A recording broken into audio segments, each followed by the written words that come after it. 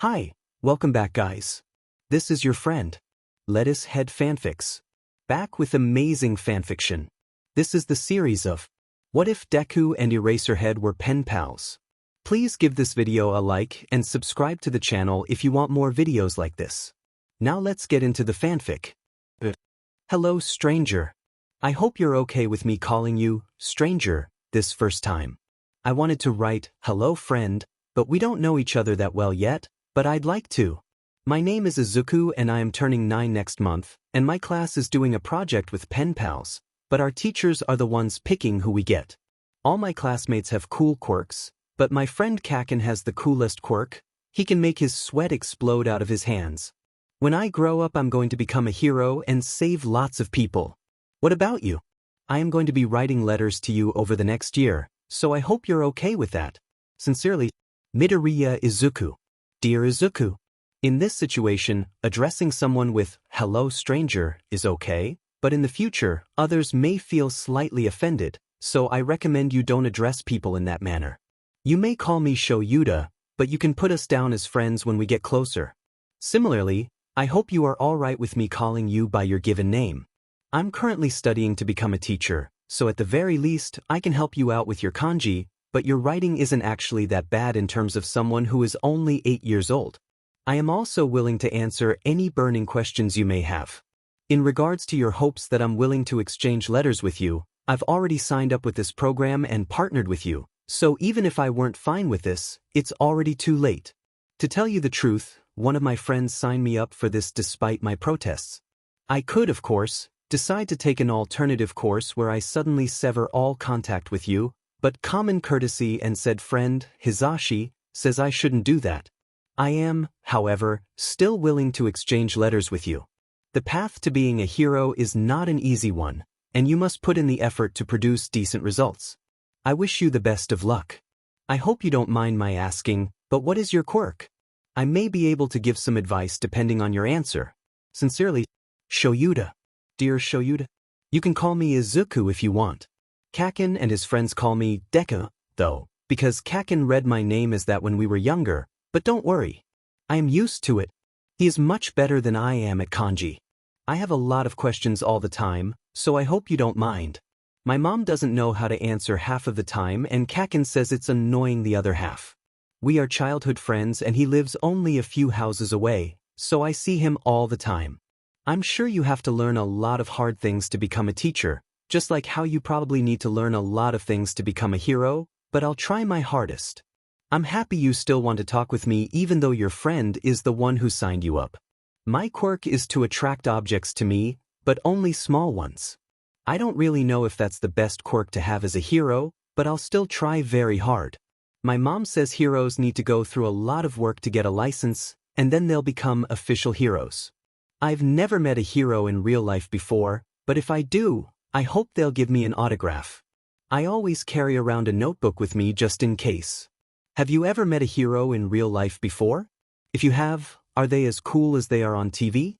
Sincerely, Izuku. Dear Izuku, if I'm right, doesn't deru mean worthless or useless? That isn't a very nice thing for your childhood friend to be calling you. His friends call you that as well? Aren't they your friends too?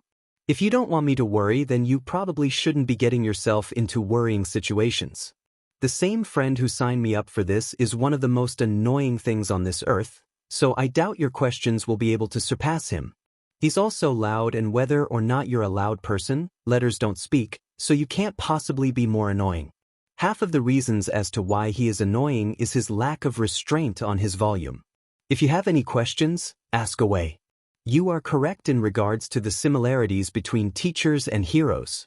They both have many complicated lessons they have to learn and must acquire a license before they're official. In my opinion, neither is better than the other. Though heroes may save people and stop villains, teachers are incredibly crucial to younger generations, like you. I hope your teacher is reliable. I don't know anyone with something similar to an attraction quirk, but what I can say is that if you work on your quirk, you can use it to your advantage. You don't necessarily have to be a front-line offensive and aggressive hero. A quirk like yours can be useful in search and rescue, and I'm sure you'll discover other uses for it over the next few years. I don't mean to be morbid, but could your quirk pull parts of objects toward you? To suggest a more subtle example, if you were to pull at the tail end of a cat, would the cat come toward you with a slower momentum, or not at all? Or would only the tail get pulled toward you and not the rest of the cat? Could you pull things toward you on a much smaller scale, for example, blood cells or even atoms? These are all things that could be asked about your quirk and tested, though not to such a morbid degree. To answer your questions, I technically have met heroes before, and no, they aren't as cool as they are on TV, but that is, again, just my personal opinion. I realize that may also be a minority opinion, but from personal experience, heroes are just normal people. I only occasionally watch televised interviews with heroes, but other than that, I don't keep up with celebrity heroes. I hope you understand that many heroes you see on television have never even set foot on the field before. Celebrity heroes are all that they are. Celebrities. Shoyuda. Dear Shoyuda, I do know the difference between TV heroes and real heroes.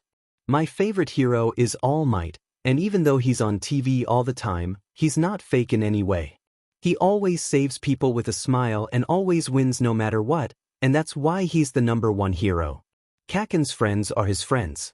Kaken is sort of my only friend? Even though your friend is really annoying, you're still friends with him, right? It's kind of like that with us too. Except I'm the really annoying friend and Kaken tells me that all the time but still lets me follow him around. My teacher is okay, after all, they're the one who assigned me to you. You're the first person to really talk to me about anything besides my mom. I mumble all the time and I can't stop myself, and everybody thinks it's really annoying, but it's okay. I'm used to it. You even gave me real help about my quirk. You're really nice. I hope you don't hate me for what I'm about to say next. I lied to you. My quirk isn't an attraction quirk. I'm quirkless. That's part of why Kaken calls me Deku. I'm pretty useless without a quirk. I think that even if I did have a quirk, I'd still be pretty useless. I didn't want to say so at first because it's really stupid and you seem really cool, but I'm saying it now because I don't want to lie to someone as nice and cool as you. I'm really sorry. I hope you still want to talk to me. I understand if you don't want to exchange letters anymore. Sincerely, Izuku. Dear Izuku, there's nothing wrong with being quirkless. It isn't stupid. I know several people who are quirkless but are still doing well into their adulthood with jobs such as law enforcement, amongst other things. I understand why you were hesitant to tell me so, and I also must apologize for being the one to ask in the first place. I doubt your relationship with Kaken can be comparable to mine and Hizashi's. I refer to him as annoying out of fondness and genuinely enjoy his friendship, though I'm reluctant to ever say so. I have an obligation to say as a teacher in training that I think your friendship with Kaken is definitively not a healthy one. How can your current teachers be okay if they're ignoring such an incorrigible situation? This is a massive oversight, especially if this has been going on for years. I recommend that you talk to someone about him, if you can. You say that I am nice, but I have not done anything to warrant such a reaction. In fact, anyone who knows me would say quite the opposite. All I've done is treat you with basic human decency, which it seems is something lacking from your everyday life. Tell me, Izuku, why do you want to be a hero, even though you're quirkless, other than because of your idealization of All Might? I'm asking out of curiosity and genuinely want to know where your motivations lie. There are many other occupations where you can work to save people. I look forward to exchanging letters with you for the year, regardless of your quirklessness or your lying. Shoyuda. I don't know why, Izuku whispers, clutching the letter closer to his chest, clenching his eyes shut, blocking out the rowdy, ecstatic cries of his classmates bragging about their amazing pen pals. Izuku frowns at the darkening horizon, watching as subtle wisps of oranges and reds and pinks sink along with the sun. He put UA on his high school interest form and turned it in today. He still can't believe he actually did it. It's okay, he had told himself. Nobody will know anyway. It's not like I'll actually get in. I'm just going to try taking the test. Even if home isn't that far away, his mom will get worried if he doesn't get home soon. He slowly gets off the park bench and yawns, slipping his backpack on and smiling down at his quirk analysis journal. Even if he has a mediocre day at school, He can always count on writing in his hero journal to make him feel better. Today, he added more to his entry on All Might, though it was really more questions than anything else, as always, along the lines of quirks still unknown? Strength augmentation? How does he move around in Japan without being spotted constantly? Hey, someone says. Izuku's head snaps up at the sound. There's no one there. The same person clears their throat. He turns around, slowly, like one of those clueless characters in a movie, only to be met with two similar-looking thugs. Izuku's stomach hurts. What's someone like you doing out so late? Thug number 1 jeers at him. Izuku stares at them in mild shock. Would be a shame if you ran into some trouble. Would be a shame if someone robbed you, thug number 2 adds. His voice is cold, cruel. Why yeah, Izuku agrees, a nervous tremble audible in his voice. He stuffs his journal back into his backpack with a sudden haste. I'm going home. My mom is probably worried. The two thugs are blocking off the road to his house, so if Izuku wants to get out of this unscathed, he's going to have to run the other way and also be able to outrun them. Oh my god, is that All Might? Izuku shouts, all of a sudden, emphasizing All Might as much as he can, and when they whip around in fear, Izuku immediately bolts the other way. They quickly give chase when they see the lack of All Might's imposing figure and Izuku running away. Sometimes it really SCKD not having a quirk. Some would say that Midoriya Izuku is not a sporty nor an athletic person. Izuku would nod his head enthusiastically in agreement. He probably runs about 10 blocks or so before his pace starts to drag and he's noticeably slowing down. What signals him more than anything else is the fact that the two muggers gain more distance with each minute until they end up right behind him, dangerously so, sneers visible and arms extending toward him. Izuku wheezes in a panic and cuts left, toward a road that brings him further into the city. The loud pounding of his shoes on the even concrete matches the frenzied throbbing of his heart inside his chest, threatening to jump out of his ribcage. He makes a noise of alarm when a hand grabs at his backpack and left shoulder and tugs him backward, the momentum sending him sprawling to the ground in a painful thud. All he has to do is get up and keep running. Izuku inhales sharply in fear when his feet don't budge. One of the two must have a leg-locking quirk, or something along those lines, but why didn't they freeze him when he was running? Or before he even had a chance to notice them? It must have been earlier, when he was grabbed in the shoulder. The thug probably needed to touch his target for his quirk to work. That would be such a useful quirk for a hero, even if it ended up dangerous for the hero because of its touch activation. Or maybe it would be used best as a surprise attack? Stop mumbling, you annoying little F-, thug number 2 demands. Izuku presses a closed fist to his mouth and watches in horror as the man whips out a knife from his back pocket and grins. He shuts his eyes close in dread, awaiting an inevitable burst of pain. I'm going to die, he thinks, quite dramatically. Instead, there's a sudden thump in front of where he's planted on the ground. Izuku's eyes slowly flutter open. It's dark now. The sun has completely sunken into the earth. He blinks once, then twice. Then he yelps when he realizes. There's a solid figure, another human being in clad black, blending in with the darkness and shadows, standing in front of him and standing between Izuku and his chasers, separating him from the two thugs. Is it another villain? Can those two even be considered villains? What's someone like you doing out so late? The figure drawls, lazily looking down at Izuku. A nervous giggle spills out of Izuku in return at the question, the exact one the two thugs had asked him just minutes prior. Never mind. Don't answer that, the stranger sighs, turning toward the two muggers, who are still frozen in surprise at the intrusion. Aizawa, please don't kill me. Izuku blurts from his spot on the concrete, even though the man was obviously not going to. Don't worry, the stranger says gruffly. I'm a hero. The last part is said hesitantly, Izuku notes, before the man's black hair starts floating upward along with the scarf wrapped around his neck, ignoring gravity. In one swift wrist movement, the hero wraps his scarf, which must be a capture weapon, around the thug on the left and throws him at thug number 2, hard. It's over in less than a second. The two thugs are on the ground and the stranger is pulling a tiny bottle out of the utility belt located on his waist, messy hair back to complete normal. He looks extremely worn out, almost as if he's just rolled out of bed. He blinks rapidly after tilting his head back and putting eye drops into his bloodshot eyes. Dry eye, the man speaks with an impassive tone, as if that explains anything at all. Can I have your autograph? Izuku asks brightly, recovering from his shock immediately, suddenly remembering the existence of his journal. No, the man says bluntly. I'm an underground hero. I'm sure you know what that means. Izuku's eyes migrate to the floor in shame. Of course.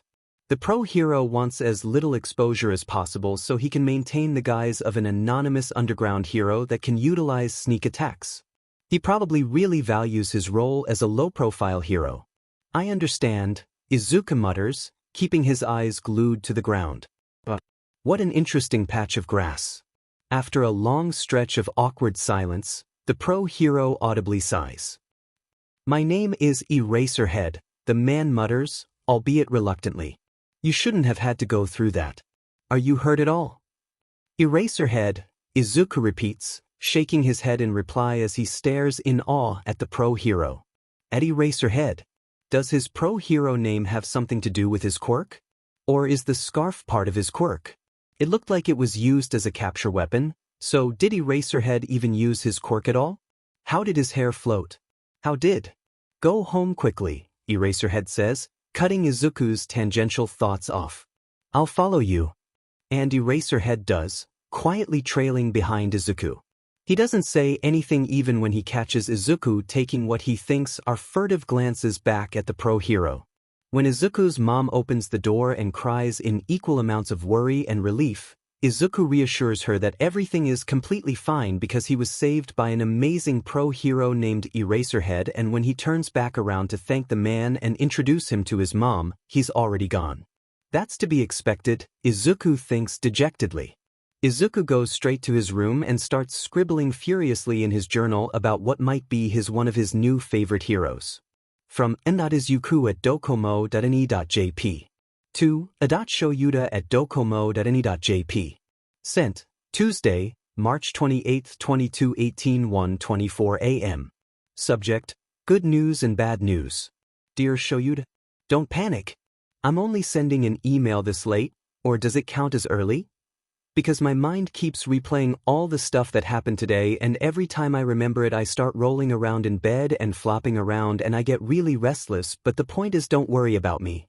I'll start with the bad news first, degree. Bad news is that I might have almost died today. Or at least I was really close to it. There were these two muggers I ran into on the way home and they were all like, give me your money. And I was all like, no, and I tried to run away, but you're right. I need to go running more often to build up my body if I want to be a hero. I was too slow and they caught up to me, and one of them even had a knife and this leg freezing quirk, which, by the way, could be so useful as a hero quirk. Just think of the possibilities. I only got a few scratches, though, from when I got pushed to the floor. If there was another person with me, I probably would have slowed them down. But the good news is, I met a real pro hero face to face who talked to me. He was so cool. And he had this scarf-looking thing as a capture weapon, but I would bet a lot of money that carbon fiber or metal alloy or some other crazy material is woven into it, and his quirk made his hair float, and it probably only took him half a second to take the two muggers down. He was so cool even though he instantly said no to giving me an autograph, greater than over equal to less than over equal to, but I understand. He's an underground pro hero named Eraserhead, which I'm guessing has something to do with his quirk. And he's really good at keeping a low profile. I tried researching him, but I could only find a few blurry videos and 1.5 online forums. I think he only told me his hero name and walked me home because he felt bad for me. Omega. But in the end he left before I could even thank him. I'm so thankful because if he hadn't shown up, I probably would have sustained some bigger injuries and wouldn't be writing this email to you right now. So I guess I'll send my thanks for him into the universe. Izuku. From Adatshoyuda at docomo.ne.jp. To Izuku at docomo.ne.jp. Sent, Tuesday, March 28, 2218 4:14 a.m. Subject, Good news and bad news. Dear Izuku, I honestly do not know what to say. I guess I'll first admonish you for being outside so late at night and getting distracted when immersing yourself in scribbling down a million questions about All Might into your notebook. And no, I am not a mind reader. If you ended up carelessly losing track of the time, it must have been because you were working on your All Might entry. 1:30 a.m.? I would say I'm disappointed in the fact that you're not getting enough sleep, but that would be hypocritical. You already know about my own terrible sleep habits. Instead, I'll say that I hope you are not lying and that you genuinely did not sustain any major injuries. Although the attempted mugging wasn't completely your fault, please stop getting yourself into worrying situations. Please. You're correct that if Eraserhead was not there at that specific location at that specific point in time, you may have been injured much further. Eraserhead did not walk you home because he felt bad for you. He walked you home because it was the right thing to do, and in that situation, any other genuine pro hero should have and would have done the same exact thing. You can thank him by staying safe and avoiding such dangerous recurring situations, if you can help it. If I recall correctly, this would be your third attempted mugging from solely this year. It worries me that though you have a suspiciously abundant amount of luck, you still manage to get involved in problems, in completely normal situations, but also especially when you chase down villain fights. Villain and hero fights have no boundaries, Izuku. Standing close just to watch them greatly endangers you, and as I've said before a numerous amount of times, I don't encourage purposely seeking out these fights, though I know you won't listen to me. I only hope heroes on the scene are capable of keeping civilians like you safe. Shoyuda. Izuku does not glare extra hard at the word civilian in Shuda's email, even though it's exactly what he is. A helpless, useless civilian. But even civilians in this world have quirks. Izuku doesn't even have that. He's a quirkless Deku. If Shoyuda ever really meets Izuku, he would definitely agree with Kaken too. It's only because they're not talking face to face that Shoyuda can pretend Izuku is a normal person. Shoyuda is really nice, listening to Izuku ramble on about his day and even going the extra mile and giving advice and seeming worried for Izuku. If Shoyuda ever sees Izuku for how he really is, a worthless Deku, Izuku never wants to meet Shoyuda face to face. From Izuku@docomo.ne.jp to a.shoyuda@docomo.ne.jp. Sent, Tuesday, March 28, 2018 7:38 a.m. Subject, good news and bad news. You know me too well, Shoyuda. I promise I'll try to be more careful. Izuku chapter text. From n.izuku@docomo.ne.jp to a.shoyuda@docomo.ne.jp. Sent, Wednesday, April 4, 2018 5:59 p.m. Subject, sorry. I'm so sorry. Dear Shoyuda, remember last week when you told me to be more careful about chasing down hero and villain fights? Let me just say, it wasn't my fault this time. My feet automatically took me there even though I was planning on going straight home after All Might saved me. But I have to tell you about that first. The easiest way to summarize it is that All Might saved me from a villain. I got to meet him and get his signature and have a conversation with him. He looks so much shinier and brighter in real life than he does on TV. Do you also remember how I said I almost died last week? Well, I think I was even closer to death today. I took a detour through a tunnel instead of my normal path home. I know, smart, right? And my stomach started hurting and then a villain came out of nowhere and attacked me and almost suffocated me to death. He had no physical body because his quirk gave him this sludge form. And I think he tried to take over my body? It was hard to breathe and I can't really remember. Then All Might showed up and I barely heard it through all the blood rushing to my ears, but he said his famous line, "I am here," and defeated the villain, and the next thing I knew I was waking up on the ground in a different area with my hero analysis journal already signed. His signature took up 2 whole pages and I was even able to talk with him for a few minutes. But I think I shouldn't have. I should have just let him leave immediately. I tried to talk to him as long as I could, but then he left. There was an explosion from nearby after he left, but I promise, I was going to ignore it. I did ignore it but still ended up going in its direction, and so many heroes were on the scene, Kamui Woods, Death Arms, Emilady, Backdraft. but none of them were doing anything. It was the same sludge villain that attacked me. I think it must have gotten loose when I talked to All Might, and I think I distracted him too much when we were talking. It was holding Kaken hostage and there was a fire because apparently one aspect of the villain's quirk was to incorporate the quirk of whoever's body they're trying to steal so it could use Kaken's quirk. And all of the pro heroes were there, waiting, not doing anything. Don't kill me, Shoyuda, but my body moved on its own. I didn't do it on purpose. There's probably videos of the attack everywhere, and you can probably see a stupid quirkless green-haired kid running out of the crowd into the attack like an idiot. That's me. But I had to. Kaken looked like he really needed help. Not from me, though. He yelled at me right after All Might saved us both. And the other pro heroes admonished me too. I know I shouldn't have run in there, especially without a quirk. I couldn't help think in those few moments before All Might saved us that if someone had a quirk erasing ability or something like that, things would have ended a lot quicker and less painful. Too bad Eraserhead is solely an underground hero. I'm walking home right now, after being asked a few questions by the police, and I wanted to apologize to All Might, but he was busy, so I just left. I hope that your day has been better than mine even though I got to meet All Might. Izuku. From a.shoyuda@docomo.any.jp to .izuku@docomo.any.jp. Sent. Wednesday, April 4, 22/18 6:02 p.m. Subject. Sorry. I'm so sorry. Dear Izuku, I've seen the videos. In fact, I've watched them several times, each time in just as much shock as the first. You really amaze me sometimes. How can someone be so idiotic and reckless yet brave and heroic at the same time? Don't apologize for something you couldn't control. You can't blame yourself for the villain getting loose.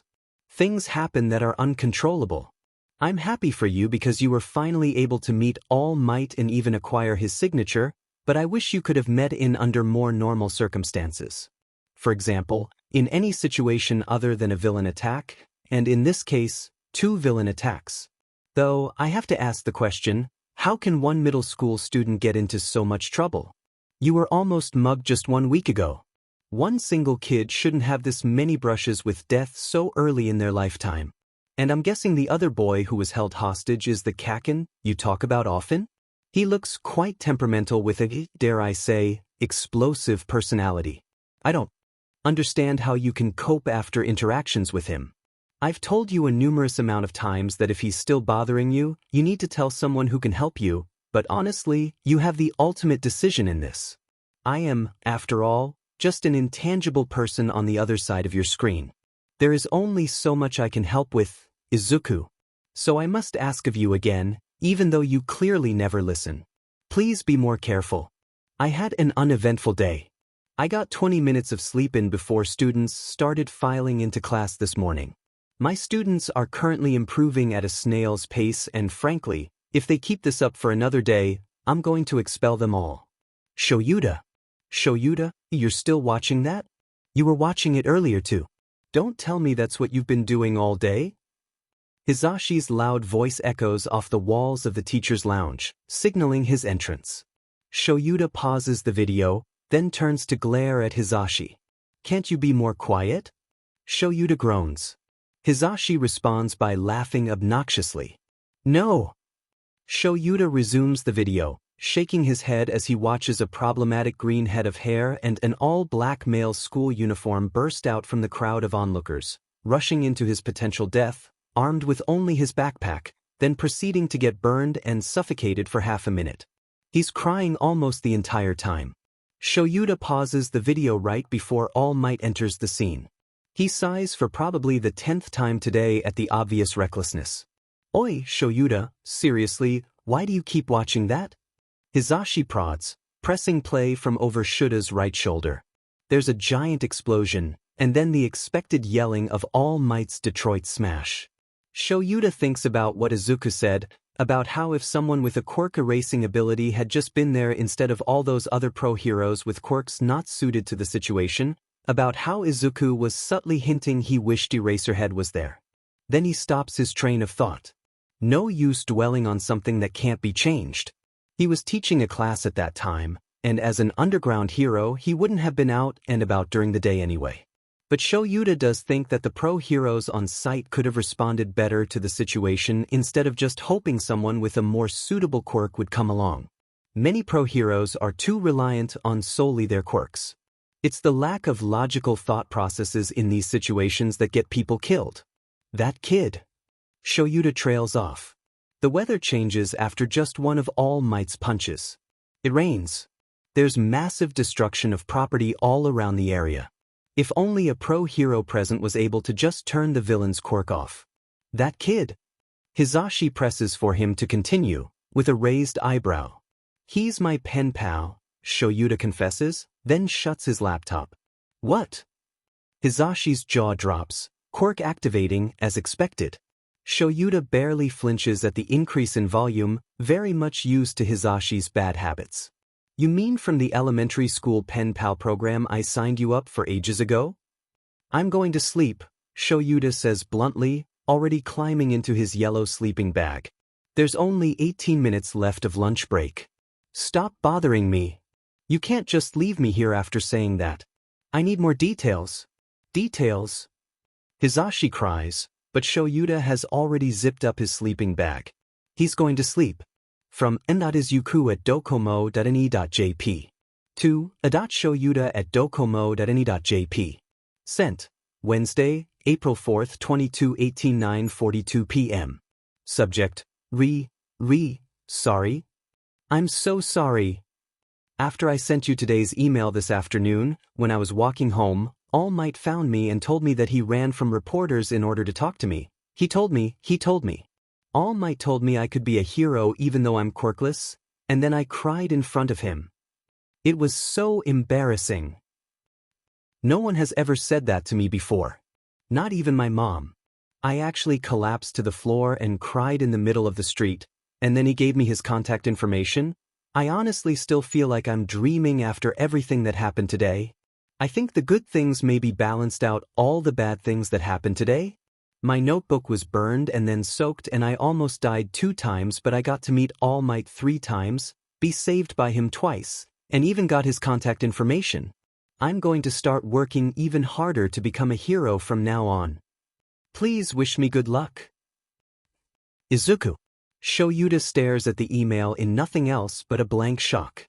Why would All Might give his contact information to a middle school student, of all people? To Izuku, who has idolized All Might since forever and longed to be a hero, even when quirkless, and has only met All Might today? Something isn't adding up here. And what does Izuku mean his notebook was burned and then soaked?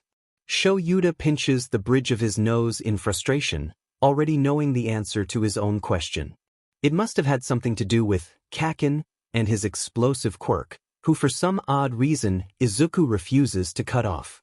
But if that's what made the kid extra unhappy today, enough to want to take a different route home, who knows what else Kaken says to Izuku on a daily basis. Izuku's teachers are appallingly terrible. Shoyuta knows this even without ever needing to step a foot into Aldra Junior High. If Shoyuta follows this absurd line of reasoning, though the villain attacked Kaken because Izuku talked to All Might, which may or may not have distracted the number 1 hero, the villain first attacked Izuku because Kaken had done something to make him take a shortcut home. Ultimately, it's the villain's fault for being a villain in the first place, but Shoyuta really wasn't lying when he told Izuku it wasn't his fault and that the situation was uncontrollable. There were too many factors that came into play to really pinpoint any place that could have been the catalyst for the attack.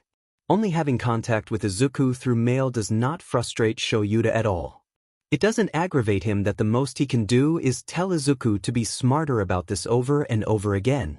And he definitely isn't disappointed in himself when Izuku's "nobody has ever said that to me before" includes Shoyuta himself, who logically knows a quirkless hero would ultimately do more harm than good without extreme intensive training and incredible capability.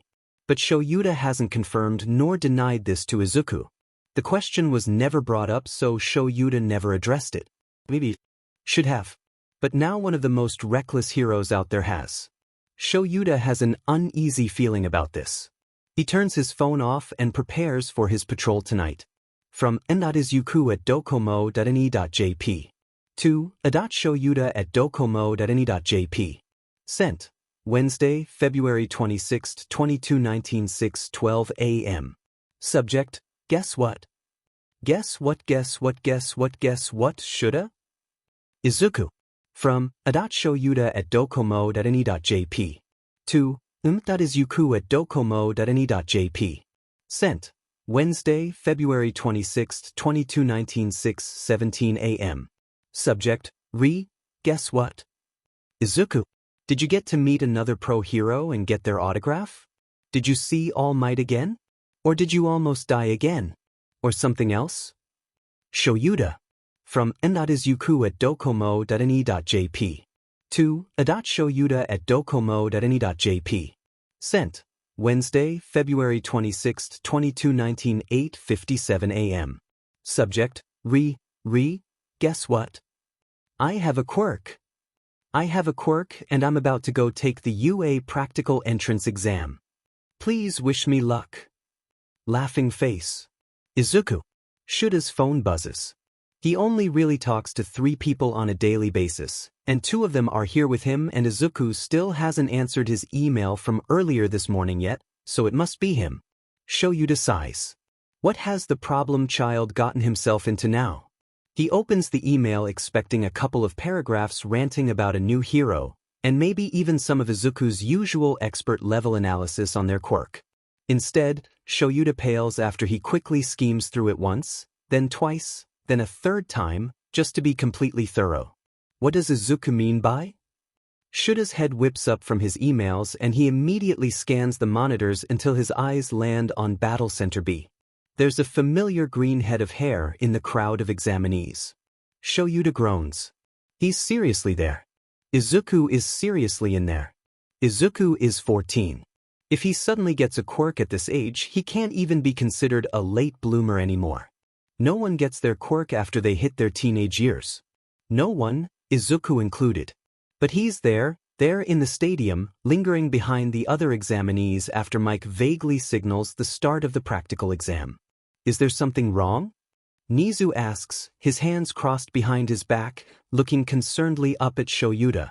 No, Shoyuta replies, lips thinning into a neutral expression, lying through his teeth. The rat smiles knowingly. They turn their attention back to the screens. Every passing second increases Shuda's risk of possibly doing something very, very stupid, like intervening on an examinee's behalf even though it would be completely out of character and definitely not allowed. Shoyuta is not one known for favoritism either. Izuku had no quirk before the sludge villain attack last year, which means between now and then, something must have happened. All Might happened, Shoyuta thinks, dryly. Izuku never talked about if he ever ended up using All Might's contact information at all. If they ever spoke again within that PRD, Shoyuta has no knowledge of it. He understands that Izuku doesn't tell him everything in his letters, choosing to leave anything too worrying out. Most kids taking the exam have had about 10 years to get used to their own quirks, using them like second nature, or like an extension of their own body, or like an extra arm, in both the physical and metaphorical sense. They've gone through trial and error and developed basic skills on how to maneuver their quirks, learned their quirks' strengths and weaknesses, and probably have even injured themselves before with their quirks in the process. You can't learn to control your quirk after only having it for less than a year, Shoyuta thinks, definitely not panicking as he watches Izuku flusteredly running around like a chicken with its head cut off. And at this age too. It's been a little over 7 minutes. They launch the ridiculous zero-pointer. Izuku hasn't done anything yet. Shoyuta relaxes his shoulders just a tiny amount. Maybe. Izuku doesn't actually have a quirk. He hasn't used one yet nor seems to possess one, and time is almost up. UA isn't the only path to herohood. If Izuku fails this, Shoyuta will do his best to guide Izuku toward whatever resources he needs and skills he'll need to learn, just so long as he's still passionately willing to be a hero after failing the entrance exam. Or even if he loses his passion. Shoyuta hates to say, but he's been playing a pretty big role in Izuku's life since this Penpal thing started. It would be partly his fault if after this exam, Izuku falls apart. But Shoyuta believes in him, quirkless or not. Sort of. Shuta's tired eyes slowly widen in fear and he's completely positive his heart leaps out of his throat. Izuku. Izuku just launched himself into the air. Shoyuta stares.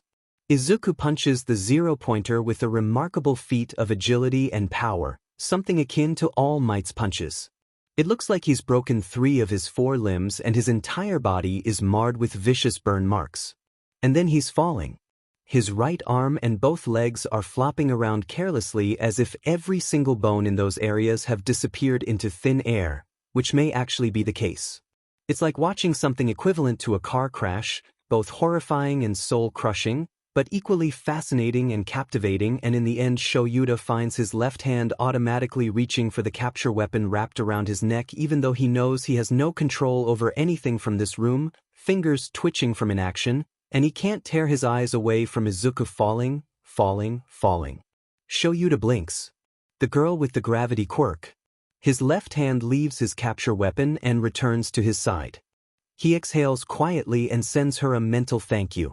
He almost doesn't notice All Might's suspiciously similar reaction, except on top of an almost frantic expression, the number 1 hero had also been clutching the area where his stomach should be, clutching hard enough for his knuckles to turn white, as if he were just as concerned and terrified for the reckless boy as Shoyuta was and was in great pain because of it.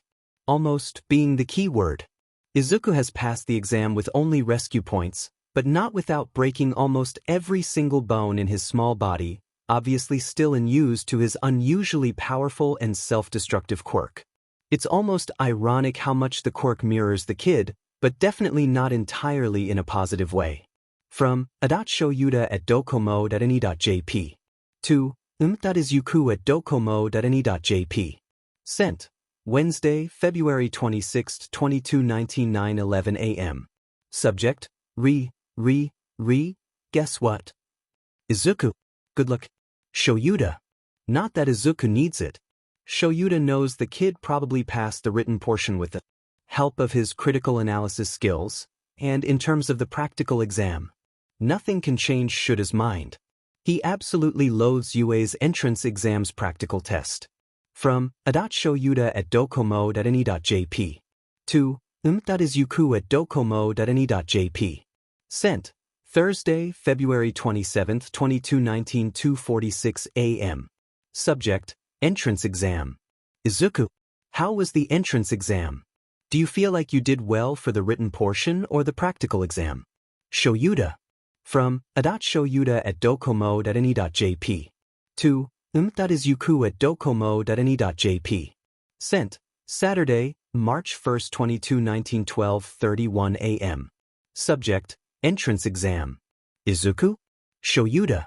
From Shoyuta at docomo.ni.jp to Izuku at docomo.ni.jp. Sent. Monday, March 3, 2019 8:40 a.m. Subject, Izuku? Izuku. I know you may feel nervous about the exam results, but you shouldn't make an instant assumption on whether you did badly or not. Shoyuta. From Shoyuta at docomo.ni.jp to Izuku at docomo.ni.jp. Sent. Tuesday, March 4, 2019 9:11 a.m. Subject, Izuku? Izuku. Are you alright? Are you hurt? Please answer. If you don't answer, I'm going to try to find you. I know your name, how you look, and your route from home to school because of the incident last year. I can find you if you really need help. Please respond. Shoyuta. From Shoyuta at docomo.ni.jp to Izuku at docomo.ni.jp. Sent. Wednesday, March 5, 2019 3:37 p.m. Subject, Izuku? Izuku. I'm completely serious. If you don't answer, I'm going to assume the worst and go straight to your house tomorrow morning, whether you like it or not. Shoyuta. From Izuku at docomo.ni.jp to Shoyuta at docomo.ni.jp. Sent. Wednesday, March 5, 2019 8:57 p.m. Subject, Izuku? Shoyuta. I'm okay. I'm just really tired. You don't need to come to my house. I barely passed the written exam, but I didn't get any points on the practical exam. I failed. So much for being a hero. Izuku. From a.shoyuta@docomo.ne.jp to Izuku@docomo.ne.jp. Sent Wednesday, March 5, 2019 9:11 p.m. Subject: Izuku? Izuku. Acceptance letters are coming in today or tomorrow, right? You should wait until you see the results before jumping to any preliminary conclusions such as failure. UA usually has some kind of hidden agenda beneath the surface level. I have a strong feeling that you did better than you think you did. Please try to take deep breaths and relax, or meditate in the way I've told you before. Izuku, everything's going to be okay. Shoyuta. Izuku really scares Shoyuta sometimes. It's ridiculous. Shoyuta still ends up patrolling Izuku's area more throughout the week. From Izuku@docomo.ne.jp to a.shoyuta@docomo.ne.jp. Sent Wednesday, March 5, 2019 10:02 p.m. Subject: HDJDJSSKS.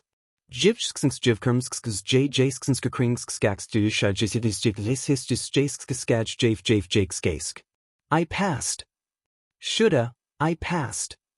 Thank you so much for talking to me and giving me small bits of advice from time to time and wishing me good luck and believing in me, and I passed.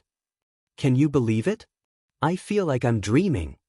This is a dream come true. I'm going to be in Yuda's hero course.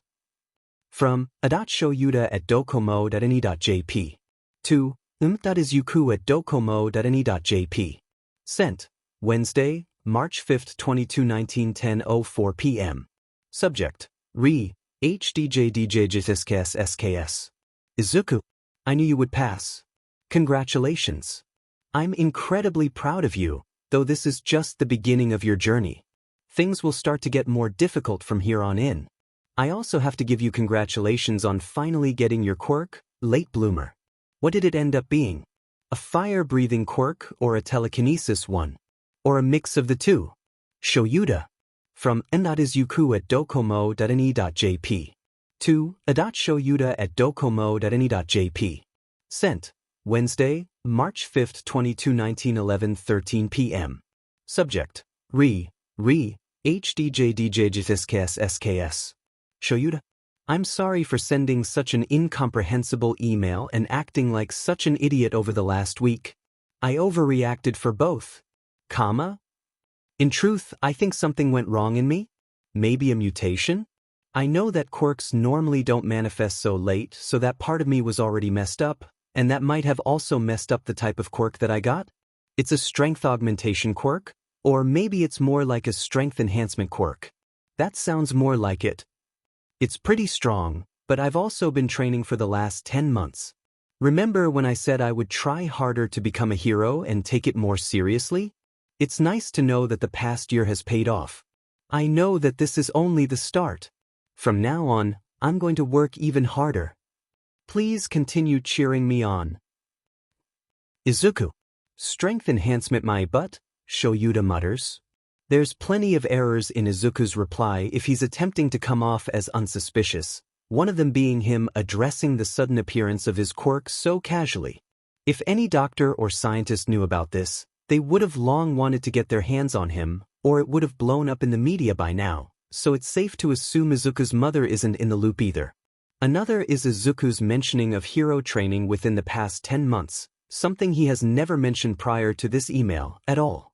What spurred him on to finally physically train himself? Could it have been the sludge attack?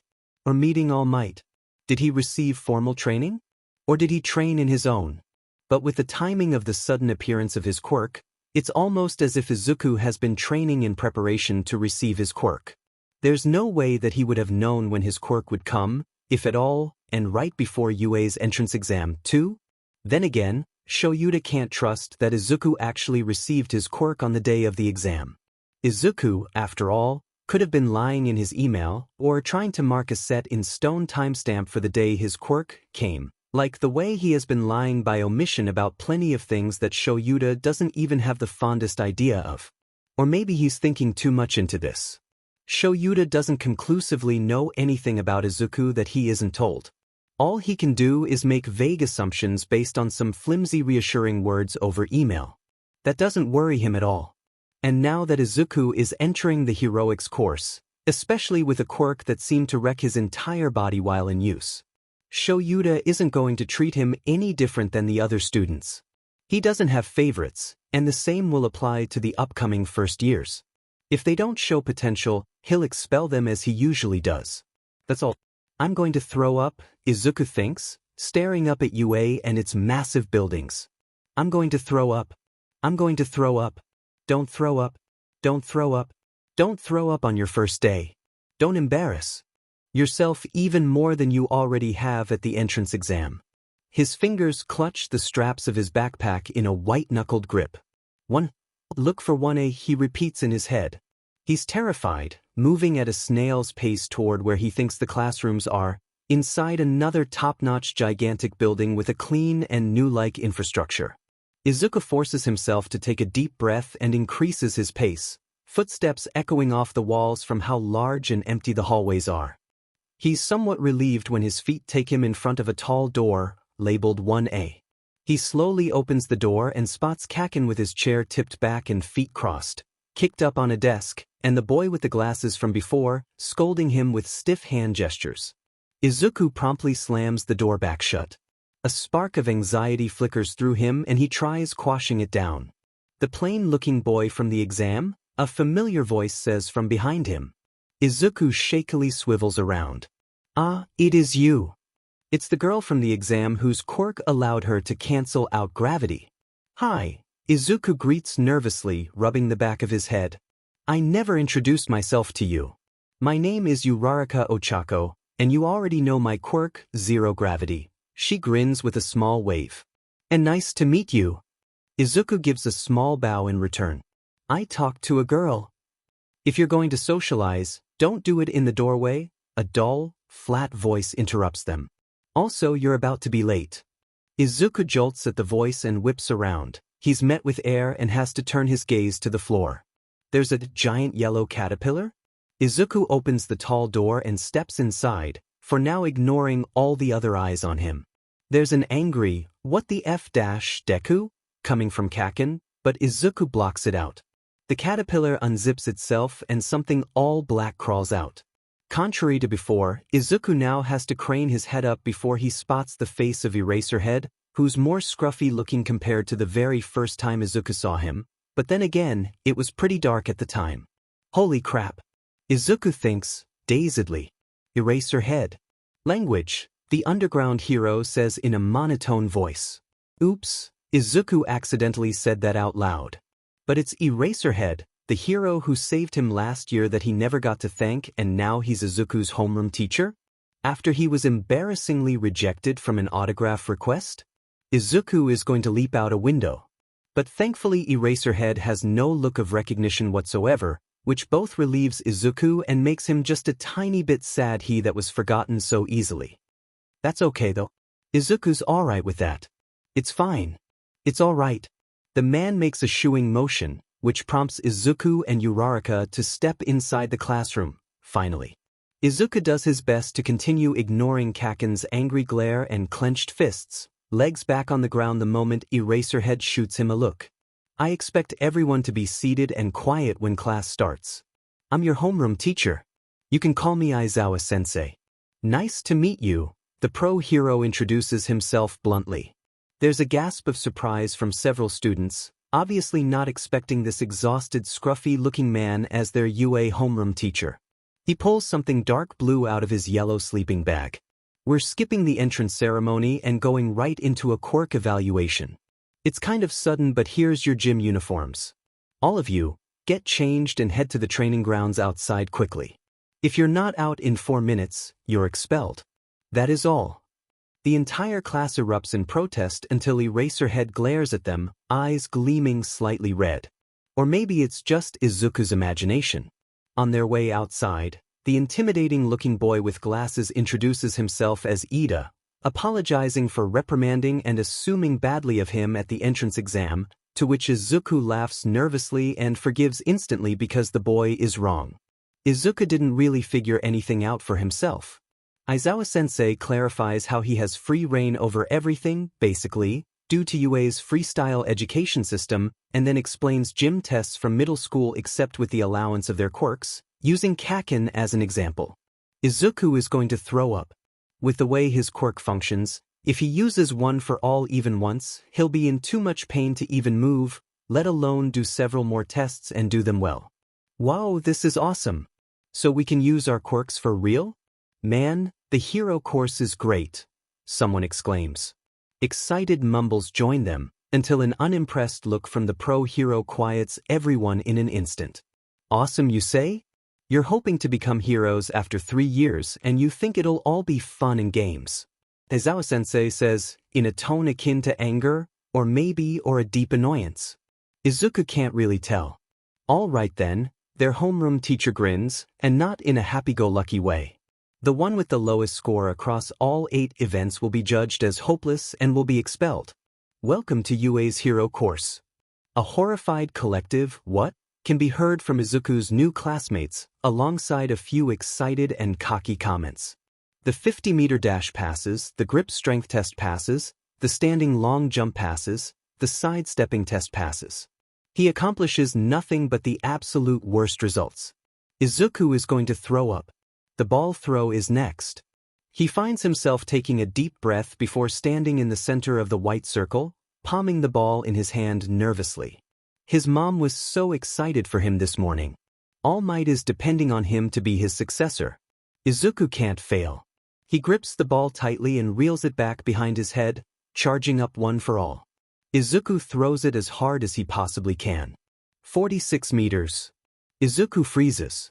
He could have sworn he was using one for all. What happened? Did All Might's quirk fail? Did his own body finally expel it after it was seen as a foreign object? Did Izuku accidentally give one for all away? I erased your quirk, Aizawa-sensei says. That's why. That entrance exam was ridiculous, considering someone like you got in, he says, quirk still activated. From what I've observed, you can't reign in your quirk's full power, meaning you can't efficiently use it at all. Were you hoping someone would step in after you crippled yourself again? Izuku breathe. And no, I wasn't trying to. Izuku stutters. He jerks forward, suddenly realizing Eraserhead's capture weapon is looped around him, something meant to be used for villains is being used on him, tugging him forward and toward his homeroom teacher. Whatever you were planning, it would have inconvenienced those around you, Aizawa-sensei adds. There's a certain insufferable hero who rescued over 1,000 people from a disaster all by himself. You have the same reckless streak, except you render yourself completely useless after saving just a single person. Eraserhead is right. Midoriya Izuku. Izuku braces himself for what he knows is coming next by clenching his eyes shut. You cannot become a hero with your powers. There it is, Izuku thinks bitterly. Your quirk is back now. Give it another go. Let's get this over with. Izuku takes the ball, frowning. Mumbles of confusion from the class are evident. He pinches his arm a little and winces at the pain. Get a grip and think. What can you do? What can you do right now? I still can't regulate my quirk output, and just like All Might said, it's going to take practice to get used to it. I'm going to have to use one for all at 100%. Izuku mimics his previous stance, gripping the ball tightly and bringing it behind his head. If he stays the way he is right now, he'll never be a hero. With or without a quirk, he'll be the same useless Deku. That's why he needs to work harder than anyone else. I'll give it my all, and at the very last instant, Izuku hurls the ball forward and when it reaches his fingertips. Now! The ball flies far. I did it! Izuku cries. I can still move. Izuku turns and smiles excitedly at Aizawa-sensei. Though it's excruciatingly painful. Aizawa just grunts in response. Izuku's shaky smile flops back into a frown. Deku, comes an enraged snarl. Explain yourself right now, you shitty nerd. Izuku braces himself for the familiar sting of burns.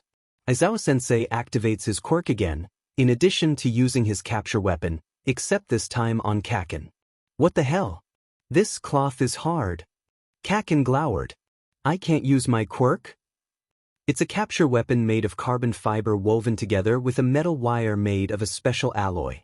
Aizawa-sensei explains, visibly annoyed. Stop making me use my quirk. I have dry eye. With everyone's focus on Kaken, Izuku slowly rejoins the cluster of other 1A students. Next person. We're wasting time. Is your finger okay? Uraraka whispers. Izuku nods determinedly. I've never heard of Eraserhead before today. I wonder why, she ponders out loud. Izuku bites his lip, momentarily wondering if he should answer her obviously rhetorical question. Oh, that's because he's an underground pro hero. He has an erasure quirk, and he generally stays out of the media or talk shows or anything flashy, and he's called a neighborhood hero who specializes in crime fighting. He's largely unknown to the general public, which helps keep his hero status hidden while patrolling, and he's even worked alongside several unnamed vigilantes a numerous amount of times in gray zones. And to those who do know of his existence, he's also known for working in tandem with the police. His strengths are that he's always logically collected and prepared for various outcomes on top of his ability to erase anyone's quirk just by looking at them. Any body part works. His quirk is super strong. And his weaknesses include the fact that his quirk only works when his eyes are open, so the moment he blinks or if Izuku babbles on until he realizes no one else besides him is talking and everyone, Aizawa-sensei included, is staring at him. Izuku promptly shuts up and fiddles with his sleeves. Go ahead and tell the whole world who I am, then, Aizawa-sensei grumbles, not looking very happy. Izuku wants to bury his head into the ground. Sorry, Izuku whispers, but Aizawa-sensei keeps staring at him. Don't apologize for excellent analysis. It has some lesser-known information and is sufficiently thorough and accurate, though you have one thing wrong. His homeroom teacher scratches the back of his head, looking off to the side. My quirk isn't strong. The only thing it does is give me equal footing. The rest of the class looks equally shocked and confused at all the new information. What are you doing? You're just wasting all of our time standing there. Next person in line, go. Aizawa-sensei grumbles, looping his capture weapon back around his neck. Snapping out of their daze from Izuku's mini-rant, the rest of the class proceeds to follow their homeroom teacher's instructions. I guess you've done some pretty extensive research since last time, Aizawa-sensei grunts. Was that directed toward Izuku? Last time? What does he mean by last time? Unless. Wait, Izuku inhales sharply in confusion. He remembers me. He stares at the back of his teacher's head, questions bouncing around in his head throughout the rest of the tests. In the end, Izuku only does well on the ball throw, performing miserably on the endurance run because of the agonizing pain in his fingertip. He stands, trembling nervously as Aizawa-sensei presents the results. Reading all your scores would be a waste of time, so I'll just show them all at once. Don't be last, just don't be last. Izuku is last. Of course. His lungs decide to stop working. His soul leaves his body. It physically floats out of his throat and evaporates into the sky. By the way, I was lying about the expulsion. Izuku's head snaps up to look at Aizawa-sensei in shock, so quickly that he almost gives himself whiplash. It was a logical ruse, Aizawa-sensei says, deadpanned, meant to bring out your best performances. The entirety of the class is just as shocked as Izuku for a few silent moments before shouts of outrage and relief erupt. Izuku's comfort only lasts for a split second before he feels oddly betrayed because of how nervous he felt from the threat of expulsion from someone he trusted. No. Izuku kept pushing his thoughts, desperate for something. That's wrong too. Aizawa-sensei was serious about expelling whoever was in last place. He was serious, just as serious as when told me I couldn't be a hero because I can't control my quirk. You look like you want to say something, Midoriya. Aizawa-sensei shifts the entire class's attention off the scoreboard and onto Izuku. Spit it out. A reluctant and nervous high-pitched noise tumbles out of Izuku's throat. Aizawa-sensei coughs immediately into his capture weapon. Did he just try to cover up a laugh? Izuku blinks. Stop wasting our time. Maybe not. I was just thinking, I don't think you were joking about expelling whoever's in last place? I heard that you have a reputation for expelling your students, Izuku mumbles. Maybe. Heh, Aizawa says. Midoriya isn't wrong. I've expelled 150 students, give or take a few. 150. That's crazy. Is he serious? Is he joking? I expelled my entire first-year homeroom last year, Aizawa-sensei adds, because the number 150 isn't scary enough by itself. The entire homeroom? Uraraka gasps. They weren't taking the hero course seriously, their homeroom teacher explains. Midoriya. Yes. Izuku robotically turns to Aizawa-sensei, who in turn, sighs. That's not a very good sign.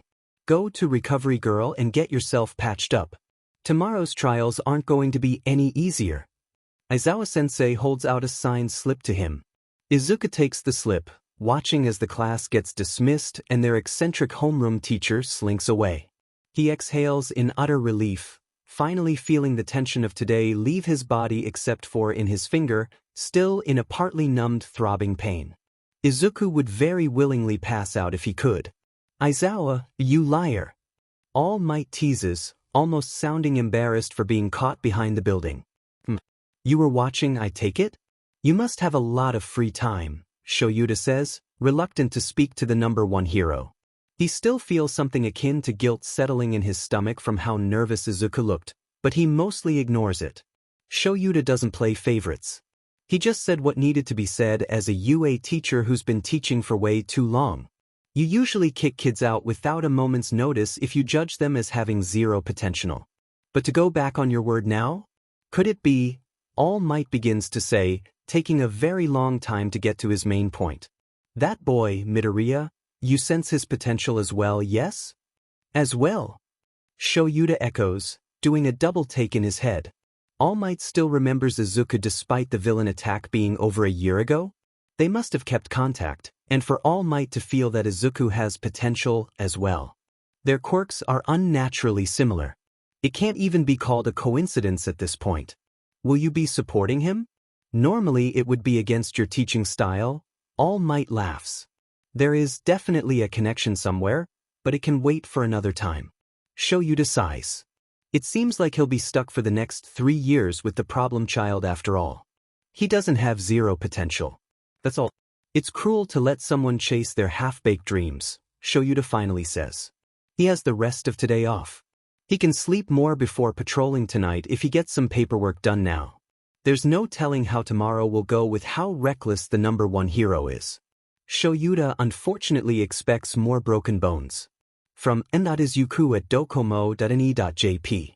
To Shoyuta at docomo.ne.jp. Sent, Monday, April 8, 2019 7:12 p.m. Subject, second day of school. Shoyuta, I've been doing really good, especially this past week. How about you? I put second day of school in the subject, but it's actually really the first day. We were supposed to have the entrance ceremony on Sunday, or at least I thought we were going to have it. But it turned into a quirk evaluation test and there wasn't any actual instruction or classes. And I thought I was going to get expelled yesterday. Anyway, it's only been 2 days but UA really lives up to its name. We had our first hero class today with All Might. He's such a cool hero, but if I have to be extremely honest, he kind of SCKs at teaching. But he's still trying his very best. We did a heroes versus villains battle simulation immediately and All Might told us to go all out as both heroes and villains, exactly like the real thing. I got put on the hero team, against Kaken. He's in my class at UA and he's gotten really strong and the only way I could beat him was to distract him from my teammate, Uraraka Ochiko, who has a really cool zero-gravity quirk. Because I knew he was going to split off from his own teammate, Ida Tenya, who basically has engines on both his legs, and come after me first, which he did. Luckily for me, ////omega// I managed to create a diversion which gave Uraraka a chance to grab the bomb, and so we ended up winning. There was lots of destruction all over the building we were in though, so both the hero and villain team failed in minimizing those sorts of damages. Kaken wasn't too happy about it at first, but I think after some reflecting, he realized there are a lot of other really strong people in our class, too. What he said to me after school was actually sort of vague, and I still don't really know what he's thinking sometimes. Oh, and on the first day, the surprise quirk evaluation test. I almost got lost trying to find my homeroom, Omega, but when I did find it, you won't believe who our homeroom teacher is. It's the underground pro hero Eraserhead. The same one who saved me last year. Well, at first there was a really big and wriggly but messed up looking yellow caterpillar on the ground, and then it unzipped itself and it was actually Eraserhead. At first I thought he didn't remember me from that time he saved me. He's probably rescued a lot of people, so remembering one out of that many. But by the end of the test I wasn't sure anymore. The only thing I'm certain of is that he doesn't really like me. Degree, I don't know what I did. Maybe he just doesn't like the quirk that I have because it's really similar to All Might's and he doesn't like All Might for some reason? Which makes a little bit of sense since he's basically the opposite of All Might in terms of media presence, energy levels, excitement, etc. Or maybe it's something I did wrong. He told me I couldn't be a hero with my quirk, and at first I felt kind of sad, but then I gave it a little more thought, and I think I completely agree with him. While everyone else was giving it their all on the tests, I was trying my best to restrict the power on my quirk. Now that I think about it, I feel really bad now. I was thinking selfishly. I still ended up last place at the end of the quirk evaluation test anyway, and I even almost got expelled until Aizawa-sensei called it a logical ruse, or something. I really was going to throw up when I saw my name in last place, so I hope this is only a one-time thing. I still don't really understand why Aizawa-sensei changed his mind about it, though. I can't control my quirk at all, and even though I can sort of analyze situations, fights happen so incredibly fast that I don't even get the chance to think. If I can't control my quirk, I'll just end up hurting everyone around me and force them to save me instead of saving innocent people who are actually important. I'm not sure if being a hero is the right thing for me, and I was really only able to get into UA because of All Might anyway. Aizawa-sensei was right when he said I can't be a hero. I should probably look at alternative high schools before we get too deep into the school year. Speaking of analyzing, Aizawa-sensei said that my analysis of him was good. Well, he didn't say that exactly, but I hope that's what he meant. He called it excellent analysis and I'm blushing just thinking about it. A pro hero said my analysis was excellent. Eraserhead said my analysis was excellent. I can die happy now. Izuku.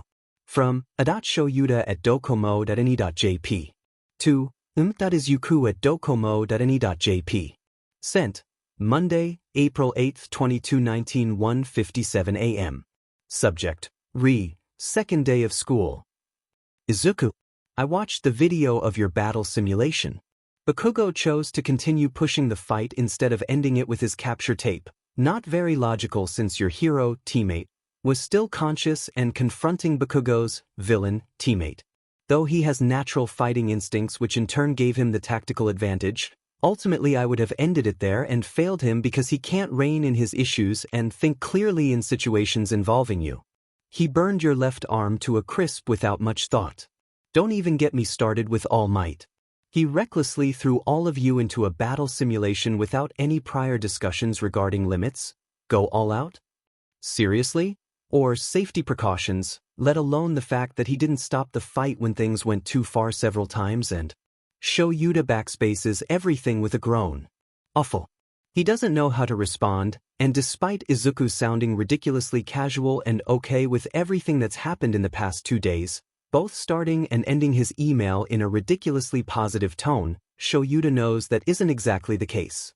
There's so many glaringly alarming things in Izuku's email, not even including the part about how Izuku got into you because of All Might anyway.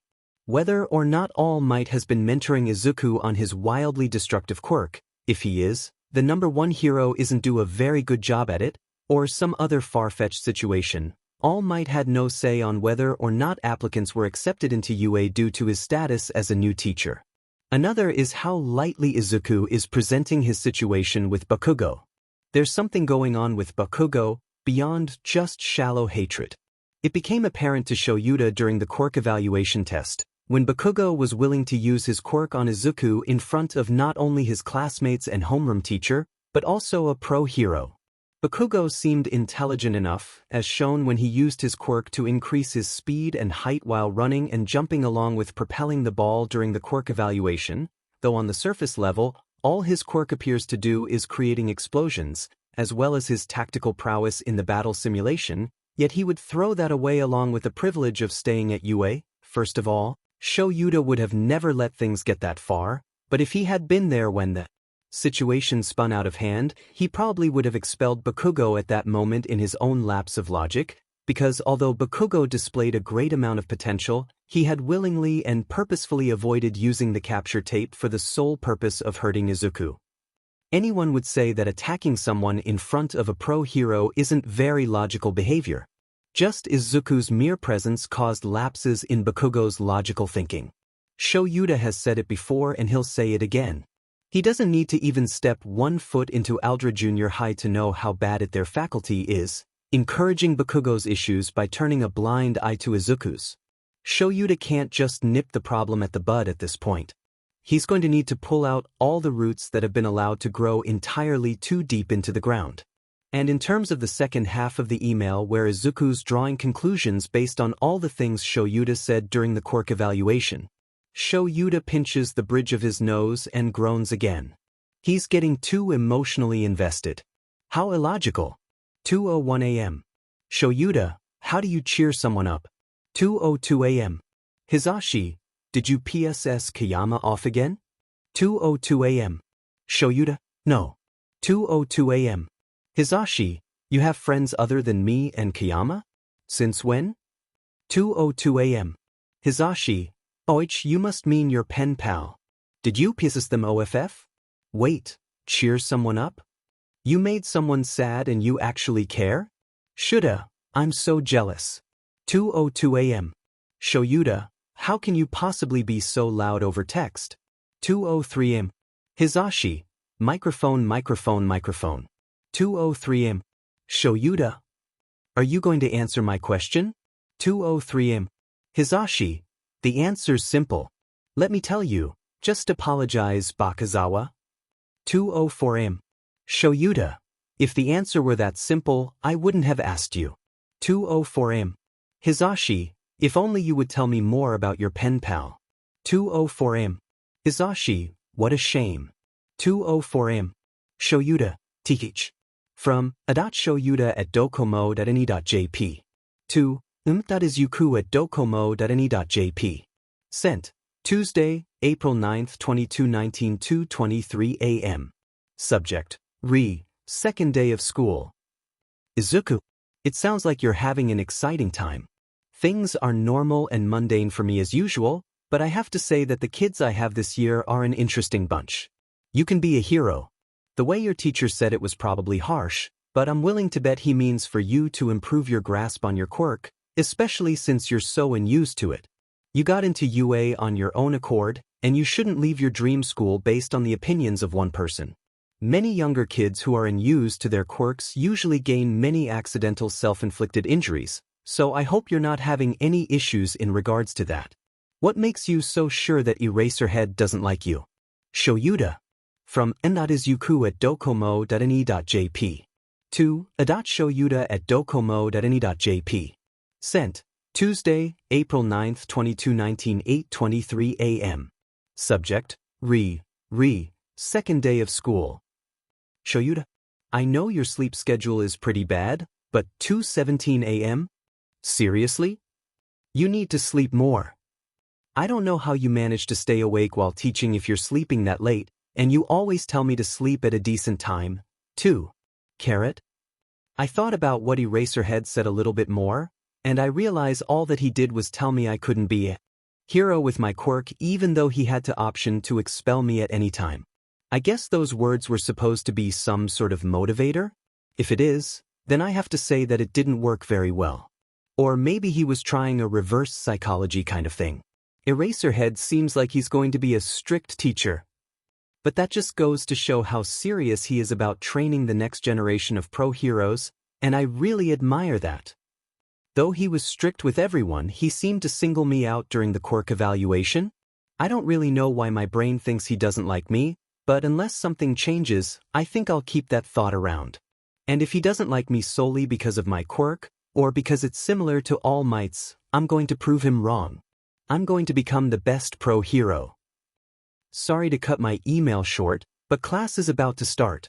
I wonder what kind of crazy thing we'll do today. Izuku. That's the bell. Be seated. Aizawa-sensei shuffles into the classroom, slamming the door on his way in. It seems like no one wants to experience the pro hero's wrath, so everyone is already settled into their seats and silent. Good work with yesterday's battle training. I've looked over your grades and evaluations. Bakugo, Aizawa-sensei says, stop wasting your talent. Got it, Kaken replies quietly. And it seems Midoriya ended yet another day with a broken arm. Aizawa-sensei adds on with a neutral tone, leaning more toward disappointed to Izuku's ears. Learn to control your quirk because just trying your best isn't going to cut it. Izuku knows. He knows. Aizawa-sensei sighs. I hate repeating myself, but you do have potential, assuming you can overcome this. Work on it, Midoriya. It's not as easy as it seems. Izuku wants to shoot back, tired and having no clue where to even start with control. After his stint at the quirk evaluation test, he hasn't been able to make any progress. Instead, Izuku replies with an over-enthused, "Of course, sensei." Through his whole life, Izuku didn't have the power to do anything. Now that he has power, he's still told he can't accomplish anything. He needs control. The rowdiness of the class fades into the background as Izuku tries to focus. Maybe words like class president and voting filter into one ear and out the other, but Izuku can't really pinpoint anything. All he can do is clench his fists, racking his brain for ways to improve the cracking, broken glass. Telling himself to focus on imagining the control doesn't actually ever work, and it really wouldn't be smart to rely on attacking with his fingers until he's ruined all 10, then move on to his arm and so forth. How else can he improve from where he's at? He already knows that he's incredibly far behind the starting line and completely unused to HS quirk. It doesn't help that every time he activates it, he breaks at least 2 bones. Maybe he can try using the metaphor of the egg in the microwave instead, or ask All Might for more advice about control, but would that count as cheating? Izuku doesn't notice the intensely concentrated look Aizawa is giving him. It's so cool that your brother's ingenium. Izuku's eyes sparkle. Just like how he looks up to All Might, Ida has his older brother to look up to. There's a lot more to Ida than what Izuku thought when he first saw him. Izuku shouldn't judge people on first impressions. I'm going to use the bathroom. Izuku waves, and Uraraka and Ida nod their heads. Izuku tosses his trash and heads out of the cafeteria. Or at least, he's trying to use the bathroom, but UA is seriously too large and he still hasn't gotten the hang of navigating the hallways. He doesn't have the faintest clue where the nearest bathroom is.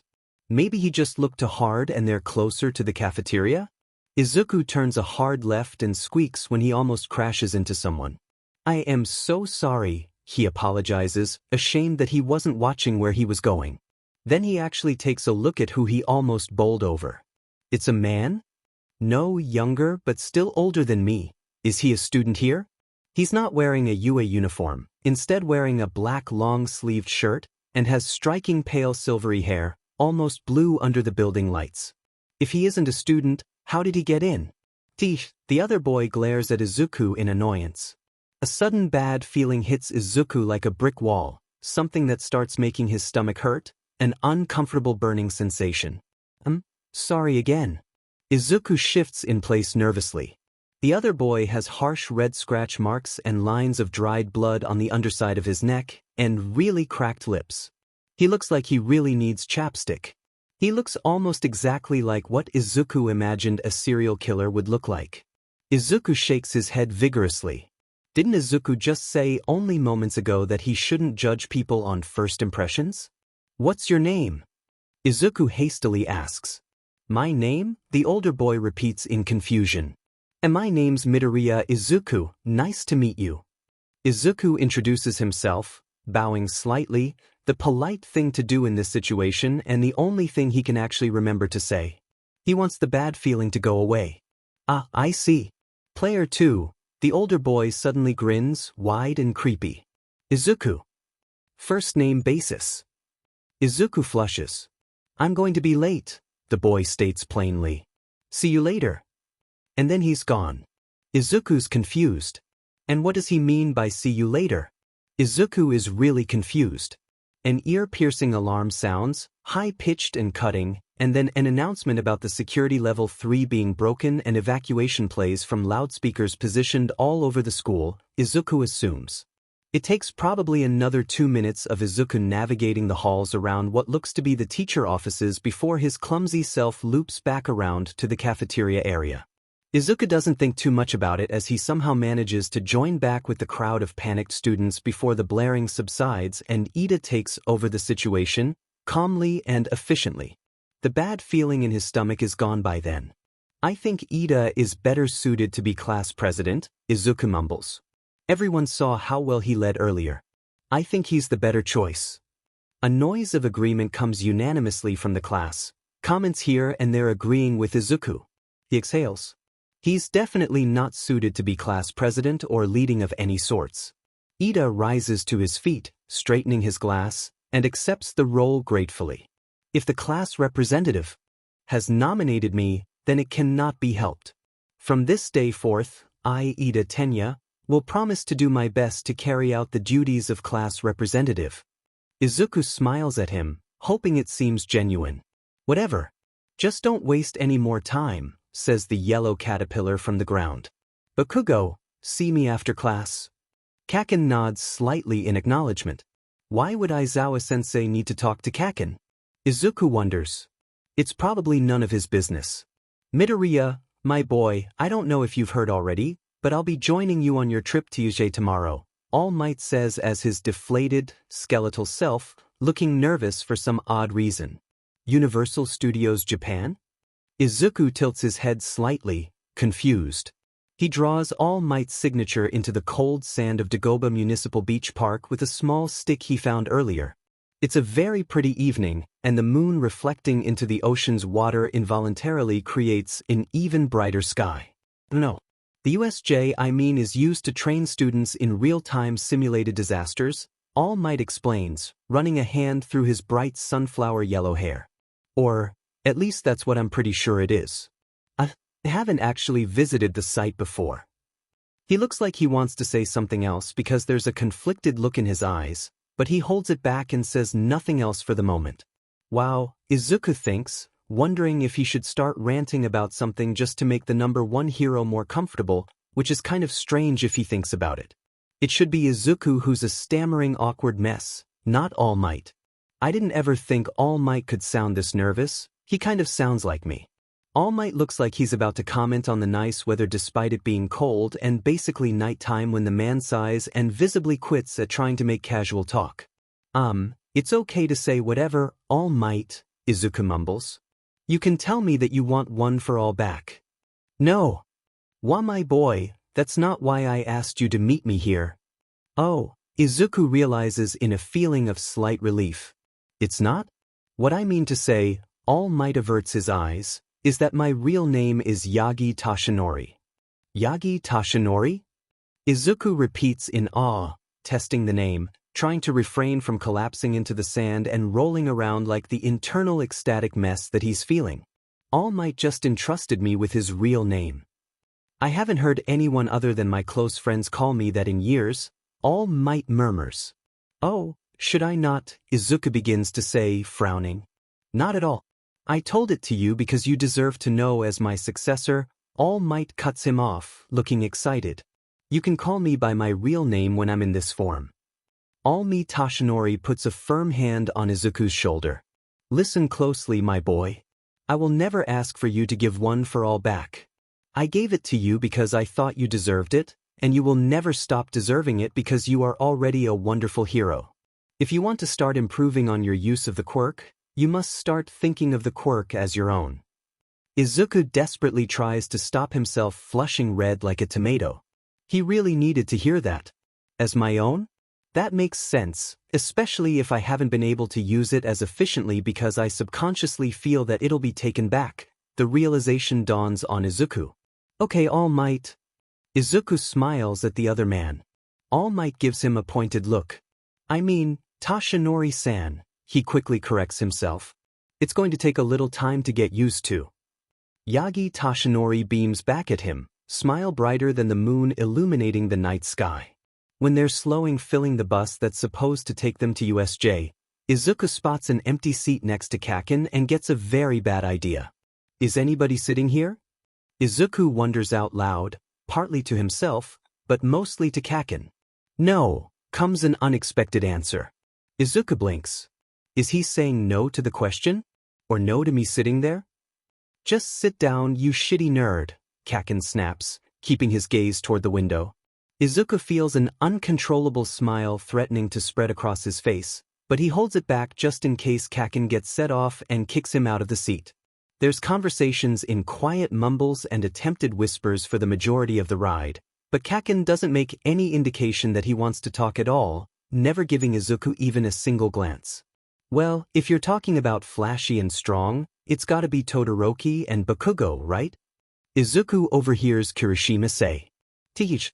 It has to be Izuku's imagination, but Kaken slumps very, very slightly. It must be because he was lumped with Todoroki. Bakugo's always mad, so it doesn't seem like he'll be very popular, though, Azui comments, and everyone bunched around that area laughs. What did you say? You wanna fight? Kaken fumes, abruptly lurching off his seat, one hand gripping the railing in front of him and tiny explosions smoking off his other hand. Izuku flinches a little bit at the sight. We barely know each other and you've already made it abundantly clear to us the unpleasantness of your steamed turd seeped in stewage of a personality, Kaminari snickers. What's with that vocabulary, you bastard? I'll kill you. Kaken snarls, looking very close to jumping out of his seat and jumping right into a fight. Should Izuku hold him back if he does decide to start a fight? Could Izuku even hold him back? What are you looking at, you effing nerd? What? Izuku realizes he has been staring at Kaken this entire time and now Kaken's attention has shifted from Kaminari to Izuku. And nothing. I was just thinking about how they're being a little bit overboard. Izuku replies in a soft voice, something closer to a whisper. What the hell? Are you looking down on me? Smoke is coming from both of Kaken's palms now, the kind of smoke that comes right before his bigger explosions. We're almost there. Stop messing around. Aizawa-sensei cuts into their conversation. This is probably the first time Izuku has ever seen people have a conversation with solely their eyes, but Aizawa-sensei gives Kaken some sort of knowing stare. Kaken, in turn, huffs and immediately stops using his quirk. Aizawa-sensei nods and Kaken breaks their little stare conversation, plopping reluctantly back down into his seat. That's very new. Deku. Izuku snaps out of his daze and turns to Kaken. Kaken looks uncomfortable, and they just awkwardly stare at each other in an unpleasant silence. Is he finally going to kick me out of the seat? Izuku absent-mindedly wonders. But we're almost there. Sorry, Kaken suddenly apologizes at a normal volume, then averts his stare, refocusing it back out the window. Kaken props his head up on his right palm, his hand covering most of his mouth. What? Wait, what? What? Kaken just apologized to me? Izuku's jaw is probably somewhere near the floor. Am I dreaming? But if I'm dreaming and I've realized it's a dream, how do I stop dreaming? Should I pinch myself? Would that look weird? Wait, if I should count my fingers to double-check if I'm dreaming or not. But then again, how would I really know if I'm dreaming? I could try using one for all and see if that works or not. Hey nerd. You're mumbling again, Kaken says, with just a hint of irritation. Izuku's not dreaming. How's Auntie Inko doing? Kaken asks, at a normal volume. Izuku picks his jaw up from off the floor. Kaken is trying to make conversation with me. This is a once-in-a-lifetime opportunity. Don't mess it up. Well, you would know if you visited more often. Izuku slaps a hand over his mouth the moment his answer leaves his lips. Minute. What I meant is, I guess I deserved that, Kaken murmurs. What? Who are you and what have you done to Kaken? Izuku panics internally. I'm still me, you shitty Deku, Kaken says, deadpanned. It looks like Izuku accidentally said that out loud. I thought you might have been replaced with an alien or a V-villain or something, Izuku remarks sheepishly. Kaken's mellowness might have something to do with staying after school with Aizawa-sensei yesterday. As if, Kaken scoffs. If anyone ever tries, I'll blow them the F up. Izuku allows himself a small smile this time. And maybe Kaken cracks a tiny, tiny smile too, beneath his hand. Izuku didn't think anything could be more impressive than UA's pristine buildings, but as he looks upon USJ, he knows he's wrong. From where he's standing, he can see a flood zone, a landslide zone, and a ruin zone, though he knows there's probably a lot more further out from the entrance. It's all so massive. Every disaster and accident you can imagine, 13 chirps. I built this facility myself. I call it the Unforeseen Simulation Joint. It's basically Universal Studios Japan, Izuku thinks in awe while several of his peers voice aloud the exact same thoughts. Not to mention the pro hero 13 is with them today. As the rest of the class chatter excitedly about what they'll possibly be doing today, Izuku can't help but overhear 13 and Aizawa-sensei's conversation. 13, where's All Might? I thought he was meeting us here, Aizawa inquires in a low voice. It looks like he did too much hero work on his way and ran out of time, so he's resting in the break room, 13 replies, holding up 3 fingers. Wait, 3 fingers? Ran out of time? That's the height of irrationality, Aizawa-sensei sighs. Izuku finds himself reluctantly agreeing. He was kind of looking forward to having All Might accompany them after last night. 13 gives a fantastic speech on being careful with their quirks, especially since so many of them can be dangerous enough to kill, and how they have quirks not to hurt people, but to save people. At the end, Izuku claps wholeheartedly along with the rest of 1A. My stomach hurts, just like yesterday, Izuku notes, suddenly out of nowhere. Wait a second. Izuku is so stupid. This is so stupid, but he's heard of people listening to their gut feelings and avoiding otherwise horrible situations, and this feeling has come to him before when he was almost mugged last year and even before he got attacked by the sludge villain, so if this is something like that. Izuku's eyes widen and he finds himself scrambling toward Aizawa-sensei and trying to grab his attention. So he ends up grabbing his homeroom teacher's wrist instead. Aizawa-sensei. Izuku is noticed instantly. If the situation were any different, Izuku would find it kind of funny how Aizawa-sensei grabs Izuku's wrist the moment Izuku lets go of his teachers, but the sort of panicked look in Aizawa-sensei's eyes as he's doing it is nothing to laugh about. Midoriya, what's wrong? The pro-hero asks, his steady voice not betraying the visible worry in his eyes. That's odd. Why would he be worried? I have a bad feeling.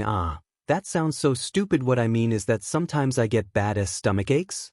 And they come right before something bad happens. It's not a quirk or an add-on to my quirk or anything, but I just have a bad feeling, Izuku stammers. There's no way Aizawa-sensei is going to believe him. Teachers never believe Izuku. He's going to be expelled right then and there for wasting his time. Aizawa-sensei sighs, letting Izuku's wrist go. Neither of them mention it. 13, let's move closer to the exit, Aizawa suggests, eyeing the area around them. 13 nods in agreement and shifts the class over a bit. Aizawa-sensei believes him.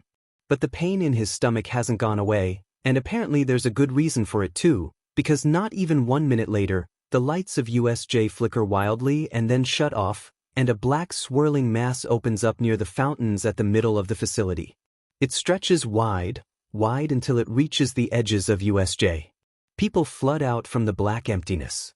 Holy crap, it's villains! 13, protect the students.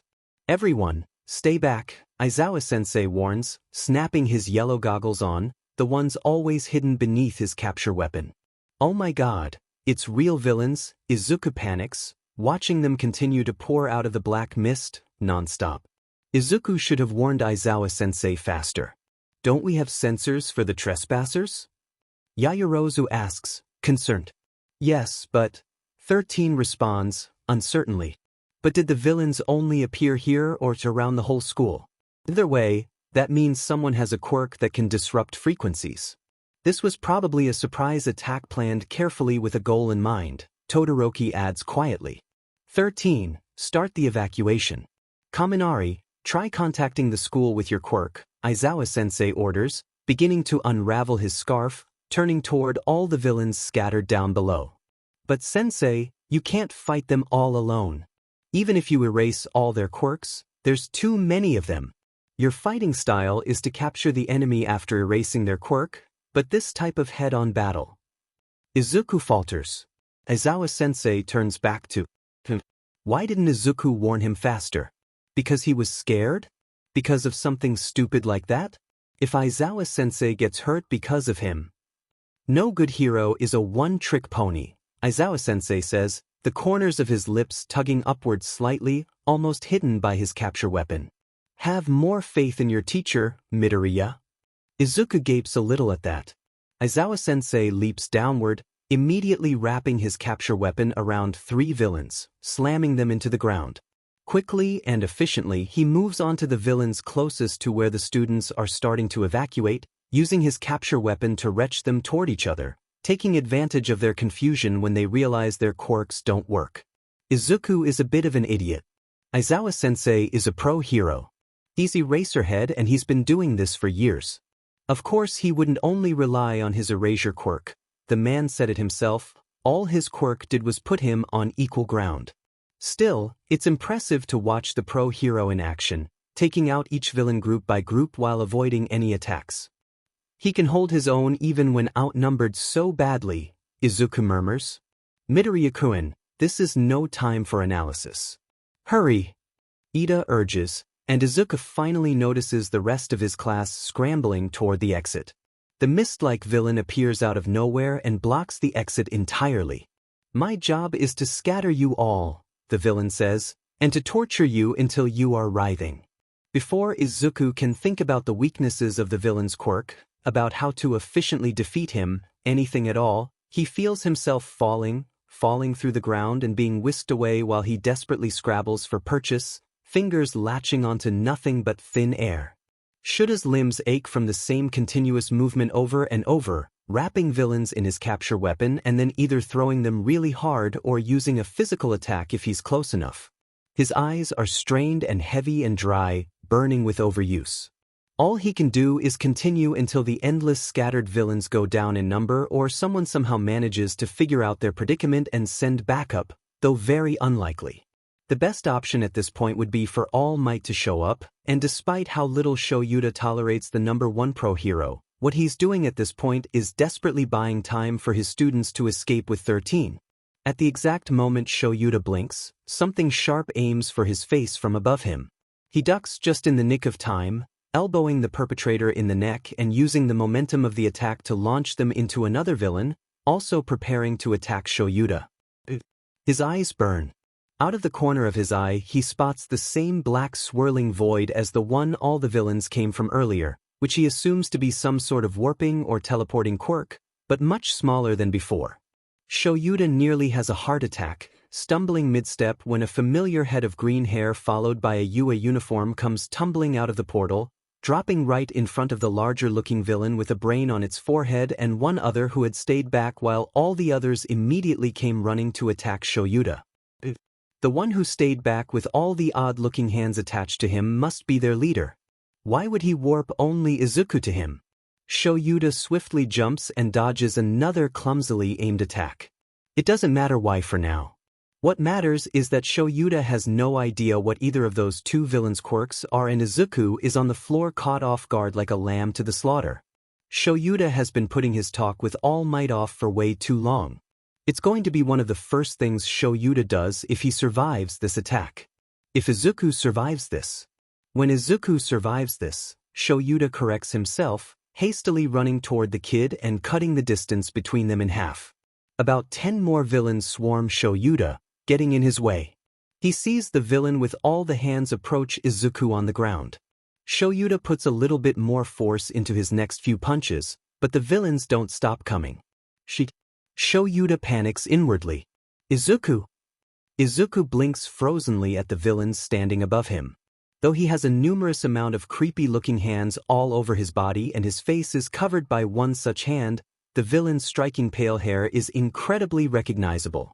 You're from... Izuku trails off, his brain rapidly working toward a plausible explanation. Yesterday, you were the one that let the reporters in. Player 2, the villain says, kind of muffled by the hand on his face. Izuku, Sensei told me a little bit about you. I willingly gave my name to a villain. I'm the worst hero ever. Izuku groans internally.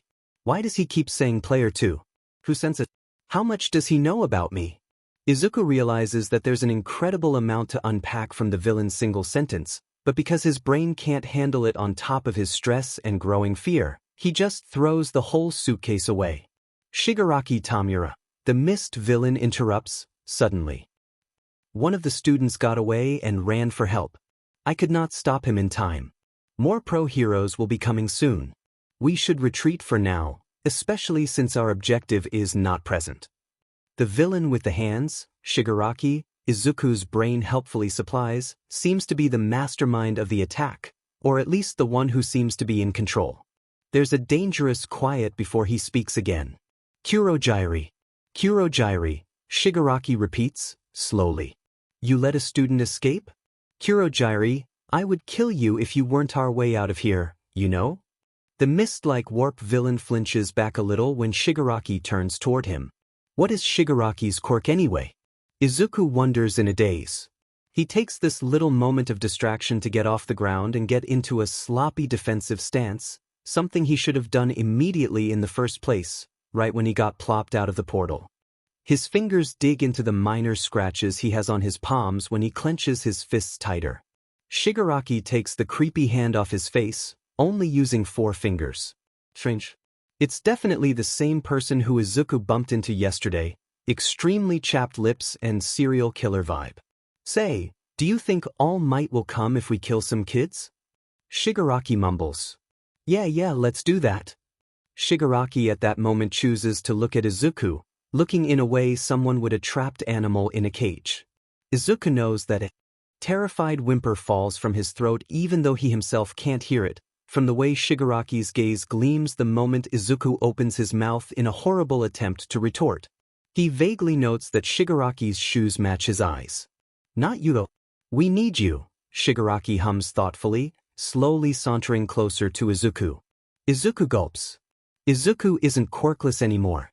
He can fight back. He's this close to using one for all when Shigaraki gets a sudden kick to the chest, impactful and loud, sending him sprawling backward and into Kurogyri, who apparently can get hurt, meaning he has some sort of physical body. If Izuku blinked, he would have missed it.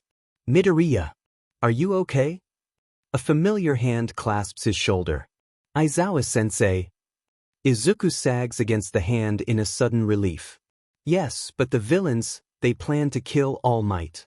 That's what I figured, Aizawa-sensei says in a low tone. The pro-hero takes this sudden moment of inactivity to quickly put eye drops into his dry, strained eyes. The pro-hero Eraserhead, huh? It really isn't fair the advantage you heroes have over the masses. Shigaraki puts the chopped-off hand back onto his face, again only using 4 fingers, covering the sadistic grin that Izuku has a feeling just stretched across his face. Sensei, Izuku whispers. I think his quirk only works when he's using all 5 of his fingers, sort of like the way Uraraka's quirk works. 14 seconds, Shigaraki counts, rushing toward them. 10 seconds. Good thinking, Aizawa remarks in return before leaping right back into action, throwing a low kick at the villain, who barely deflects the attack with a pained grunt. 6 seconds. Izuku is about to take the chance to run in and finally do something useful when Aizawa-sensei hold a hand out to him in the universal symbol of stop, as if telling him not to move. Aizawa elbows Shigaraki's stomach hard. See?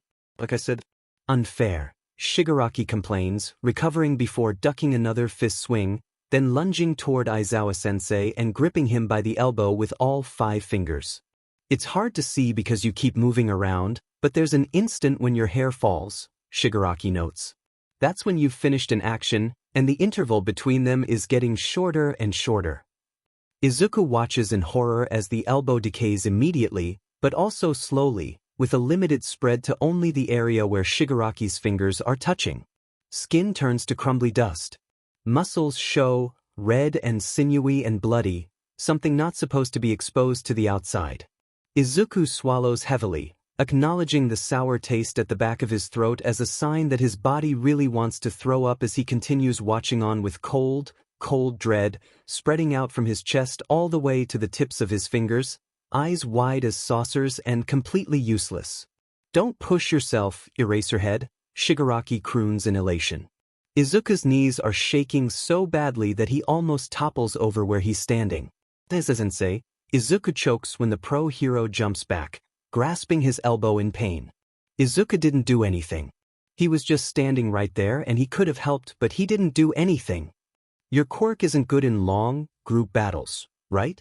You specialize in sneak attacks. Even so, you jumped right in to fight us from the start. Was that to put your students at ease? Shigaraki says with rising glee in his voice. So cool. You're so cool, Eraserhead. Midoriya, run. Aizawa-sensei urges, obviously in more pain than he's letting on. I can handle it from here. No, Izuku wants to scream. You're lying. Nomu, Shigaraki murmurs. Kill him. The large-brained villain that had been standing idly on the sidelines of the entire fight suddenly moves, too fast for Izuku's eyes to follow. Izuku's gaze lands on Aizawa-sensei the moment right before the brained villain, towering over his homeroom teacher, lifts a heavily muscled arm up in the air and smashes down, sending the pro-hero crumpling to the ground. Izuku breathes raggedly. Aizawa-sensei? Run, Midoriya. Echoes in his head. There's no response. The villain's inhumanly large hand picks Aizawa-sensei off the ground like nothing and then crushes his head into the ground, once, twice, 3 times. Stop, Izuku whispers. Aizawa-sensei's right arm twitches. The brained villain snaps it like a twig. Stop, Izuku is screaming now. Stop it. Stop it, Shigaraki mocks. Oh, poor you. This is the real world. Did you really think you could play hero without any consequences? Somehow, Aizawa-sensei is still barely conscious, as if holding on to something desperately. The brained villain, Nomu, Shigaraki called it, doesn't seem human at all, despite its vaguely humanoid shape probably meant to mimic All Might. If they came here with the intention of killing All Might, then they probably came prepared, and something screams at Izuku that if he tries to attack the Nomu, he'd die instantly, or hurt himself beyond repair. The Nomu hasn't spoken at all, hasn't made any mocking comments, or even just responding to Shigaraki's commands. And earlier, Shigaraki had ordered it to kill Aizawa-sensei, and all this tells Izuku what he should obviously do in this situation. Attack whoever's controlling the Nomu. He feels one for all spread through his right arm, then he charges at Shigaraki who seems caught off guard for a second, so maybe he'll be able to land a hit. The warping villain appears out of thin air and seems to absorb Izuku's punch into his warping quirk. Izuku has way too much momentum to stop his own attack and he keeps flying forward. He's fast. Izuku can hear Shigaraki remark in slight surprise, but that doesn't stop the villain's hand from moving through the mist villain's portal and positioning itself right over Izuku's face. Izuku absent-mindedly realizes he's not feeling any throbbing pain through his arms, so that means he didn't break anything this time. He hopes Aizawa-sensei will be proud of him. All 5 fingers are touching Izuku's face. Izuku expects pain. Izuku expects for his face to crumple away and for the last thing he ever sees to be darkness descending onto his face, and one for all is going to die with me because I couldn't keep it safe. I'm so sorry, All Might. I'm so sorry, Toshinori. Neither death nor pain comes and Izuku retches his eyes back open in a confused shock. You're seriously so cool, Eraserhead, Shigaraki laughs in a breathy tone. His hand, instead of moving away, just moves lower until it's wrapped around Izuku's neck, tightening. There'll be bruises tomorrow if I live. Not breathing, no air, no oxygen going into his lungs, face paling, desperate choked gurgling noises. And from behind a manic grin underneath a leathery hand is the vision of Aizawa-sensei's face getting crushed right back into the ground. Smesha? You move well, Shigaraki drawls. Just like All Might. His grip tightens even more at All Might. Why didn't Aizawa-sensei run? Izuku thinks desperately. In the moment I almost hit Shigaraki, His attention was redirected to me and the Nomu stopped moving. Why didn't Sensei run? It was his chance. He wants to pass out. He wants so badly to just let his eyes roll to the back of his head and pass out and let everything bad happen without having to be conscious. But if Aizawa-sensei is going to suffer because he chose to save Izuku, then he needs to stay awake, stay conscious, and look carefully for any openings he can take advantage of. It's not so bad, Izuku forces himself to think optimistically. The sludge villain was worse. Shigaraki loosens his grip a little, and the moment he does, Izuku inhales a deep breath and prepares to launch Shigaraki into the FING sun with one for all for hurting Aizawa-sensei so badly. You should probably stop right there, Shigaraki warns. The Nomu has stopped moving. I'm giving my Nomu a little break. If you do anything, let's just say it'll be a very short break. Izuku clenches his fists. The irritated area of his throat throbs. I can't believe you almost made me kill you. No one made you do anything, Izuku wants to shout, enraged. Or, at least, if I didn't kill you, your little innocent freckled face would have been really messed up. Shigaraki glances at Aizawa-sensei, who's scarily unconscious and injured really badly. I guess you have your really cool teacher to thank for that. The entrance explodes open, going up in smoke before Shigaraki can say anything else.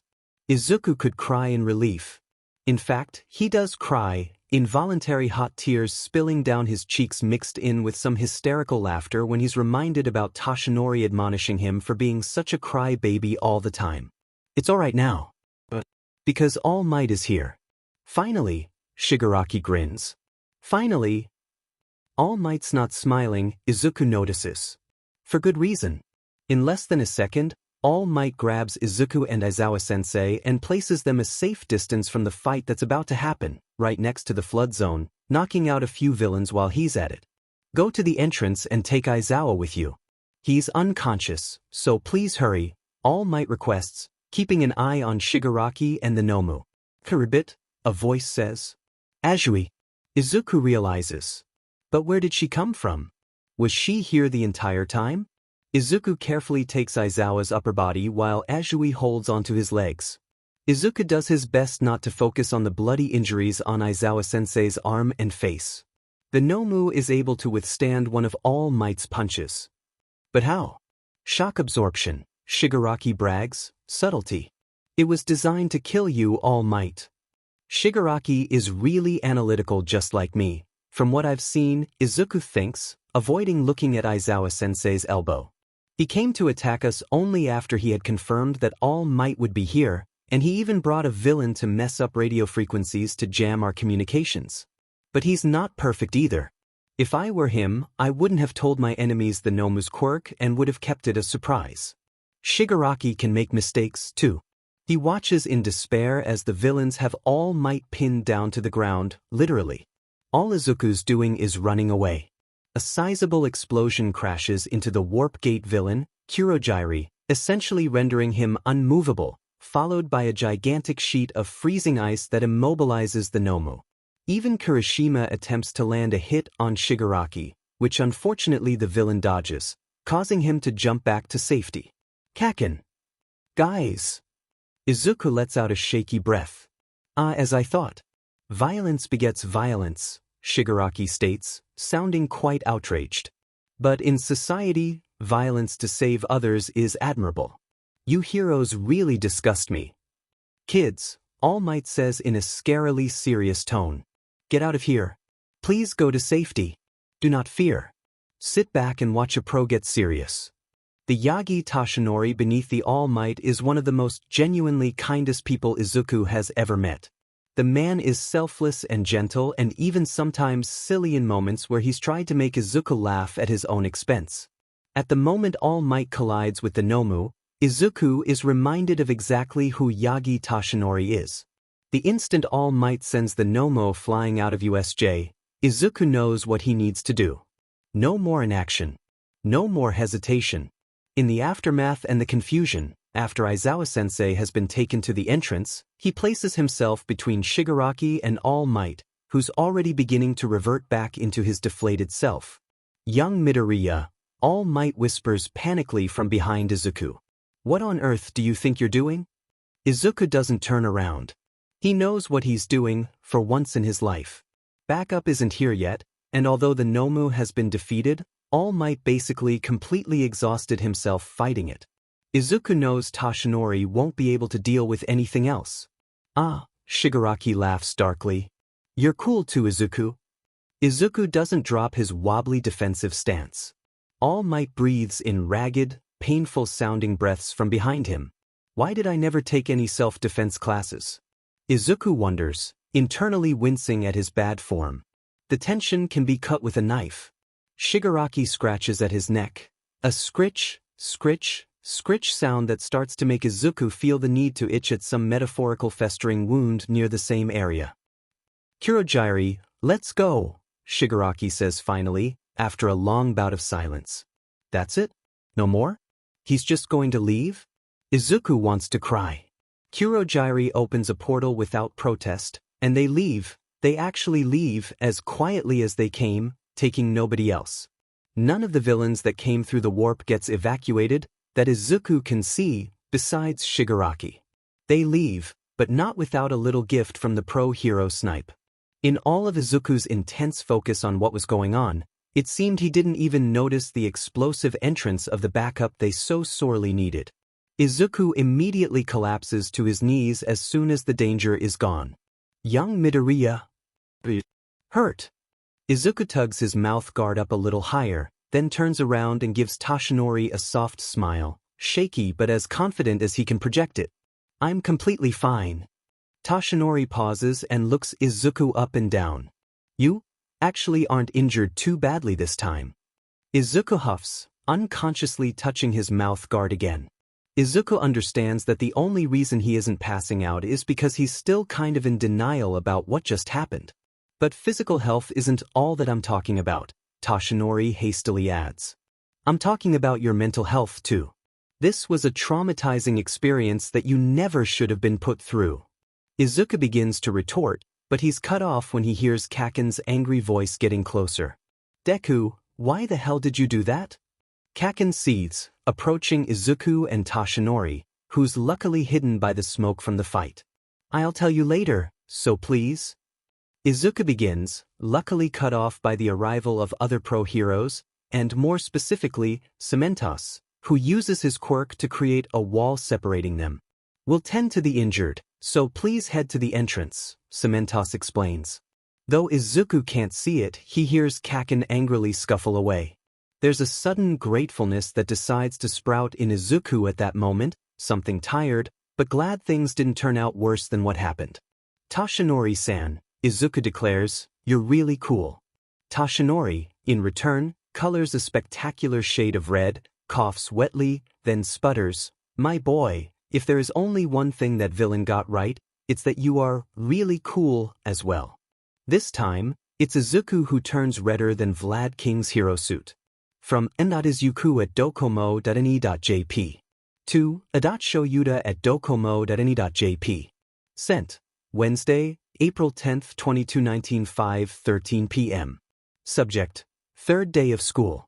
Shoyuda. I almost died again. I think I would have actually died if my homeroom teacher didn't save me at his own expense. I'm sorry for worrying you so much. Let me explain. Yesterday, reporters and journalists almost broke into UA because someone destroyed the security gate outside. A few minutes before that, during lunch, I tried to use the bathroom but got a little bit lost inside the building, and I bumped into someone that basically looked like a serial killer. And I may have given him my name, Don't Kill Me, Shoyuda. I didn't know it at the time, but he turned out to be the leader of a group of villains that attacked us at USJ today. I was just trying to be friendly, but if I had told someone about it, then maybe the school could have caught him lurking around the campus and the attack at USJ wouldn't have happened. My homeroom teacher was injured very badly. I think I've told you a few times before, but I sometimes get painful gut feelings when something's off, and I had that feeling when we first got to USJ. If I had just warned Aizawa-sensei faster, then we might have all been able to escape safely, especially since sensei immediately jumped into combat even though it wasn't his style. I just stood and did nothing when he was being attacked. He told me not to intervene, but I shouldn't have listened to him. The villain had a disintegrating quirk that would turn anything he touched with all 5 of his fingers to dust. He touched my face. Aizawa-sensei saved me. The students were let home early after some questioning with the police, but I have no clue how Aizawa-sensei is doing. I wish I knew. I wish I could say sorry. He could have run away while I distracted the villain, but he didn't, for me. I feel so horrible. All this time I've been selfishly thinking that he doesn't really like me, when in truth he really cares about all his students. I'm so sorry about dumping this all on you, Shoyuta. My mom is too scared of what happened, so she wouldn't understand. My classmates are all dealing with things in their own way. Izuku. Young Midoriya. Toshinori coughs from his spot on his hospital bed in the nurse's office, long after Recovery Girl has left. That villain called you by your first name. Izuku winces at that. I may have accidentally given my name to him, but that was only because I thought he was a student there and I was just trying to benes. Slow down, my boy. Toshinori holds a hand out in Izuku's direction. First and foremost, I must thank you. You saved my life again. I didn't do anything, Izuku mumbles, flustered, wringing his hands nervously out of habit. You really are a nonsense prince, my boy, Toshinori says sternly. You knew that I could barely maintain my muscle form anymore by the end of that fight, so you jumped in between me and a very dangerous villain. You could have been seriously injured, and you understood that risk, yet you still took it. My body moved on its own, Izuku murmurs, staring at the foot of his bed, only realizing a moment later what he just said. And that's what makes you a true hero. Toshinori smiles softly at him. The correct word to describe his smile in this situation is proud. Izuku doesn't feel a stinging burn in his throat like something stuck, nor does he feel the gathering of a slight wetness at the corners of his eyes. He's definitely not tearing up a little. I think I might have shortened the time limit for my hero form again, Toshinori then says, sheepishly. Sometimes I wonder who's more reckless, me or you? Izuku sighs, sitting up, rubbing lightly at the corner of his eyes. He's not injured. He's not. It's not a competition, my boy, Toshinori shoots back, playfully defensive. It's definitely you, Izuku deadpants. Toshinori makes an offended noise of disagreement. Tsukachi-kun. Toshinori exclaims when a man in a trench coat walks through the door. That man probably knows all Might's secrets, like Recovery Girl and Izuku, judging by Toshinori's friendly demeanor toward him. This is Tsukachi Naomasa, my good friend from the police force. Toshinori introduces the man. Izuku waves slightly, wincing when the movement somehow hurts his neck. What kind of introduction is that? Sorry to be so hasty, but could you give me details about the villains? Tsukachi begins. Wait, please, wait, Toshinori interrupts with a raised hand. More importantly, are all the students okay? How is Aizawa-sensei? Izuku adds on. And 13 too. Both of them are stable, Tsukachi smiles. And the rest of the students are fine. In fact, the student with the worst injuries is actually you. Izuku exhales in relief. Stable. That's good, considering Recovery Girl did a quick check on only his arms and legs and declared him completely fine, save a few scratches and bruises. What's the extent to Aizawa-sensei's injuries? Izuku blurts, unable to help himself. Tsukachi blinks and gives Izuku a sad, understanding smile. Aizawa has fractures all over his arms as well as facial fractures, but thankfully, out of some slide of good luck, he didn't receive any brain damage, Tsukachi explains. Izuku can hear the but coming from a mile away. But the bones around his eye socket area, his orbital floor underwent heavy damage. They've been basically crushed into powder. There's a large chance that it'll negatively impact his eyes, and therefore his quirk as well. Izuku inhales sharply. Aizawa-sensei already struggles enough with his eyes due to his quirk. There's a beat of silence as Tsukachi allowed all the information to sink in. I have some information too, if you'd like to hear. Izuku hesitates. Tsukachi inclines his head, encouraging Izuku to continue. There was a warping villain that basically teleported all the villains there. The villain with all the hands and the disintegrating quirk called him Kurojuri. Kurogiri called the villain that hurt Aizawa-sensei by a full name, Shigaraki Tamura, and they said that their goal was to kill All Might. Izuku racks his brain for any more tidbits of important information. There was a break-in at UA yesterday where the front gate was disintegrated. I'm pretty sure that was Shigaraki's doing because I tried using the bathroom during lunch and got lost and then I ran into him, but I swear I didn't know he was a villain at the time and I accidentally gave him my full name because I thought he might have been another student or part of faculty because we were near the teacher's offices. Izuku pauses to breathe, eyes jumping from Tsukachi's soft smile to Toshinori's concerned expression. Midoriya, my boy, it's okay. We know that you wouldn't have purposely let a villain get away. Especially if you knew they were a villain. Now I'm even more sorry that he got into our school so easily. Toshinori makes a fist and lightly punches the hospital bed, and that he was able to approach you while you were so off guard. UA is supposed to be a safe place for you young students, yet twice you've encountered villains when you weren't supposed to. If he had been in the mood to attack you yesterday, I feel like a failure. I was supposed to be with you from the start, today, yet I wasted my time doing things that other heroes could have handled in order to compensate for my own feelings, and for that, I am sorry, young Midoriya. Izuku vehemently shakes his head and begins to protest when Tsukachi interrupts them with a light chuckle. You're both a mess, I have to say. Now that the ordeal is over, I'm sure UA is going to strengthen their security system, as well as keep a better eye on you students. I'm also sure you've learned a small lesson from today, haven't you, Toshinori? No more extra hero work when I don't need to, Toshinori relents. They both wave goodbye to Tsukachi when he leaves, after the officer asks Toshinori a few more follow-up questions. So, how did you become acquainted to a police officer?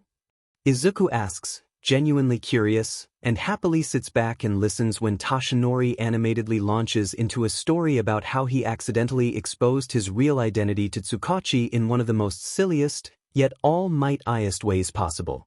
When Izuku goes home that day, he's still wearing the clothes he wore to USJ, his UA uniform and his mouth guard still securely wrapped around his neck. Izuku also realizes that he forgot to mention how Shigaraki seemed to know him way too well, after just one accidental impromptu meeting that lasted only a few minutes at most. He'll tell someone tomorrow.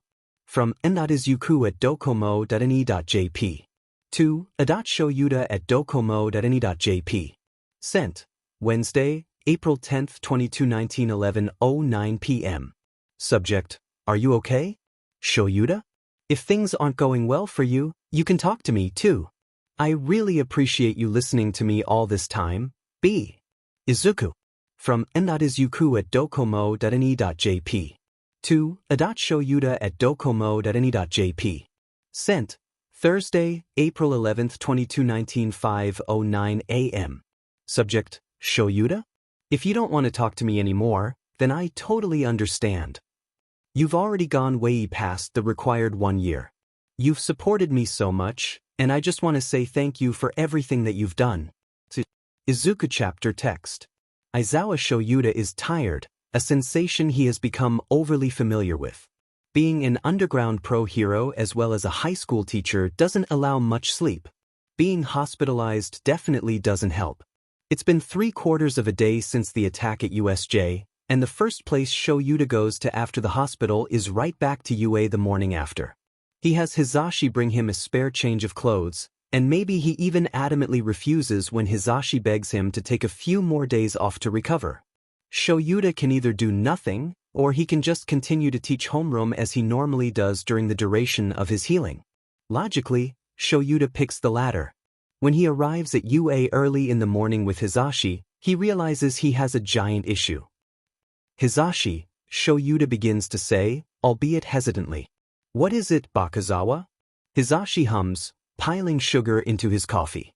Shoyuta winces when he thinks about how horribly sweet the concoction must taste, and Hizashi, who notices his shudder, doesn't hold back his raucous laughter. Can you write a quick email for me? Hizashi's eyes sparkle the moment the words leave Shuta's mouth as if he's been waiting his whole life to hear them. Shoyuta, I have a better idea. How about you give me your Penpals email, and I get to know them better, too. Hizashi takes a loud, obnoxious gulp of his coffee. Shoyuta glares at him. Hizashi grins. You're the one who said it would be a waste of time to rest at home. If Shoyuta had stayed at his apartment by himself, he wouldn't really have been able to get anything done, especially being alone. Fine, but only if you help me open my emails too, Shoyuta relents, very reluctantly. And it goes without saying, don't read them. Hizashi cackles in victory as Shoyuta rattles off Izuku's email to his best friend, who promptly opens Shuta's emails for him. Shoyuta groans audibly when he's met with several panicked emails. That's right. He never responded to the one Izuku sent on Tuesday, so it's been 2 whole days since Aizawa Shoyuta the pen pal has spoken to Izuku. Naturally, Izuku, after sending 4 emails that are never responded to, has leaned toward the conclusion that Shoyuta has grown tired of the kid, which is frankly a ridiculous conclusion if you were anyone but Izuku. It makes sense, looking at Izuku's fear of abandonment, among many, many other issues. From Might and Aizawa at docomo.ne.jp to Izuku at docomo.ne.jp. Sent, Thursday, April 11, 2219 7:58 a.m. Subject, Shuta's pen pal. Hey! My name's Hizashi and I'm who you would call the best friend of your pen pal Shoyuta. I was the one who signed him up for your pen pal program all those years ago. He was recently injured in a villain attack, so he can't really use his hands until they heal. Instead, he asked me to send an email to you telling you that everything's okay. He also apologized for worrying you so much. Don't worry too much about Shoyuta either. I'm sure he'll make a speedy recovery. He's already back up on his feet. In truth, he's really worried for you too, and that doesn't happen often, so take care of yourself, alright? He also said offhandedly that if you want to, you can keep sending him emails even though he won't be able to respond. Just know that he's going to read them all. Sincerely, Hizashi. From Izuku at docomo.ne.jp to Might and Aizawa at docomo.ne.jp. Sent, Thursday, April 11, 2219 8:01 a.m. Subject, Shuta's pen pal. Hello Hizashi. My name is Midoriya Izuku, and it's really nice to meet you. I guess I have you to thank about getting to talk to Shoyuta all these years. I'm guessing since he can't use his hands, you've been taking care of him? Thank you so much. Tell Shoyuta to get plenty of rest for me, and also thank you for sending an email on his behalf. Sincerely, Midoriya Izuku. Oi, Shoyuta, your pen pal's name is Midoriya Izuku? He responded really fast. Wait, isn't that the same name as your problem child? Hizashi trails off. Shoyuta sighs and gives the other man pointed look. Hizashi's eyes widen in a sudden realization. Oh, the beat. What? I only have 2 things to say. 1, after yesterday's incident, UA has quickly moved up its plans to have its students live in on-campus dorms, which we will be doing personal visits to acquire permission from your parents. Over the next few months, the dorms will be built and prepared for you all to move into. Secondly is the UA Sports Festival, which you all will be preparing for over the course of the next 2 weeks. Dorms don't sound too bad, but a sports festival? So soon after the USJ attack? Hey, but doesn't that sound like an opportunity for villains to sneak into the school? Kaminari voices, concern evident in his tone. It could be, Aizawa agrees. But it could also be a platform to show that the school and its students can bounce back strongly after a villain attack. What you should focus on is how big of an opportunity the sport festival presents for you. If you aim to be a hero, you cannot overlook the importance of this event. None of the rest of what Aizawa says successfully sinks into Izuku. For the entire 10 minutes, all Izuku can do is stare all Aizawa in a minute and badly concealed horror. Aizawa, who walked in the classroom with even less enthusiasm than before, a slow gait and slightly wobbly walk, covered head to toe in bandages, slings for both his arms, and voice muffled by the bandages wrapped tightly around his face, creating a mummy-like look.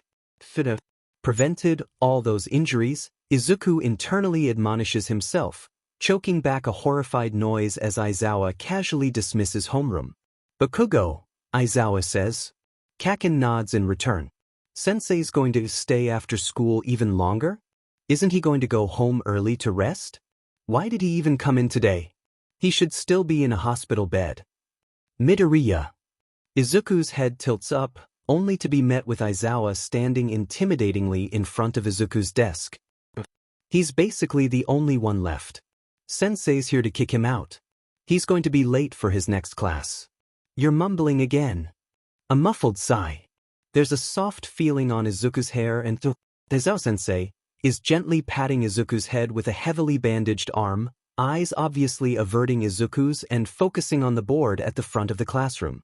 You shouldn't have had to go through what happened yesterday, Aizawa states plainly. Izuku must be dreaming. He must be. The repetitive movement of the patting, oddly enough, is incredibly soothing, and there's no reason for him to question it one bit. Izuku closes his eyes for a moment and leans into the movement, causing the collar on his uniform to shift out of place. Aizawa curses under his breath. Midoriya, where did you get those bruises? Izuku's eyes snap open immediately, focusing in on Aizawa's crossed arms, crossed slings. What bruises? Izuku responds, genuinely confused. The ones you're scratching right now. Listen, Midoriya, stop. Aizawa curses again. That's twice within a span of 15 minutes. Injuries and exhaustion must be lowering his teacher's inhibitions. Izuku's consciousness and awareness of his hands comes back, like a switch has just been flicked back on, and it turns out Aizawa's right. He has been scratching at his neck. Izuku lowers his hands, and luckily doesn't see any caked blood under his fingernails. There's a small mirror in my utility belt. Take it.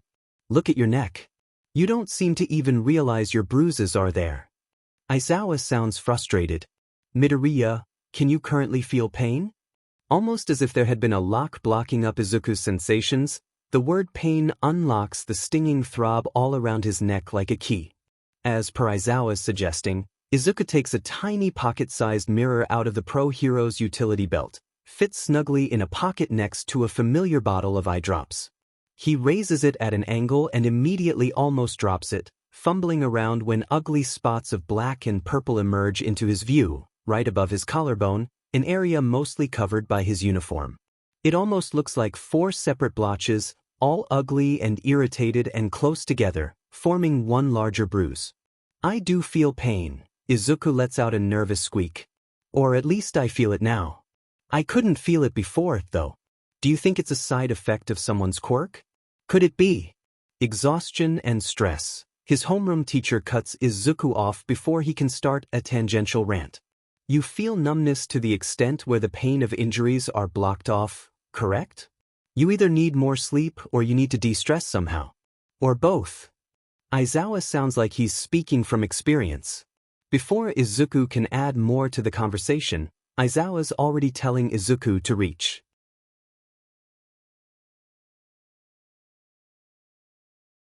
Expression on Shura's face. You should know by now that he's not the type of kid who would willingly bring up concerns about himself, Shoyuta replies harshly. He feels a small pang of guilt when All Might's face droops at Shura's tone. Shoyuta sighs and says more softly, I saw some bruising around his neck that Midoriya didn't even notice himself. All Might's expression darkens. It happened during the USJ attack when he was in combat with the villain Shigaraki Tamura. I made him go to Recovery Girl. I'm sorry to have to leave the conversation like this, All Might apologizes, rather hurriedly, but I just remembered I have something very important to do. Like check on Midoriya more thoroughly? Shoyuta internally huffs. The number 1 hero quickly stuffs the book he was reading into his tote bag and rushes out of the room. From Izuku at docomo.ne.jp. To Shoyuta at docomo.ne.jp. Sent. Monday, May 6, 2219 4:13 p.m. Subject, UA Sports Festival. Shoyuta. I know you don't often keep up with hero media, but you had to have seen the UA Sports Festival, right? I won the first event, which turned out to be a huge disadvantage for me, and I'm still shocked now that any people at all agreed to be on my team for the cavalry battle. Can you imagine being a target for literally everyone else? 1 million points? I drew an incredible amount of attention to me, and now that all the adrenaline is all gone, I realize there's a lot of positive and negative implications to my actions, one being getting potential scouts from possible hero agencies for our hero internship soon. But a downside is that villains now know my quirk and know that I exist, which doesn't seem like much, but it's a lot, considering that when we were attacked at USJ, it didn't seem like the League of Villains knew who we were or understood our quirks completely because they teleported Tsuyu into the flood zone despite her frog quirk. Sort of. Remember the guy that looked like a serial killer that I told you I bumped into and turned out to be the leader for the group of villains that attacked us at USJ? He seemed overly familiar with me for some reason, or at least interested in me in some way, which definitely isn't creepy at all, considering he almost killed me but at the same time told me that I wasn't supposed to die yet. I suddenly realized that I forgot to tell any teachers about that. Epsilon. Anyway, can you believe that I bumped into Endeavor right before my tournament round battle with Todoroki Shudo? The Endeavor? He was super tall, but not as tall as All Might, and talked as if he owned Todoroki or something. Ever see a dumpster catch fire? Because that's exactly what Endeavor was like. I'm not even kidding. I didn't even ask for an autograph like I would have done for any other hero, but I don't think he would have even given me one even if I had asked. And before that, I had a match with someone named Shinso Hitoshi, and if you watched the sports festival, he was the guy with purple hair and the really cool brainwashing quirk. Just the quirk itself is extremely useful in so many situations, especially when fighting villains who don't know you or your quirk, and all you need to do is start a dialogue and bam. You can quickly and safely capture the villain. And the way Shinso utilizes his quirk is really cool too. When fighting someone who already knew the weakness of his quirk, me, he diverted to another method where he tried to dig into things that would make me really mad enough to talk back, and it worked in his favor. If my quirk hadn't activated at the last second, I would have lost to him, fair and square. It also seemed like some of the things he said had some weight behind them, for example being treated like a villain because he has a villainous quirk, which really isn't fair. He sounded really frustrated losing to me, but I could understand as someone who grew up quirkless. My quirk isn't very blessed and has many flaws, which is why I'm determined to hone it as time goes on. Though Shinso also sounded really angry at me during the tournament battle, after the sports festival, I got to talk to him a little and he actually smiled at something I said. I think that means we're on okay terms. Laughing face. We talked a little bit about our quirks, how it was like growing up, and then he suddenly got cold and dismissive again, which is understandable. Aside from his quirk, Shinsu's really cool person, too. I think he's just a little bit lonely. Kaken ended up winning the entire thing, but during the awards ceremony he was surprisingly quiet, which was a little bit scary to watch, because usually when he's quiet, it means he's thinking really hard about something complex. I only know this because I picked up on what his habits are after being around him for so long. But I am glad that he wasn't openly angry, because if he was, I wouldn't put it past the school to chain him up like an animal or something. Don't worry about how Kaken is treating me, Shoyuta, because just over the past month he's gotten a lot better. I think it's partly because of his own efforts, but also partly thanks to him staying with Aizawa-sensei after school every single day, and even though I have no idea what they're doing, it seems to be helping Kaken's anger issues. I know that you still can't use your hands or respond, but it's really reassuring to know that you're reading these, so could you please tell Hizashi, thank you, for me? I hope you continue to take care of yourself so you can get better quickly, Shoyuta. Izuku. What are you smiling at? Kaken grumbles, peering over at Izuku's phone. Wouldn't you like to know? Izuku replies mysteriously, sending the email. You wanna die?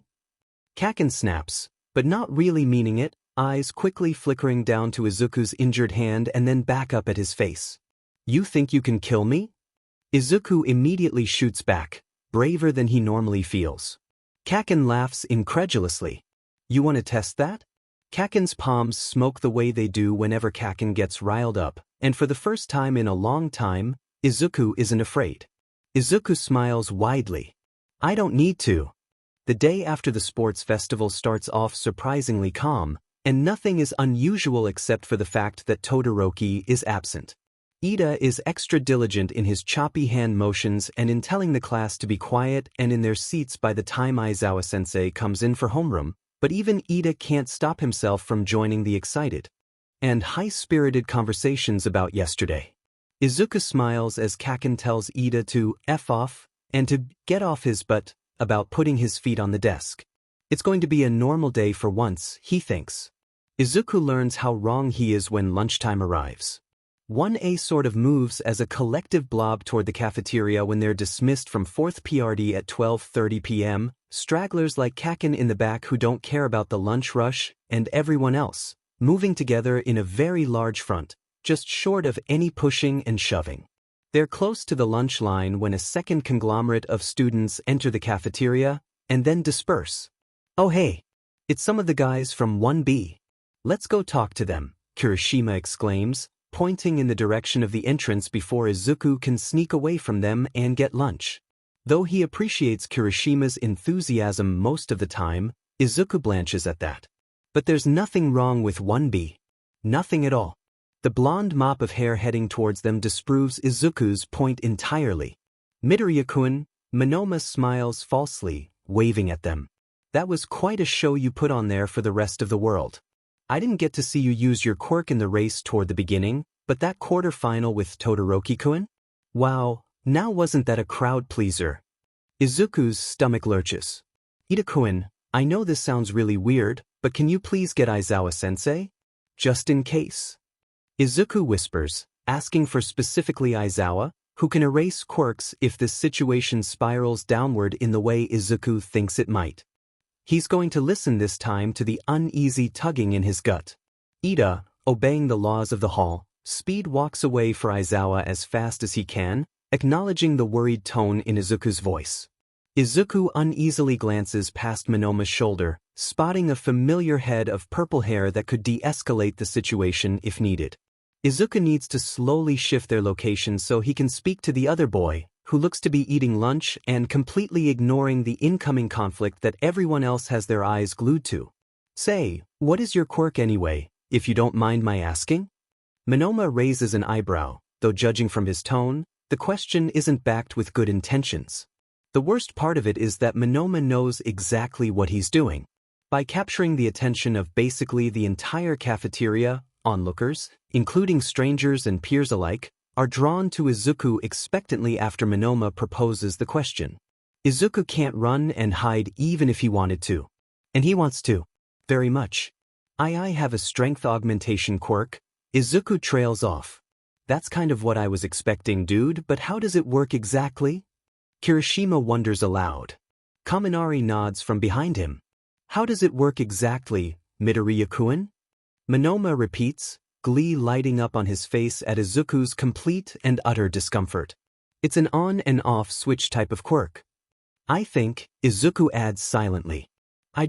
When I want to use my quirk, I focus on how much strength I want to increase in a specific part of my body, or maybe even my entire body, and because it takes a lot of C concentration, I can't control it very well. I'm also a late bloomer, which doesn't help. Late bloomer, too? So you didn't get it when you were 4 or 5 like the rest of us. When did you get your quirk, Midoriya-kun? Izuku bites his lower lip and hopes nobody else can notice his slight trembling. He wishes Manoma would just stop asking questions and stop saying his name so obnoxiously and making everyone focus all their attention and all their eyes on Izuku and forcing Izuku to lie to not only strangers, but to his newer friends as well. The latest anyone has ever gotten their quirk was at age 11. Izuku mumbles. If he lies about this, it might come back to bite him. I got my quirk when I was this year.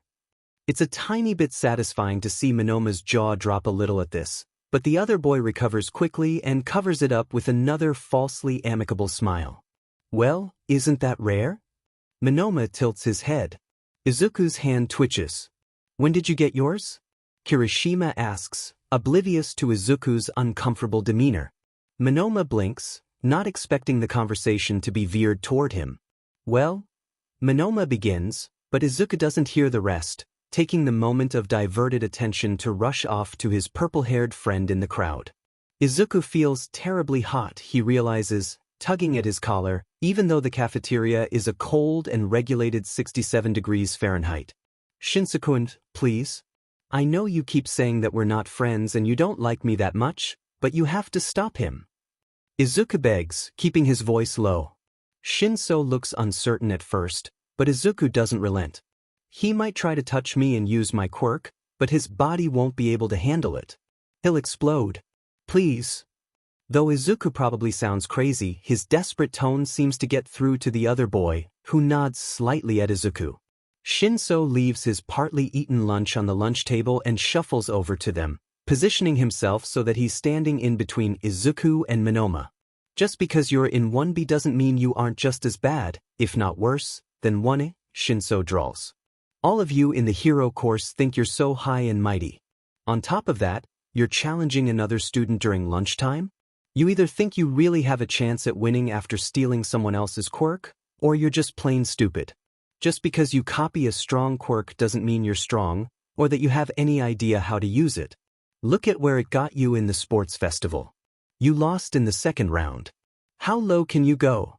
That's all really provoking stuff. Shinso really knows which buttons to push. But Manoma doesn't answer Shinso, or at all acknowledges his presence, only continuing to gaze haughtily at Izuku. He must know about Shinso's quirk after watching the sports festival. Shinso gives Izuku a semi-apologetic look. I tried, didn't I? You think that because your class was attacked by villains that you're so much better than the rest of us? Manoma scoffs, crossing his arms. You're even dragging a Gen Ed student into your fights because you can't do it yourself. How arrogant can you be? Making other students do your dirty work. I bet you told him that if he fought me for you, you could help him get into the hero course. You shouldn't give people false hope like that. Izuku rapidly shakes his head in horror. He wouldn't do that to Shinso. Shinso is his friend. I have your quirk now, Manoma mocks, haughtily. Izuku is in a breath of deep distress, not even trying to hide his anxiousness or the slight shaking of both his hands anymore. When did he? Let's see if you can beat yourself. Manoma begins to clench his right hand into a fist. No! Izuku screams in alarm as familiar-looking sparks flood his vision, electrifying and crackly and unusually hot. Hot, the thought passes again. Izuku clutches his forehead for a moment. Manoma grins, pleased at Izuku's freak-out. Adrenaline pumps through Izuku's veins. He knows that his brain is kicking into fight or flight mode. The pounding of blood in his ears blocks out any distracting noises from his classmates. He's sweating both inside and outside. He isn't really sure what he's looking at, actually. He does the only logical thing left that he knows how. Izuku punches Manoma using 2% of One for All. It knocks the other boy out cold, sending him crumpling immediately to the ground. The silence that follows afterward is overwhelmed by heavy inhales and exhales of his own consecutively ragged breaths. Oh, Midoriya, why did you punch him? Kirishima questions, slightly louder than a whisper. That wasn't very manly. A wave of quiet murmurs follow. What do you mean? Izuku stammers, stepping back from the unconscious body on the floor. My quirk is really uncontrollable, so if he had fully activated it, his limbs would have exploded. His hands are warm from activating One for All and warm from something else. That's scary and all, Ashido adds. But Manoma wasn't using your quirk? He must have brushed into Kirishima earlier because he activated a hardening quirk. No way. Izuku begins to breathe deeply, in hold, out hold, in hold, out hold. You didn't have to punch him so hard like that, man. A voice that's maybe Kaminari's continues Mina's point. And hold, out hold, and hold, hold. Deku-kun, a fearful voice whispers. You just attacked another student. No.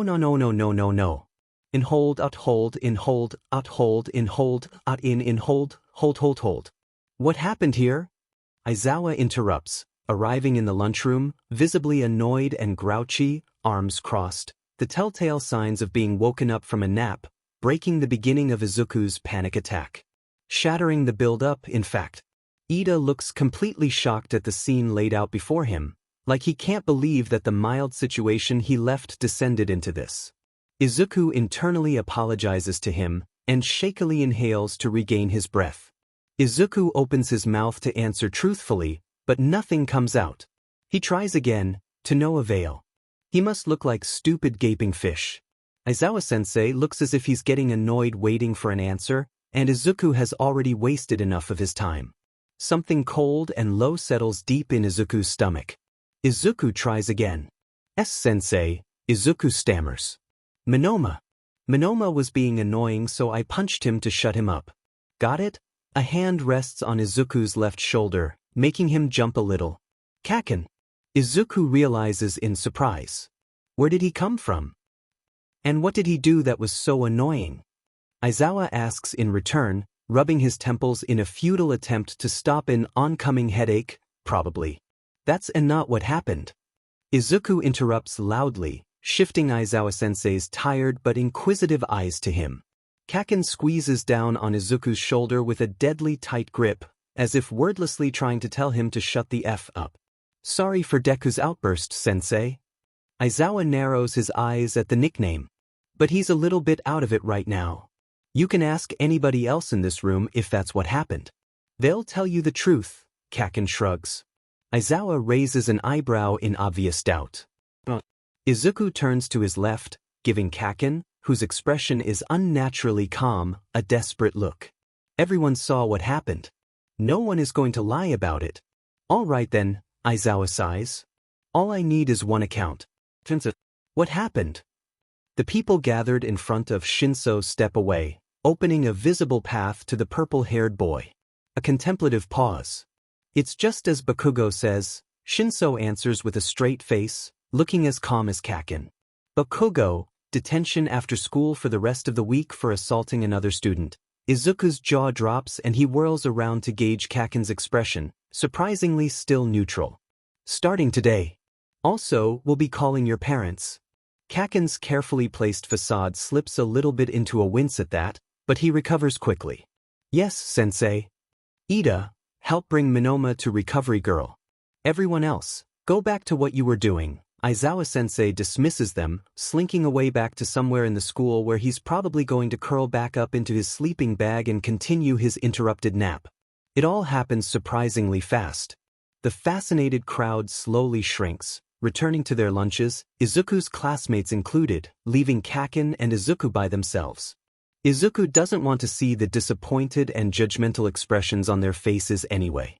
His nice classmates, people who wanted to be friends with him, there's no way they'll want to continue to be after this.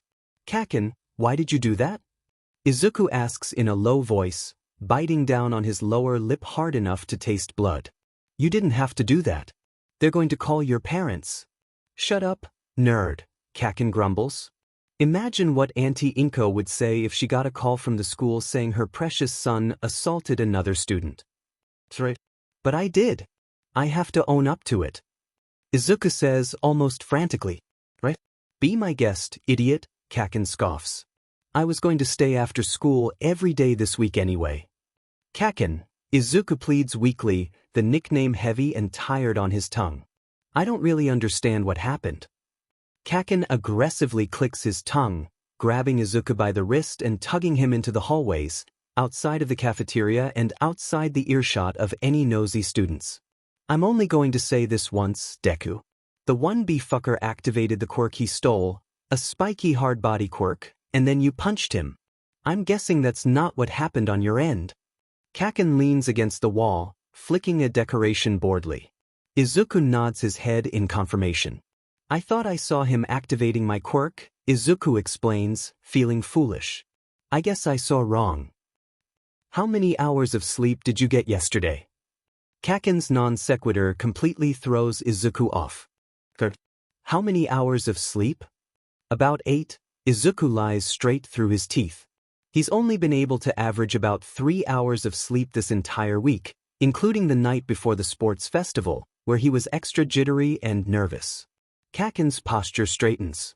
It's time for class. Izuku realizes the students in the cafeteria have started cleaning up and are beginning to shuffle out. Also, you look pale as F-. Go wash your face before you go to 5th PRD, Kaken mutters, already starting to walk away. Buy something to eat after school if you have any appetite left. Izuku's left in the hallway, completely overwhelmed and heavy with guilt. He just assaulted another student for no reason. And even if he did it without truly understanding the situation, he brought it onto himself, whether it be because of lack of sleep or whatever else happened back there. And for Kaken to take the blame so easily. Go wash your face, Kaken's voice suddenly says. Okay, Izuku replies, out loud, tired. The judgmental stares of passing students are meant for him. Izuku heads to nearest boy's bathroom and splashes his face with water, exactly 3 times. He barely makes it to 5th PRD before the bell rings, but when he does, his lips involuntarily tug up into a soft smile at Kaken's slight nod. He's alright. He almost doesn't notice that Ida is missing from class for the remainder of the day. Close the door behind you, Shoyuta says without looking up from his grading, having memorized the telltale sign of Bakugo's approaching footsteps from over the past few weeks or so. The sound of the classroom door closing follows. He stares at the all-might doodles in the margins of his test he's currently marking. Well, some nervous shuffling. Deku.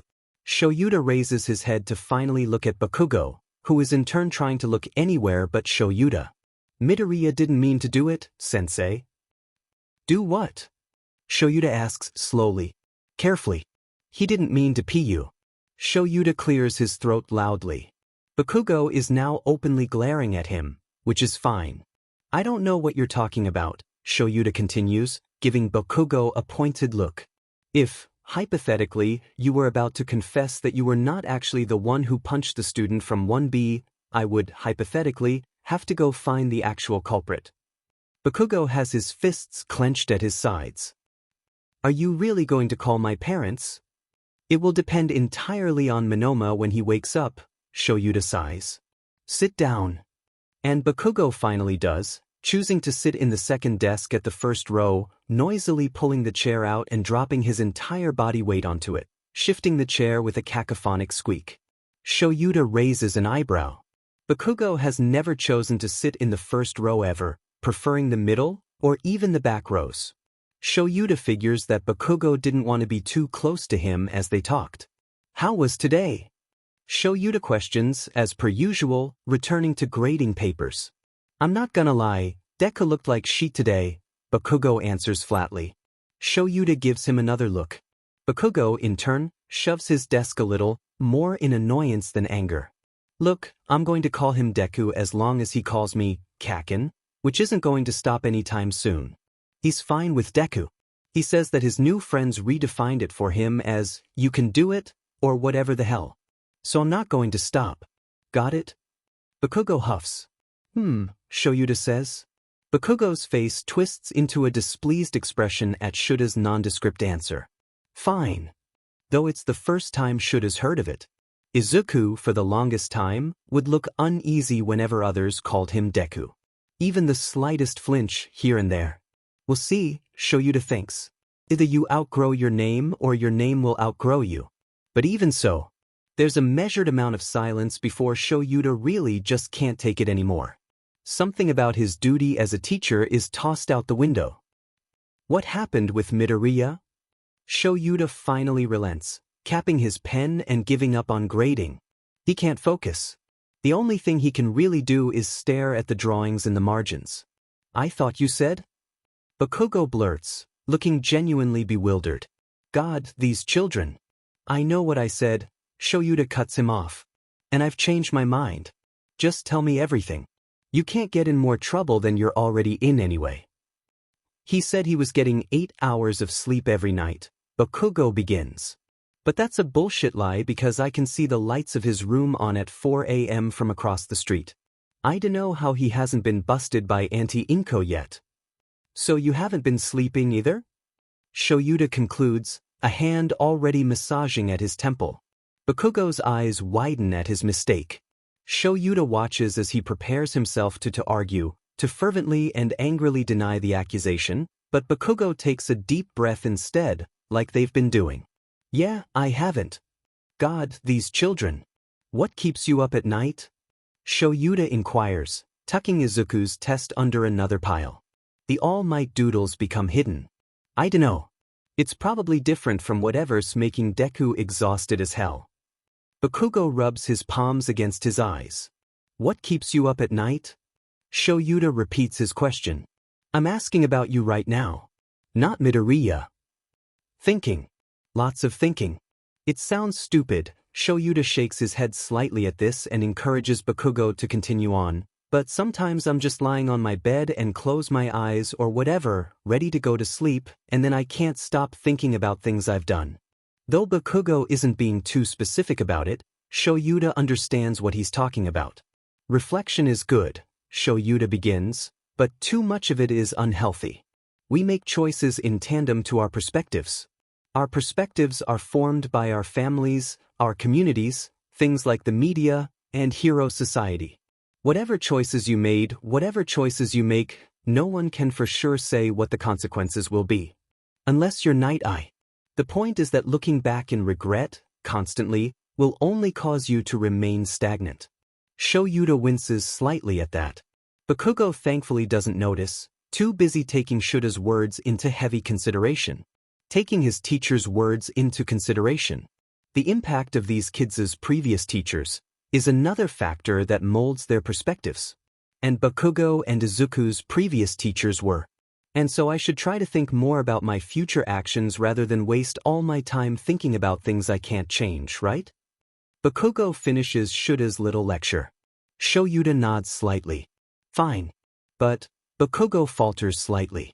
Shoyuta doesn't interrupt, letting Bakugo fill in his own pause. I can't just stop myself from thinking so much. There's no on and off switch, Bakugo admits. What should I do? There's a pause, contemplative silence.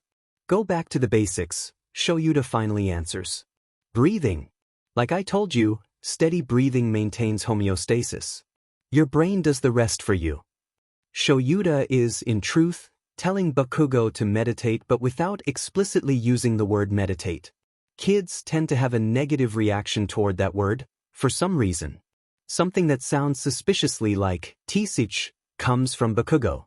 Try it. Tell me how it goes tomorrow. Shuta's hands are tired. It's what happens when you don't utilize your arms for several weeks and they're both in slings for the duration. His hands don't get a break. He doesn't get a break. If Shoyuta is offered one, he wouldn't take it anyway.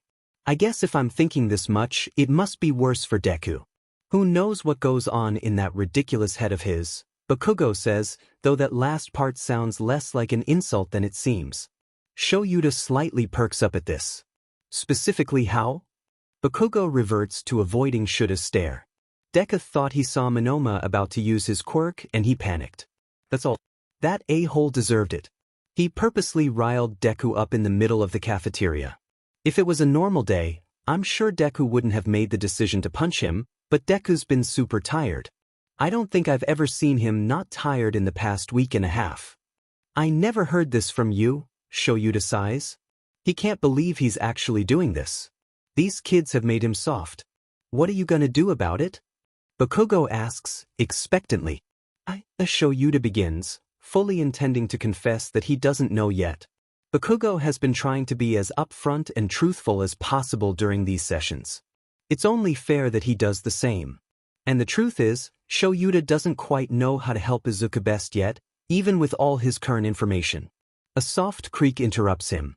Shuta's head snaps toward the source of the noise, only to be met with a sliver-sized crack open at the classroom door. He groans. Bakugo looks alarmed at the fact that someone's been outside for a while. Come in, Shoyuta raises his voice so the person outside can hear, though he has a high probability guess as to who. A sunflower pops his head in, looking quite embarrassed, a hand rubbing the back of his neck. All Might. Of course. And judging by both Bakugo's and All Might's lack of stiffness upon seeing each other, they both must have had more communication than Shoyuta has speculated, or at least some amount of minimal comfortableness with each other. How troublesome. Is this a bad time? All Might asks, offering a sheepish smile. Yes, Shoyuta thinks but doesn't say. Judging from All Might's droopy expression, though, it seems the message has been delivered anyway. Shoyuta looks at the time. Bakugo needs to stay for another half hour. There's still more that he wants to discuss about both Bakugo and Izuku. Shoyuta sighs. We'll end early today, he decides, reluctantly. Shoyuta has a feeling that whatever All Might has to say should unfortunately be prioritized. Bakugo closes the door all the way on his way out, looking quite reluctant as well. When is the last time you talked to Midoriya? Shoyuta asks, gesturing for All Might to sit. The number 1 hero, now deflated, chooses to sit where Bakugo has been sitting. I only just spoke with him yesterday. Is something the matter? We didn't have hero classes today, so it isn't completely your fault that you don't know yet, but Midoriya used his quirk to punch another student today, Shoyuta explains. All Might's jaw drops. Young Midoriya would never use 1F his quirk that carelessly. We both know how he's like. Don't tell me that you punished him harshly. As I was about to say before you interrupted, Shoyuta continues on in an exasperated tone. It was most likely an error caused by extreme exhaustion, a lack of sleep, and a plethora of other little things. I didn't punish him. Bakugo decided to take the blame. That shuts All Might up. It may also be slightly influenced by the lack of return emails from me.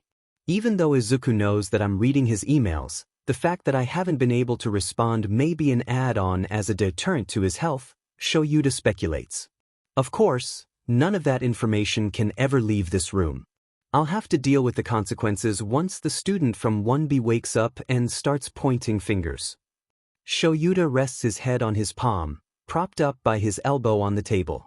He'll need to work on ways to minimize the fallout of Izuku's actions. That is, if there's any fallout at all. It's the day after the sports festival, and I know I promised to tell you everything I can. All Might starts, looking quite nervous. Talk, Shoyuta drawls. I did not initially start off with this quirk. All Might clenches a fist. I was originally quirkless. All Might the natural-born hero isn't quite as he seems, Shoyuta isn't shocked yet. In the past month, he's been able to conclude that the similarity of Izuku and All Might's quirks are no random coincidence. In fact, it's so obvious that Shoyuta doubts that whatever secrets All Might is about to tell isn't quite so secret to everyone either. The truth is... Wait. Shoyuta cuts him off, alarmed, which in turn makes All Might look alarmed. Is there a problem, Aizawa-kun? All Might whispers. Shoyuta shushes him harshly. There's the faint sound of footsteps quickly leaving the hallway. Someone's been listening, Shoyuta concludes, tired. Should I chase them down? All Might asks, panic prevalent on his face, to which Shoyuta shakes his head. Look, Shoyuta says, gesturing out the windows. As if right on cue, a single student exits the school gate, running. Young Bakugo? All Might inquires. How are you so sure? He may have just left a bit late. Call it a hunch, Shoyuta sighs, for what must be the 6th time today. It's because there were no footsteps immediately after I told Bakugo to leave early. I realized too late, but not too late to the point where this is unfixable. We don't actually know for sure how much he heard, or whether he was listening in at all, Shoyuta adds. I can speak with him tomorrow. All Might doesn't say anything, surprisingly quiet and contemplative. After all, Bakugo just turned the tables on. Now, where were we? Continue on, Shoyuta prompts. My quirk was passed on to me like an Olympic torch, All Might explains glumly. And I have done the same for young Midoriya. Though, I seem to have also passed down my own recklessness. Shoyuta gets home 2 hours later than usual with a boatload full of ridiculous new information. He starts planning.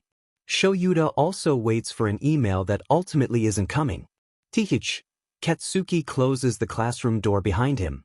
No matter how much he seems to hate meeting with Aizawa-sensei after school, the opposite is actually true, though he'd never admit it out loud. He's actually really annoyed at being interrupted today, even if it was by All Might. He's been wanting to ask more about Deku, especially since Aizawa-sensei seems to know more than he's showing as always. Katsuki knows that his teacher is an expert at forming deductions and drawing conclusions from a minimal amount of information in a very logical way. Before he can even move one step, a pompous hand blocks his way. What do you think you're trying to pull? Manoma inclines his head. Taking the blame for what Midoriya-kun did to me. Covering up for someone who assaulted another student? Wouldn't that be considered the actions of a villain? Katsuki feels his quirk beginning to spark on his palms. Katsuki begins to open his mouth, fully intending to curse the other boy out, but a girl with bright orange hair, in a ponytail to the side, comes running down the hallway, and when she gets to them, her hand enlarges and smacks Manoma on the back of his head, hard. "I apologize for his actions," says the girl with big hands. "He got away from us during lunch today. Even though he got hurt, Manoma brought it onto himself this time. I'm sure that the things he said were awful, and I'm very sorry if your friend was hurt as well." Katsuki's hands at his sides twitch at friend. "Hey, Manoma tries to say, but the girl shoves his head down into a half bow, and then mirrors the action herself. "We're very sorry," she apologizes again. "You don't need to accept it, but it's something that needs to be said. Let's go." She drags the other boy away, quicker than Katsuki can get a word in. He thinks her name is Kendo or something. "Talk." Aizawa-sensei's voice is very faintly, from behind the door. Too quiet to hear if someone is talking outside. Katsuki should probably leave. "I did not initially start off with this quirk," All Might's muffled voice says. "I was originally quirkless." He shouldn't be hearing this. Katsuki should probably leave, right now. All Might? Hero? Seems, comes through the door, even more quiet. Katsuki has to strain to listen, basically putting his ear up to the door in order to hear. The truth is, wait, Aizawa cuts All Might off.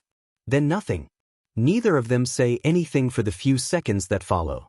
Katsuki's eyes widen in realization, and then without hesitation he immediately bolts down the hallway in horror, carefully avoiding the use of his quirk. He sprints out the school, all the way to the train station. When the train gets to his stop, Katsuki doesn't stop running until he gets home, not noticing a pair of curious green eyes from across the street, nearly ripping the door off the hinges to his room when he yanks it open and then violently shuts it with a loud slam afterward, carelessly tossing his backpack onto the floor. His mom yells at him from outside his room, aggressively banging on the door. His shoes are still on. His heart is racing. Why didn't he just leave? Here is the list of students who have hero agencies extending offers to them, as well as how many, Aizawa-sensei explains, pressing a button on a remote. Izuku quickly scans the board and mentally congratulates Kaken for getting so many offers, for 1,000, almost the same as Todoroki. I'm not up there, Izuku realizes in a startling disappointment. His gaze sinks down to avoid his classmates' excited eyes. Even with everything I did during the sports festival, it wasn't enough. I wasn't enough. Is being a hero what I really want? A coaxing voice says at the back of his head. "Hey, knock it off," another voice says, suspiciously sounding like Kaken. Izuku has to peer his head at Kaken sitting in front of him just to make sure he didn't actually say anything. That's right, Izuku thinks. Many people didn't get offers either. And first years usually don't get any in the first place. All his kind, amazing classmates, yesterday, after school, Kirishima, Mina, and Kaminari all randomly came up to him to apologize about not realizing how much distress Izuku was in when Manoma approached them. Izuku easily accepted their apologies, but something nagging at his head tells him that maybe Kaken had something to do with it. Izuku lifts his eyes from the one spot on the desk he's been focusing on for the last 5 minutes and accidentally makes eye contact with Aizawa-sensei, making an involuntary eep noise in surprise when Izuku realizes that their homeroom teacher is staring at him really, really hard. Whether you were picked or not, you will all have a chance to work alongside a pro hero, Aizawa states, the empty tone of his voice not matching his intense stare at Izuku, that's now sort of subsiding into more of an impassive glance. Izuku can't really tell the difference. Maybe he's finally considering expelling Izuku after the fiasco from lunch the other day? There's no way Aizawa-sensei can really believe Kaken did it. It will be meaningful training for you to see real pros at work, firsthand. The hero names you pick will be temporary, however, you should still treat it seriously, otherwise. Midnight Sensei bursts through the classroom door, in her hero costume. There will be hell to pay. Soon after, Aizawa-sensei is asleep in the corner, in his iconic yellow sleeping bag. He looks extra tired for some reason. Izuku's classmates present their hero names excitedly, one by one, and he enthusiastically cheers them on until the number of people who still haven't gone dwindled down to only a few, including him. Both Ida and Todoroki use their given names. Maybe Izuku should do that too? Oi, Deku. F. Izuku's head snaps up from concentrating on his whiteboard to Kaken's voice. Kaken is turned around, essentially no longer facing Midnight Sensei anymore, and instead fully facing Izuku. But Kaken's not looking at Izuku. He's looking downward, at the flipped whiteboard in between his hands. What's your hero name? Kaken? Izuku wonders, when the other boy doesn't initiate any conversation. King Explosion Murder, Kaken states casually, answering immediately and completely serious. A few seconds of choked laughter spills from Izuku's throat until Kaken glares at him. Then Izuku can only laugh in his head at the ridiculous name. Are you serious? Izuku asks, after his giggles subside, flipping Kaken's whiteboard so that it's right side up. Surprisingly, Kaken lets him. The board is blank. It's what I was going to write, Kaken grumbles. Kaken is explosive. Not just in terms of his quirk, but his very presence is explosive, with Kaken being right in the center. It's always been that way, since they were little kids. Kaken was the one who the other kids followed. Kaken was the one who made all the big decisions for them. Kaken was the one who all the teachers had their eyes on and praised when he got his quirk. Kaken was the one who confidently wielded his abilities. Fought confidently and surely. Had amazing battle instincts and really smart strategical skills. If Izuku had to suggest a name, it'd be, "Hey nerd, what did you say?" Kaken cuts him off in an annoyed tone. "You're doing all that mumbling shit again, but you're doing it about me. So what the hell did you say?" "Ground Zero," Izuku mumbles. "Ground Zero?" Kaken repeats, incredulous. "You're explosive, I mean you're in the middle of the explosion but not in a bad way." Izuku stammers. Kaken looks at him strangely. It takes all of Izuku's willpower to stop himself from crawling under his desk. "I know what ground zero means," Kaken grunts. "It's not bad, Deku," he admits. "But I still like King Explosion Murder more." Izuku coughs loudly to hide another incoming burst of laughter. Kaken is actually serious about that? "Midoriya. You still haven't gone yet?" Midnight Sensei calls. Izuku looks down at his whiteboard. He's more confident about it now. There's a murmur of surprise from the class.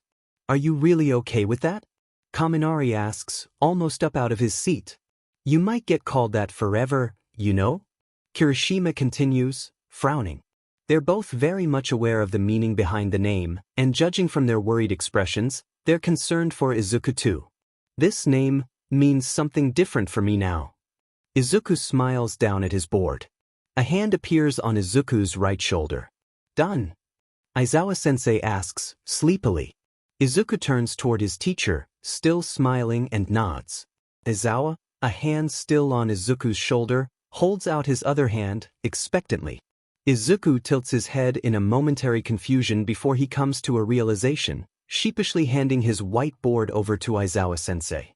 His teacher's eyes widen for a split second, and if Izuku hadn't been watching for a reaction, he wouldn't have caught it. "Are you sure?" "Huh?" Izuku falters, caught off guard. "Are you sure?"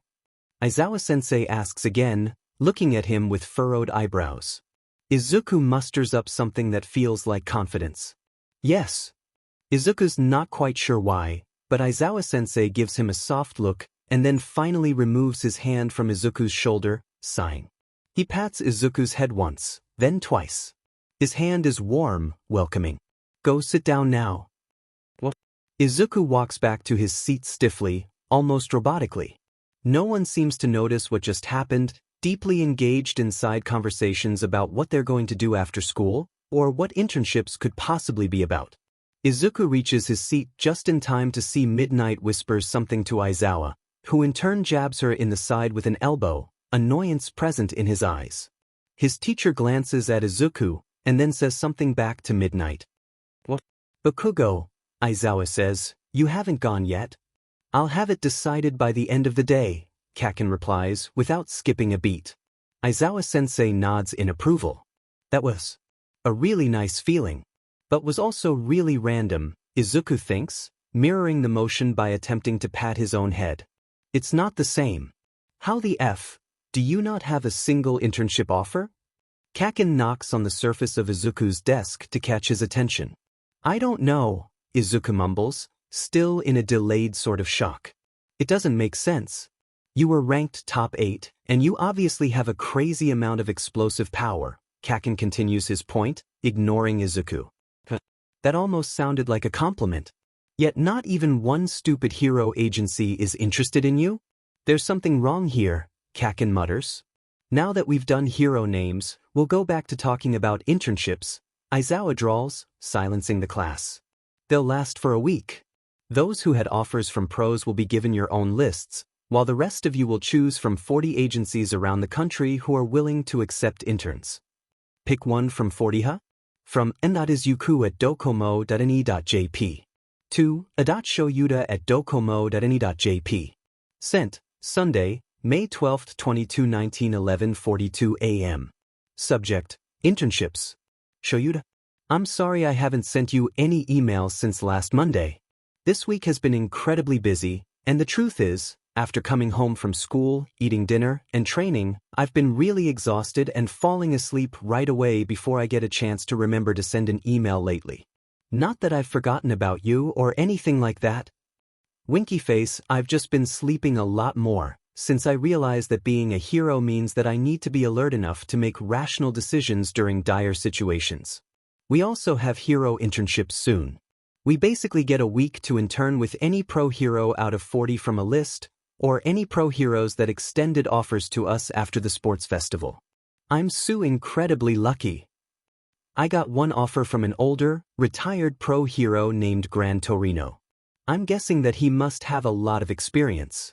His agency is in the Yamanashi prefecture, so I'll have to take a longer train to get there, but I'm so excited that I'm going to get to train directly under a pro hero, and if I'm lucky, maybe I'll even get to see him in action. My classmates are also going to really cool pro heroes like Gunhead and Selkie.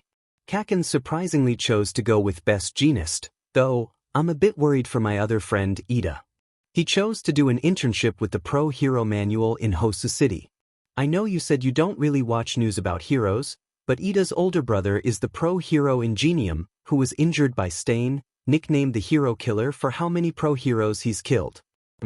Really scared that Ida is burying his feelings, and if Stain happens to show up during our internship week, Ida might try to fight Stain by himself and get really hurt. Gran Torino's agency is kind of far away from Hosu, so if that really happened, then I wouldn't even be able to try to help Ida. I know I'm really reckless sometimes, and I think that you know that too from how much I get hurt and all the near-death experiences I've had, but I think Ida might beat me at that if Stain really attacks during our internship week. I'm also being extremely unhero-like. This entire week, I've noticed that Ida seems a little bit off, but he hasn't brought up his brother in a conversation at all, so neither have I. I really want to tell Ida that it's okay to feel angry, and it's even okay to want to get revenge, but if he internalizes all those feelings, am I being cowardly, Shoyuta? I feel like I am. If I could just say one thing, it might make Ida feel better. We're starting internships tomorrow, so it might already be too late. What should I do, Shoyuta? Izuku chapter text. Why couldn't you just tell me this in person? Shoyuta groans. Why, problem child? He paces back and forth across his tiny apartment, the size of it fitting with his own simplistic and minimalistic lifestyle. Small, but just large enough for some much-needed pacing. It's Thursday, about 4 days since Izuku sent the email. Shoyuta hasn't answered it. He hasn't checked his emails since Saturday. He spent Sunday sleeping in preparation for the fact that he'd be patrolling at night all this week. On top of that, Shoyuta has also decided to take an intern this year, someone who's been eating up all his time during the day. The one time he neglects his emails. Shoyuta doesn't check his emails until now. From Shoyuta at docomo.ne.jp. To Izuku at docomo.ne.jp. Sent, Thursday, May 16, 1907 p.m. Subject, Internships. Izuku. I apologize for not getting to your email earlier. I rarely miss things like this, however, like you, I slept my Sunday away and have been incredibly busy this week. I know that I'm extremely late and again, I apologize, but judging from your past narrations of your friend Ida, he seems to be the type who would listen if you sat him down and talked to him. It wouldn't do for him to get hurt, or even die, chasing something as unfulfilling as revenge. And it also wouldn't do for you to get hurt trying to. As Shoyuta is typing his reply to Izuku, he notices a new notification in his inbox. When Shoyuta swipes down to open it, he nearly drops his phone in shock after reading the short message, and then his fingers hover unsteadily over the email, unsure of whether he should send one back, asking for clarification. The pro-hero in him decides that the email is probably an emergency, typed out hastily and in secret. Luckily, Shoyuta already has his hero costume equipped, in preparation for tonight's patrol, which may or may not be cancelled depending on how bad the situation is. He haphazardly jams his phone into his utility belt and hurriedly leaves his apartment, slipping his goggles on and calculating the fastest route to his destination. Shoyuta prepares himself for the worst. From Izuku at docomo.ne.jp. To all contacts. Sent. Thursday, May 16, 22/19 11 p.m. Subject: 4210 Iku Street. Location pinged from 4210 Iku Street. What? Izuku gasps, eyes blinking at the smoke and darting around at the tens of things happening in Hosu, unable to focus on one single disaster. Chaos, he thinks, as a truck explodes on impact with the ground. Another Nomu thrashes around somewhere nearby. This is chaos. How could Tenyukun disappear at such a crucial time? Manuel groans, directing his quirk at the emerging flames. Ida is after Stain, Izuku realizes, finding himself already running with his quirk powered on, checking every single dark alley in Hosu. I guess the small thing I said at the train station wasn't enough. I should have pushed him to talk to us more. Izuku shakes his head. There's no point in thinking about things that he can't change. He keeps sprinting, and scanning everywhere around him when color amidst shadows catches the peripherals of his vision. His eyes widen momentarily, and then he narrows them, focusing, pumping one for all through his entire body, all the way out to his fingertips and feet, and then bounds forward, fast, off the walls and slamming into Stain with as much power he can muster using all the available power that he can control. Stain falls backward with the force of Izuku's punch. Emiteriakuen, Ida chokes, painfully. Izuku carefully tucks his phone behind his back, quickly relaying what he hopes to appear as an emergency message, including only their location. I came here to save you, Ida. Izuku declares, keeping an eye on Stain, who is slowly staggering forward. He glances over at Ida, frozen on the ground, an alarming amount of blood collecting beneath him. I saw on TV that a majority of Stain's attacks happened in locations where there weren't many people. Can you move? We should get to an area where other pro-heroes can help us, Izuku suggests, never lowering his fists. He glances at Ida, trembling on the ground, and then realizes with a rising panic there's another person in the alley with them. The pro-hero native. I see can't move, Ida grits out, attempting to clench his fists. Why are you here? This is between me and Stain. Izuku's stomach drops like a stone. He didn't factor in another person into the equation. If it were just Ida, he could simply grab the other boy and run, but Izuku can't carry two people at once, and he definitely can't leave native here for Stain to kill or maim, like he did to Ingenium. I'm sorry, Ida, but it's a hero's job to interfere, even when they're not needed.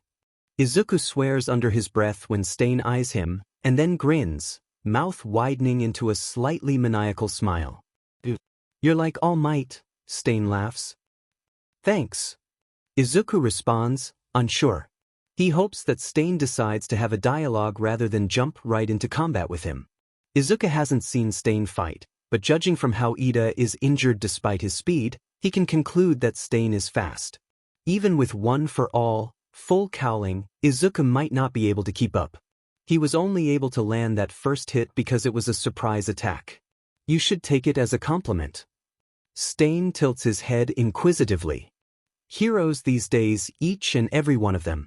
They've become false idols for the masses. Disgust me. The only true hero is All Might. Stain monologues for a bit, thankfully, but the adrenaline pumping through Izuku's veins is making it difficult to focus on Stain's words. What does get through to Izuku is terrifying. An idea that the masses might possibly agree with, something grayer than the black and white scale of hero society. They fight, and it is, in reality, less of a fight and more of a one-sided beatdown. After Stain gets serious and much faster, Izuku is barely able to defend against his high speed and his blade-wielding prowess. It's inevitable that Izuku gets cut. It's thanks to that inevitableness that Izuku can figure out his quirk. His quirk activates when he ingests blood, and that's why his fighting style is centered around blades. But the time Izuku has reached that conclusion, Ida, Native, and Izuku are all paralyzed on the ground, a facsimile of the way prey might freeze in utter fear due to the sheer power and speed of their overwhelming predator. The tip of one of Stain's blades inches from Ida's grimaced face. If you were more clear in your message, I would have come faster. Izuku could cry. He really could. In fact, he does, a little bit, completely involuntary at the rush of relief he feels seeing the combination of hot flames and sharp, crystalline ice, and the half-toned hair of the person behind it. Todoroki. Pro-heroes are on their way, Todoroki says, coolly, eyeing Stain with what could be described as a look of neutral disdain. Stain scoffs at the appearance of yet another obstacle. Why? Ida begs, voice on the verge of cracking. This doesn't involve you too. Why are you here? I'm here to save you, Todoroki responds, as a matter-of-factly, echoing Izuku's previous response. And Midoriya too. Izuku flushes warm with something akin to pride and delight. Todoroki really is amazing. You too. Ida falters, his voice quivering. Gears are turning in his head, and maybe something finally changes in the way he's thinking. Todoroki does his best to match Stain's speed, but it's an obvious struggle, even for him, especially when Todoroki has to put up large barriers of ice to make up for his lack of mobility and speed, in turn accidentally blocking Stain from his field of vision. Stain takes advantage of that immediately, vanishing for a very crucial 2 seconds. Fear seizes Izuku like a bucket of ice poured down his back when he bears witness to Todoroki getting stabbed in the arm before yelling at Ida with a voice brimming with more emotion than Izuku thinks he's ever shown before, and he can only watch motionlessly as Ida regains his movement faster through sheer willpower and kicks Stain's extended arm as hard as he can with his quirk, shakily, but full of a renewed conviction. Stain backs away, but shakes the attack off like he was barely hit. Izuku's finger twitches as Stain approaches them again. His finger twitches? His ability to move is coming back. But why so quickly? Izuku blinks. And then he can suddenly clench his fists, bend his elbows, then his knees, and then he tries to get back up off the ground as stealthily as he can while the villain's back is to Izuku. Izuku realizes that he's miscalculated gravely when Stain disappears from right before his eyes, and both Todoroki and Ida's line of sights are glued to an area slightly above and behind Izuku. Behind me?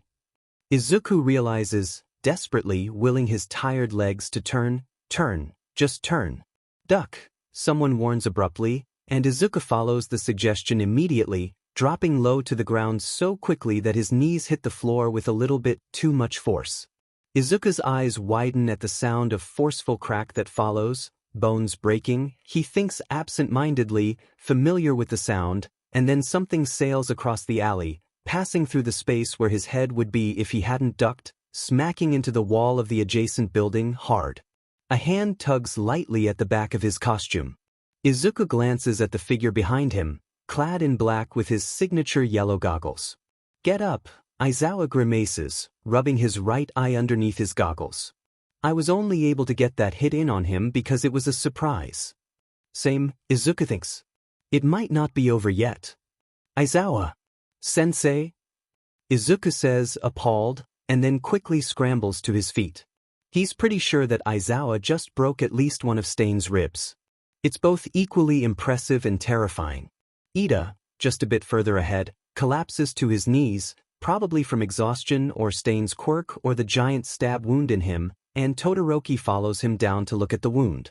Stain doesn't get back up from his spot on the ground where he's laying, limbs all sprawled and looking to be completely knocked out. Can Ida or Todoroki move? Aizawa inquires in a low voice, gesturing for Izuku to stay right where he is, and then hastily going to kneel over Stain's body with the fullest caution. His shoulders are tensed, prepared to engage in fighting at any second. Izuku nods his head, and then realizes Aizawa-sensei can't see him with his back turned. Yes, I was cut earlier too, but I could move almost immediately afterward.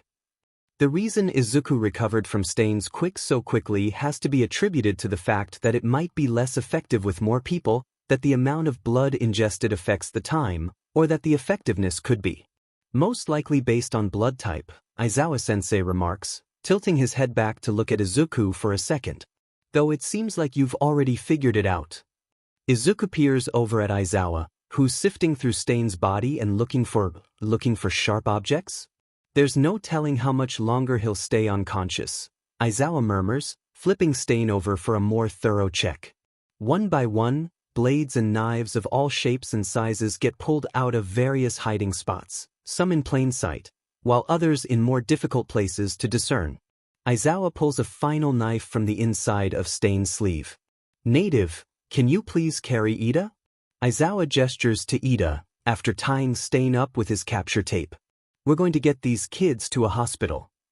Native nods. He turns to Todoroki. Are you injured? Can you walk fine on your own? I'm fine.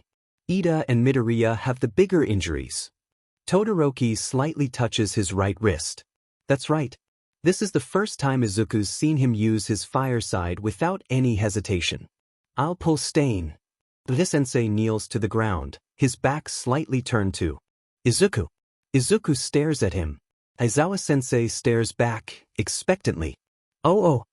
Izuku realizes, embarrassed, and then slowly climbs onto Aizawa's back, letting the tension of the last hour leave his body when he's comfortably situated. Thank you, he whispers at the sound level where only Aizawa-sensei can hear him. Aizawa adjusts his grip on Izuku's legs. Thank me when you learn to be less reckless. Izuku lets out a nervous laugh. Sorry. Aizawa sighs loudly, audibly. Somewhere along the line, Ida apologizes for his actions, after some deep reflection, but Aizawa cuts him off. We'll deal with apologies later, Aizawa grunts. Police and hospital first. They all walk back out to the main street, rejoining the bustling commotion of cars and people and widespread panic. But Izuku can't really think clearly at the moment, and instead lets all the noises lull him into a dazed stupor. Izuku rests his forehead on Aizawa-sensei's capture weapon. The adrenaline from fighting Stain earlier has crawled to a stop, and now Izuku can feel the results of overdoing one for all in his aching legs, though nothing's broken, which is a positive, for once. What are you doing here? Izuku lifts his head slightly. Gran Torino. He decides that this is also probably a good time to back on his own 2 feet. Thank you, Aizawa-sensei. Izuku smiles sheepishly, hidden in the layers of Aizawa's capture weapon. But I think I'm okay to walk now. Aizawa grunts in return, gently letting Izuku down, albeit reluctantly. I'm overthinking it, Izuku declares, stretching his legs as Gran Torino zips across the street to meet with them. Didn't I tell you to stay on the bullet train? Gran Torino scowls. Izuku begins to apologize, but apparently Gran Torino can sense it coming, because his scowl deepens. I was told to come here. I don't really know what's happening, but I'm glad you're okay. Bullet train? Aizawa repeats, inquisitively. We were going to fight some minor villains in Shibuya, but while the train was in Hosu, we were attacked by… Izuku's eyes widen. I completely forgot. Sensei, we were attacked by something like the Nomu at USJ, and then I saw another one a little bit later in a different part of Hosu. Aizawa looks conflicted. So the villains have more than one. Over here, comes a distant shout, followed by several more minor heroes, some of whom Izuku recognizes as Endeavor's sidekicks. Endeavor told us there was a request for help here, one of them says. Children. Those injuries look terrible. I'll call an ambulance right away. A gasp. Isn't that Stain, the hero killer? Call the police too. Thank you. Aizawa suddenly decides to interrupt. All the newly arrived sidekicks turn to him as if they just noticed he was there. But I've already phoned the ambulance and the police. Really? Izuku blinks. He had time to phone them? That's amazing. It should arrive soon. Ida's gaze continues to be cast downward. This must have been a tough experience for him, Izuku muses, feeling exhaustion seeping into his bones, evident in his slacking posture. Watch out! A shadowy winged figure swoops down from the sky, and faster than Izuku can blink, he's up in the air with its talon-like appendages wrapped around his midsection. Even faster is Aizawa's attempt to rescue him, immediately wrapping his capture weapon around Izuku's left ankle and yanking. All it does is halt the winged Nomu's movement, leaving both it and Izuku suspended in the air. Midoriya! Izuku hears several voices cry in alarm. He wriggles and attempts to flail his limbs, to no avail. Stain is awake. Aizawa-sensei turns to face the hero killer and activates his quirk on instinct, and in that moment of distraction, the Nomu flaps its wings harder in possibly a conscious attempt to resist the force from the capture weapon still wrapped around Izuku's ankles. Chaos, Izuku thinks, quite tiredly when Aizawa's capture weapon actually tears, the first of which Izuku has ever seen happen. He was so sure that his leg would rip off before the material of the capture weapon would, but Izuku guesses that he's wrong in that regard. Someone curses down below. A sharp pillar of ice shoots towards him, unfortunately reaching its maximum distance just short of Izuku. Izuku, weary and exhausted, watches as Aizawa and Ida and Todoroki get smaller and smaller as the winged Nomu takes him up and higher and away. The winged Nomu drops Izuku on a roof, half a mile away. None of Izuku's weak struggling amounts to anything. He lands flat on his tailbone in a barely restrained shout of pain. The wind is colder higher up compared to when the buildings on either side of the alley were blocking the lower temperature gusts of wind out. Red shoes appear in the space in front of him. Attached to those red shoes is, "Of course it's you," Shigaraki notes, borderline annoyed, peering down at Izuku and completely disregarding the panicked expression on his face. Izuku's poker face is the worst. Yet another thing to work on. He can't manage to smile fearlessly through tough situations like All Might at all. Instead, a wobbly grimace painted on his features under the faint moonlight. "How have you been?" Shigaraki asks on the more awkward side. Escapes Izuku involuntarily. Is the villain who tried to kill his classmates seriously trying to make small talk? "How have you been?" Shigaraki asks again, this time more forcefully. Izuku doesn't deign the villain with a response, instead choosing to examine his surroundings, high and windy and far away from any light sources. There are no people visible from this vantage point, though it does grant a decent view of the chaos currently exploding in Hosu. Though only the two of them are on this roof, Izuku has a sinking feeling that the warping villain can't be too far. There really aren't any other explanations he can come up with as to how Shigaraki even got up this high in the first place. Unless he climbed? Don't they teach you that it's disrespectful to ignore questions directed to you? Shigaraki says, now fully visibly annoyed, scratching lightly at his neck, revealing white bandages wrapped neatly around his arms, just beneath his sleeves. He looks the same as when the League of Villains attacked USJ, top to bottom in black, with the exception of his shoes and the fact that there's only one of those creepy hand things attached to his face instead of the 14 he had on during the attack. I don't answer to villains who try to kill All Might, Izuku retorts, getting to his knees, rubbing the throb of pain at his lower back. It's not that bad. He can still move just fine. And I would have succeeded if it weren't for you, Shigaraki mumbles, darkly. The comment reminds Izuku that the man is a dangerous villain and that rather than making small talk, he should be focused on somehow trying to escape the seemingly inescapable roof. There's a taller climbable structure nearby that looks to be a water tower, or maybe he can just jump off the building and direct a punch at the ground like he wanted to do during UA's practical entrance exam to slow his fall, though he can't be sure that there's absolutely no one below them who might be hurt from the stray debris when Izuku's smash destroys the concrete, and on top of that, how is he going to make up for the cost of the damage to public property if he can't control his punch, and ends up taking down a building, or even a whole block? If he escapes, only to end up breaking his limbs again, Recovery Girl is probably going to eviscerate him, and not to mention the fact that his control over full cowling is still a work in progress, though it seemed to work well against Stain. He can't help but remember All Might's comments on limiting environmental damage when fighting villains, but Izuku technically isn't even fighting a villain right now, is he?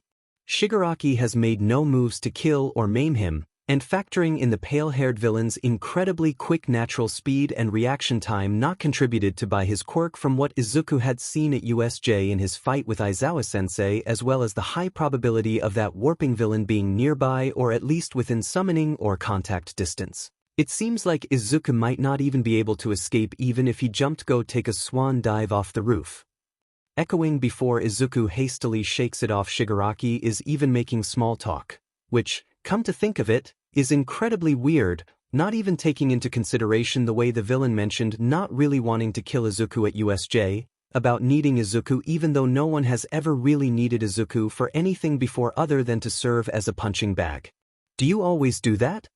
Shigaraki abruptly cuts Izuku's train of thought off with an intrigued inquiry, sounding way too fascinated for Izuku's liking. Izuku, in turn, squeaks, flushing red at the realization that he can't even control his own incessantly irritating rambling when confronting a villain. I'm sorry. It's a bad habit, everyone tells me I should stop and I've been trying but it's... Stop! Shigaraki suddenly interjects, interrupting Izuku once again. Why would anyone tell you to stop? If Izuku didn't know any better, he would say that Shigaraki looked almost incredulous at this admittance. Because it's annoying? Because it's creepy? Izuku swallows what might have been a tremble in his voice, nervously eyeing the way Shigaraki is slowly getting nearer to Izuku, like he's involuntarily drifting closer under the influence of a magnetic pull. Even an idiot should be able to see its worth. Your analysis of the situation. Shigaraki drawls, stepping even dangerously closer. You're right, you know. If you jumped off right now, Kurogiri would just bring you right back. Don't bother wasting both of our time trying. And you're also right about my speed and reflexes. I had to add a lot of points to my skill tree to get where I am now. Points? Skill tree? More video game references? So useful, Shigaraki mutters in something close to whisper, mostly to himself. Sensei was right about you. Useful? Who, Izuku? Izuku useful? Izuku thinks no. He knows that his face must be bright red like a tomato by now, scarlet all the way to the tips of his ear, a mixture of his rapidly dying adrenaline, uncontrollable embarrassment, and something else he desperately tries to squash down, something inside him that lights up at the praise, glowing warmly at the thought of being useful, even if the unintended compliment is from a villain. The next time he looks up, he jumps in surprise when he finds that the creepy hand is gone from Shigaraki's face and held carefully by 4 of the villain's fingers. So it seems he really does have a disintegration quirk based on a 5-point touch, just like Uraraka. If a quirk like that were to come to a 4 or 5-year-old who didn't know any better, the distraction of analysis doesn't stop the burning in Izuku's face.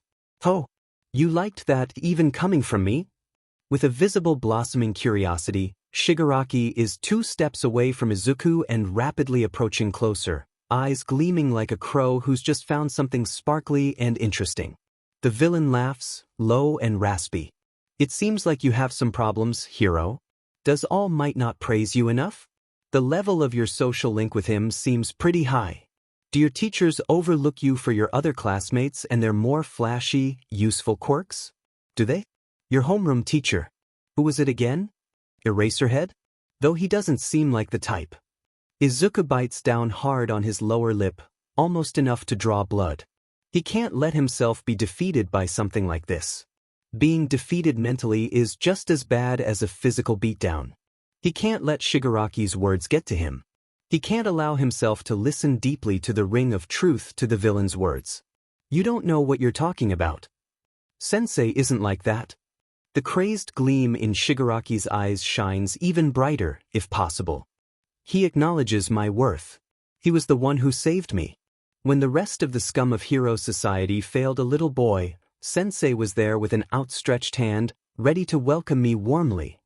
Izuku clenches a fist at his side, suddenly wondering how Shigaraki got to be this way. People don't just wake up one day and become a villain without a reason. It looks like to Shigaraki, whoever this sensei person is seems to be a savior-like hero to him. Izuku shudders. A person who probably groomed a struggling little boy to become hateful toward society, hateful toward All Might. Who knows how many people Shigaraki have killed with his quirk under the instructions of Sensei? Sorry, but I have no interest in your sensei at all. I'm sorry that nobody saved you. Izuku begins to apologize, slowly backing up further away in hopes of his feet finding the edge of the roof. He can think of further solutions after he gets away from the Shigaraki. Do I look like I want your pity, hero?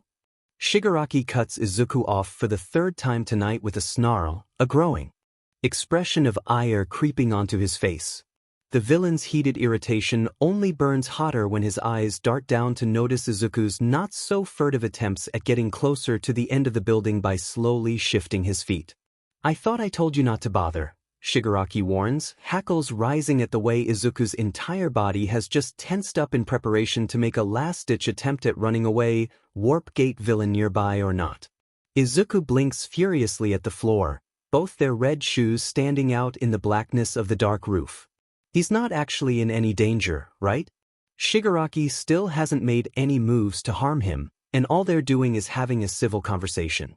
Izuku probably shouldn't throw a punch at the villain and be the first one to engage him into a fight, but he has to consider that he's probably already in really big trouble for throwing himself into the situation with Stain, using his quirk offensively and aggressively against another person.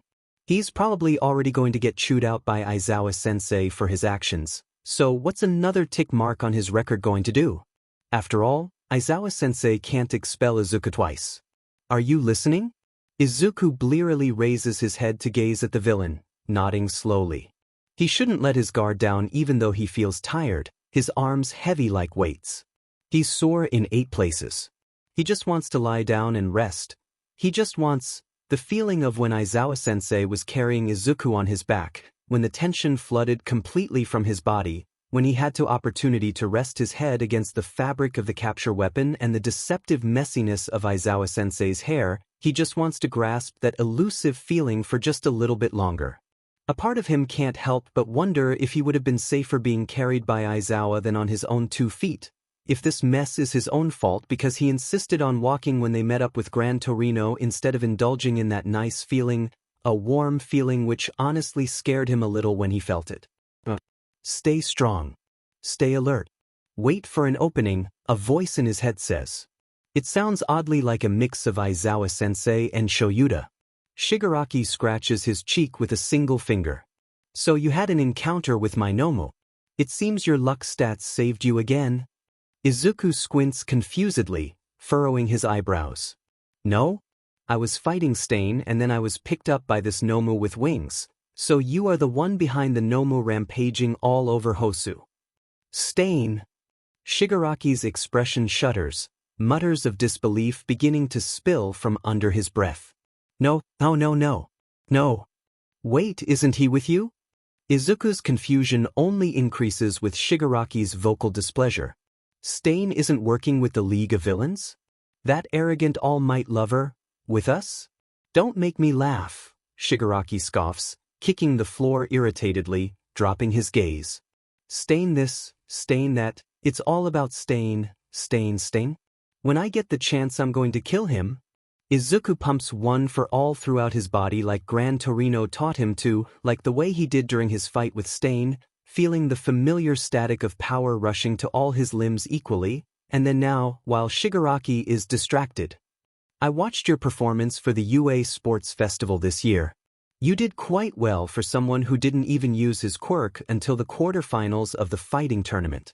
Hey, don't you think that hero society is unfair for people without quirks? The question comes out of nowhere. Every muscle in Izuku's body locks into place, his blood runs cold in his veins, and one for all withers on the spot. Shigaraki can't know. It's impossible. Izuku stammers. What did you just say? I said, hero society doesn't seem to have a system in place to protect those born without privileges, Shigaraki repeats patiently. People who have useless quirks can become heroes, lauded just because they got lucky with their gene pool. Meanwhile, the 20% of people without quirks are deemed useless to society. Why would anyone offer a job to a quirkless person when there are people with quirks who can perform the job better? All these heroes running around parading their quirks. All Izuku can do is stare at Shigaraki, wide-eyed and in horror, his nerves shot to hell. But nothing, hero. You said you were fighting Stain? How much has Yue made you study about hero law? The pale-haired villain looks at Izuku expectantly.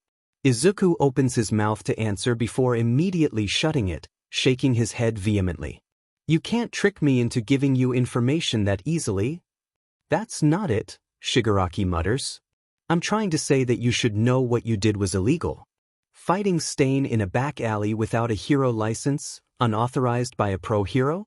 Your precious hero society will view you as a villain for breaking the law, even if you did it to save someone else, following All Might's precious ideals. So in the end, what makes us so different? Say, aren't we the same, hero? The same? Izuku's breathing is shaky. Nothing else comes out. His mind is disturbingly empty, contrary to the usual bustling of words and muffled static rushing to the forefront of his mind like a constant buzz. How does Shigaraki know? Empty. How does Shigaraki know Izuku was just thinking about that? Nothing. Breaking the law makes Izuku a villain. Were his words. He usually has so many. He usually can't shut up about anything. Izuku can't say anything. He has nothing to say. His heart is racing so fast it hurts. Or maybe it's not beating at all. Maybe his heart has given out, and that's why he can't hear anything over the rush of blood pumping to his ears. But that's not right. If his heart has stopped, then he wouldn't be breathing. That's odd. His chest is tight, like the weight of something heavier than All Might is sitting on top of him. The reds of both their shoes are but vermilion blurs on the ground. The reds of Shigaraki's eyes are glowing under the dark blanket of the night sky, something like a manic glee reveling in Izuku's choked silence, crimson and mockingly knowing. Or maybe Izuku's just imagining it. He's been told that he has a big imagination. Big dreams. Izuku wants to be a hero. Larger than life. It looks like time's up for this side quest. All I have to do now is wait for the results tomorrow, I guess, Shigaraki says, glancing at the fading gray wisps of smoke in the distance before refocusing back on Izuku's frozen stature. I'm taking you with me so we can continue talking. Kurogyari. Taking Izuku with him? Is he about to get kidnapped?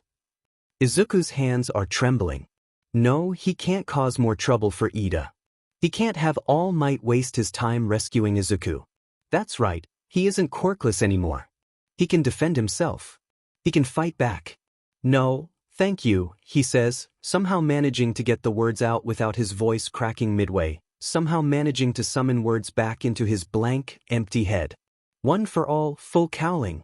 Izuku thinks to himself, reaching for All Might's quirk.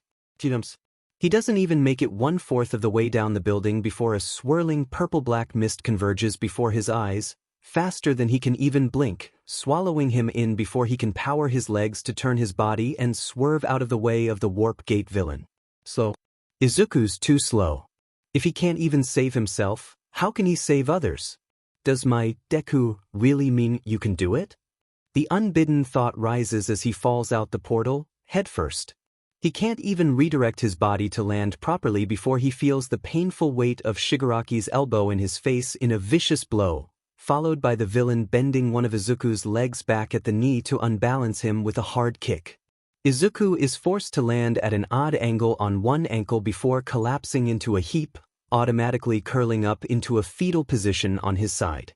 I told you not to bother. I hate repeating myself, Izuku hears but doesn't see Shigaraki say with an annoyed tinge to his voice. Kurogyari, let's go. Izuku can't help it.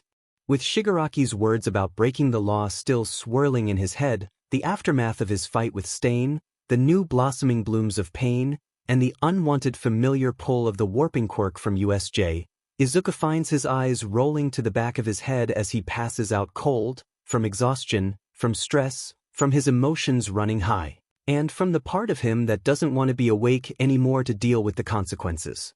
Something inside him is screaming at full volume, even louder than Hizashi on his high-energy days. Unfortunately, unlike with Hizashi, Shoyuta can't use his quirk to shut the screaming up.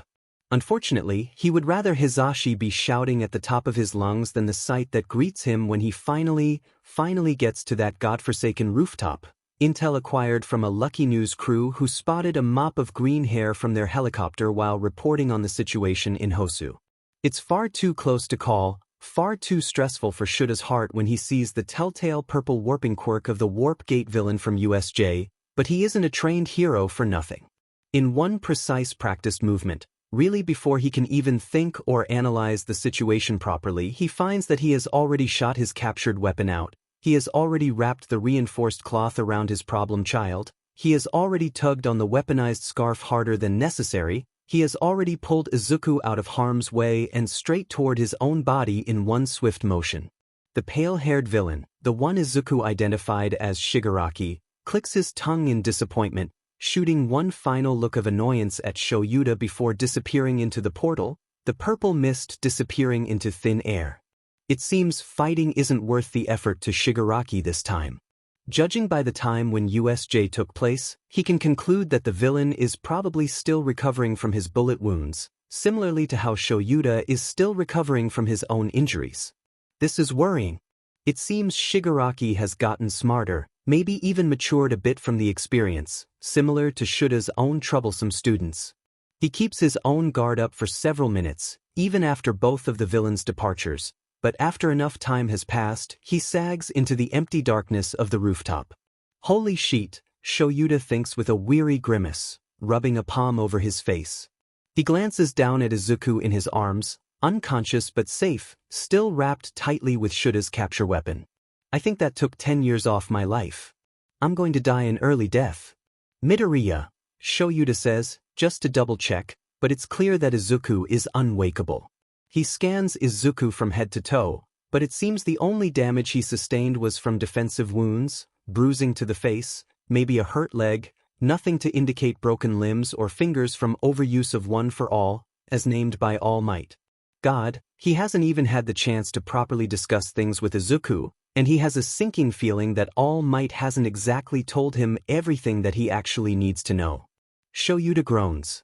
More problems, more rules broken, more paperwork. Izuku really is a piece of work, though it seems at the very least that he didn't engage in combat with Shigaraki. Or maybe he had no chance to. Either way, that makes it slightly easier for Shoyuta to deal with this particularly difficult situation, 3 UA students engaging in the takedown of a notorious hero-killing vigilante. Troublesome. Troublesome indeed. Shoyuta exhales when Gran Torino finally makes an appearance, accompanied by an entourage of other heroes, but it's already over. Together, undisturbed on a rooftop together with no visible accounts of physical engagement, Shigaraki and Izuku had a conversation. They talked for over 15 minutes. Plain and simple.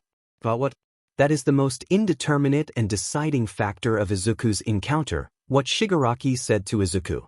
Shoyuta, as a teacher, has failed Izuku once again, regarding Shigaraki who has managed to come into contact with Izuku both inside UA and outside. What's the use if he can't keep his students safe? He'll have to see a certain someone about speeding up the process for dorming, but for now. Shoyuta stares at the rise and fall of Izuku's chest before gently swiping a particularly stubborn smudge of dirt from Izuku's cheek with his thumb. Reckless problem child. You're here for Midoriya Izuku, is that right? Yes, thank you. Shoyuta nods. The nurse eyes him with a faint air disapproval. He had a dislocated ankle and some bruising to the face that we treated as well as minor contusions spread out in locations such as his lower back and limbs. His body also shows signs of stress and exhaustion, which was probably the main cause of his unconsciousness. Overall, his injuries weren't too bad, but we still gave him painkillers to err on the side of caution, so be aware that he may not be in the right state of mind for being intensely interrogated. No, I'm not, Shoyuta interjects before sighing deeply. I'm not with the police. I'm his homeroom teacher. The nurse's eyes brighten up immediately. Oh, in that case, he's currently alone in room 309, just along that corridor and then take a sharp left. When the painkillers wear off, we're going to transfer him into the same room with the other 2 students he arrived with. He's awake and fairly lucid. He even asked for a small mirror for some reason, probably to look at the extent of the injury on his face, but that's all he said. "Thank you," Shoyuta says, definitely not taking off for the direction of Izuku's hospital room with something as close to a run as possible without getting any dirty looks from people in the hallways. Why would Izuku request a mirror of all things? Shoyuta truly does not believe that the first thing Izuku would do upon waking up is feel concerned about a bruise on his face, asking the nurse 0 other questions other than his request for a mirror. Shoyuta doesn't want to think it, but what if? Mirror shards can be sharp. Who knows what Shigaraki could have said to Izuku? 15 minutes is plenty of time for charismatic speakers, and Izuku's self-esteem isn't always the best, so what if? Shoyuta breaks into a sprint as soon as he's sure no one is wandering around the last length of the hospital hallway, almost breaking the doorknob in his haste to shove the door open, heart racing with dread, pounding in his chest. He doesn't know what he's expecting when he stumbles into the hospital room, but it certainly isn't Izuku perking up at his entrance, a wide, loopy smile stretched across his face before he greets happily, "Aizawa-sensei." His face looks much better than it did on the roof under the darkness, but even under the dim lights of the hospital room, it's obvious that Izuku is lacking sleep. Severely. Just how hard has he been working to train his quirk under his hero agency internship? Midoriya? Shuta's eyes scan for the aforementioned mirror, but it's nowhere in sight. With all the subtlety of a large bowl in a china shop, he checks everywhere, tugs back the dark green curtains matching the shade of Izuku's hair with too much force, almost ripping them from their place above the windows, checks the plain wooden drawers beside the bed, jerking them open and slamming them close with just as much force as the curtains, and lastly, gently pats down the blankets covering the kid for anything cold and solid underneath, all while Izuku giggles wildly, unrestrained. It's a nice, light, and carefree sound. It's not something that can be heard often, the rare occurrence trapped in between Izuku's nervous laughs even when talking to people like Uraraka or Ida, and the painful choked noises that Shoyuta thinks are supposed to be categorized under laughter as well. Even around his friends, Izuku is still under self-placed constraints. Shoyuta was there for Izuku's middle school years.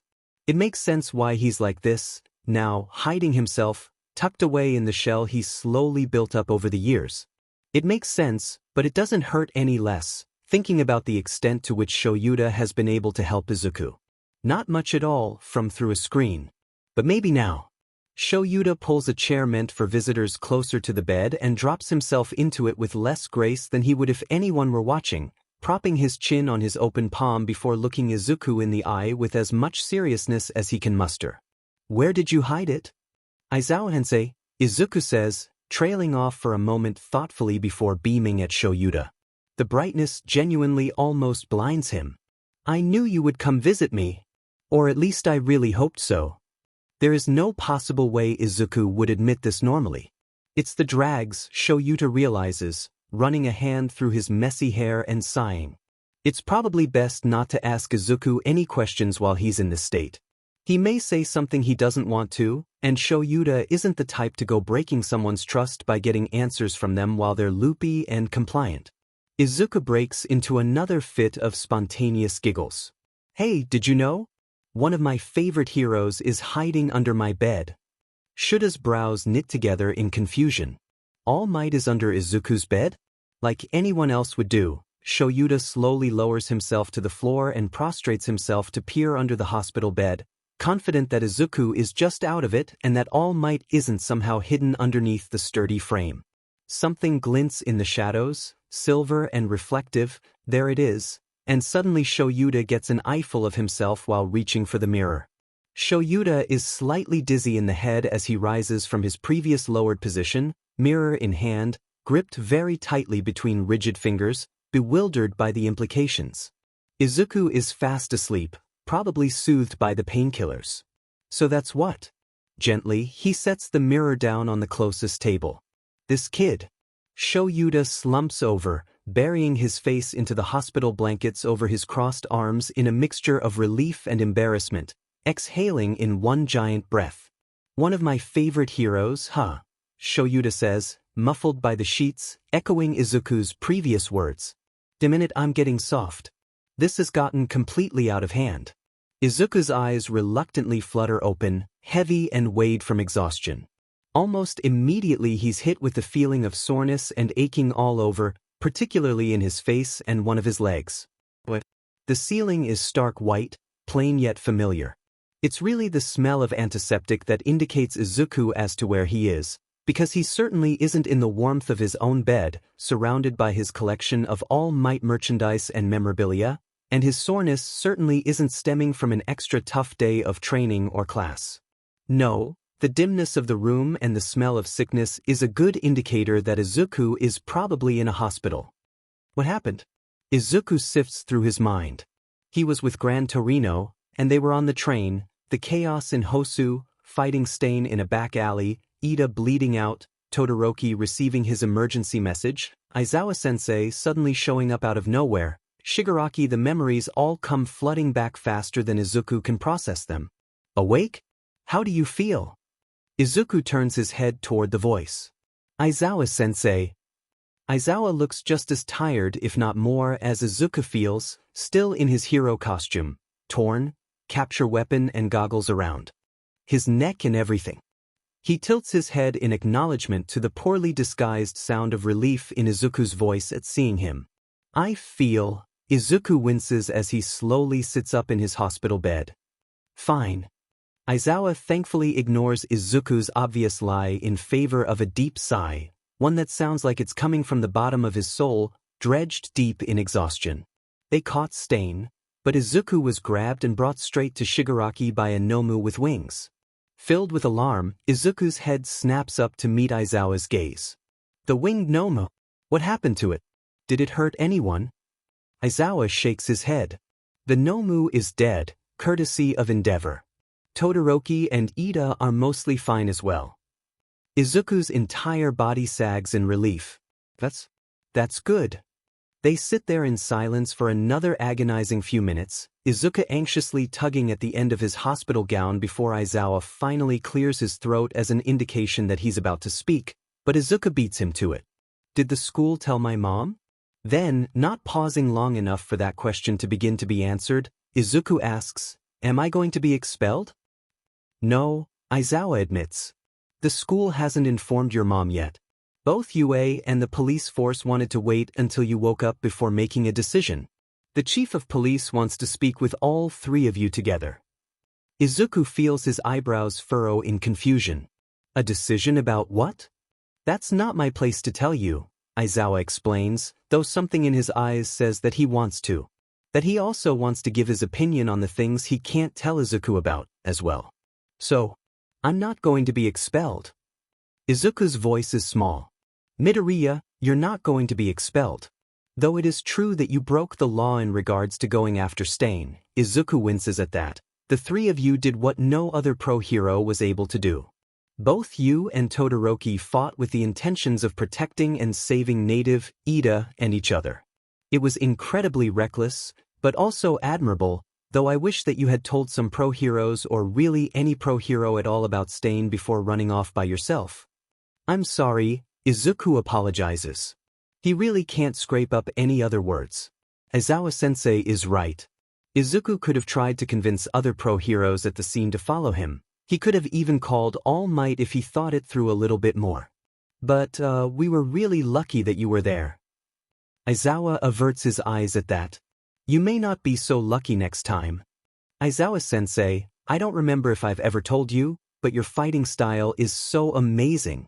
I think you broke Stain's ribs with that first kick, and you knocked him completely unconscious. And then you had the foresight to remove all his weapons, which, by the way, he had a lot of knives and blades and stuff hidden on him. It was kind of both cool and creepy at the same time. I had the same chance for an undetectable sneak attack when I first got there, so I punched him with my quirk, but he shrugged it off really easily. I don't think my punching form is quite correct sometimes. Not like I was properly taught by anybody or something. Izuku laughs nervously, trailing off when he realizes that Aizawa is looking at him strangely. Is there something wrong? I just wanted to know, what did Shigaraki talk to you about? Talk? Izuku squeaks, paling considerably. How did you know we talked?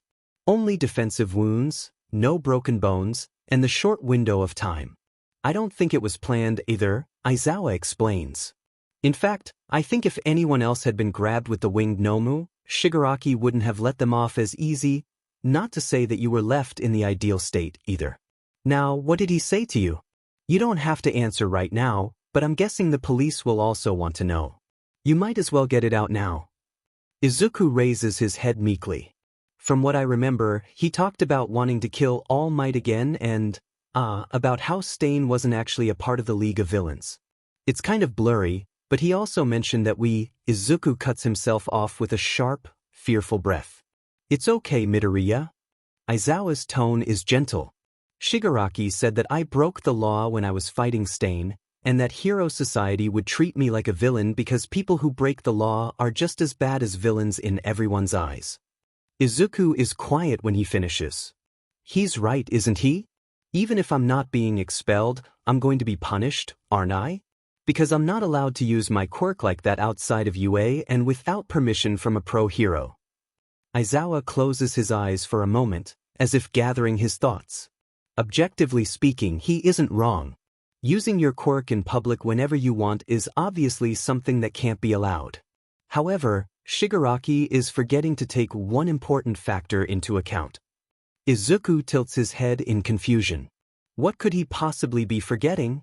Midoriya. Aizawa-sensei opens his eyes. Izuku thinks he sees a flash of momentary hurt, or worry, or both. He forgets that we aren't like him. We're people who have empathy and sympathy for each other. We can't judge certain actions without looking at the bigger picture and the entire situation holistically. That would be illogical. We aren't as heartless as Shigaraki sees us. Midoriya, after yesterday, would you call Ida a villain? What? Izuku's eyes widen. No, of course not. Aizawa looks at him. Oh, Izuku trails off. Do you think I would label you as a villain after what happened? Izuku pauses slightly. He shakes his head. If I were you, I would have done it a different way, but you're all heroes in training, so mistakes are understandable up to a certain point. Bravely going after a friend like that, Midoriya, I have to say that you are more of a hero than many heroes I've had the great pleasure of meeting in the past, but the laws are there for a reason. Try to remember not to break them again, though I guess it couldn't be helped this time. Aizawa scratches his head. You're not in too much trouble, and I'm not saying that the actions you took were necessarily a bad thing, but I would advise not taking the words of a villain to heart, especially a villain like Shigaraki who seems to be oddly fixated on you. Oddly fixated on me? Do you really think so? Not you though. We need you, Aizawa suddenly says, and all the blood in Izuku drains from his face. How? How did you? Izuku swallows, clenching the hospital sheets. Tighter. I heard the tale end at USJ. You also told me yourself a while ago, but I doubt you remember it. Midoriya. Aizawa sighs again. I wanted to give you the benefit of the doubt and let you come to me with this first without me having to confront you, but it seems you still have some apprehension. You understand that all the teachers at UA are here for you, don't you? That includes me. I'd like to think that I have your trust, but you do. It comes out loud and a little desperate. I mean, Aizawa-sensei, you do have my trust, you have all of our trust after USJ, and the way you push us so hard past our limits and out of our comfort zones to become better, you're the best teacher anyone could ever ask for. You're the best teacher that I've ever had. Izuku thinks he feels tears pricking at the corner of his eyes.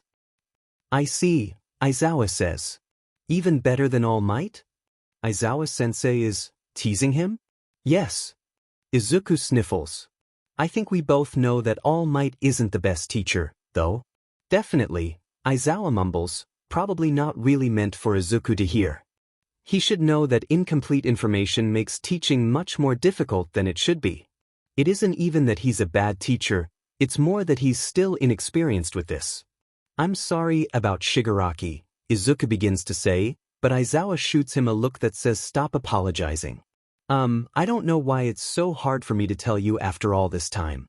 I kept telling myself that I would do it, but I ended up saying, next time, over and over again. If it's not too much to ask, I think I would prefer it if you just forced a confrontation with me if it ever happens again. But it's up to you. Would it be easier for you that way? For me to question you anytime I want? Izuku nods fervently. Aizawa looks oddly relieved. That works for me then, Aizawa agrees. So, what do you have to say? Right now? Izuku squeaks. Anytime I want, Aizawa repeats. Right, huh? Izuku says. Of course. Even before USJ, when there was an emergency that one time when the gate was destroyed and the reporters got in. Right before that, I was going to use the bathroom during lunch, but I got a little bit lost since the school is so big and it was still in my first week at UA and, anyway, I saw him, it's more like I bumped into him and then apologized and introduced myself because that would be the proper thing to do. If he were a normal student and not a villain, I mean. But the most important part was how Shigaraki seemed to know me. Even though he didn't seem to recognize my face, right after I gave him my name, he acted like he knew me somehow, and he even started calling me by my first name. He also seemed overly familiar at USJ. Aizawa nods for him to continue speaking.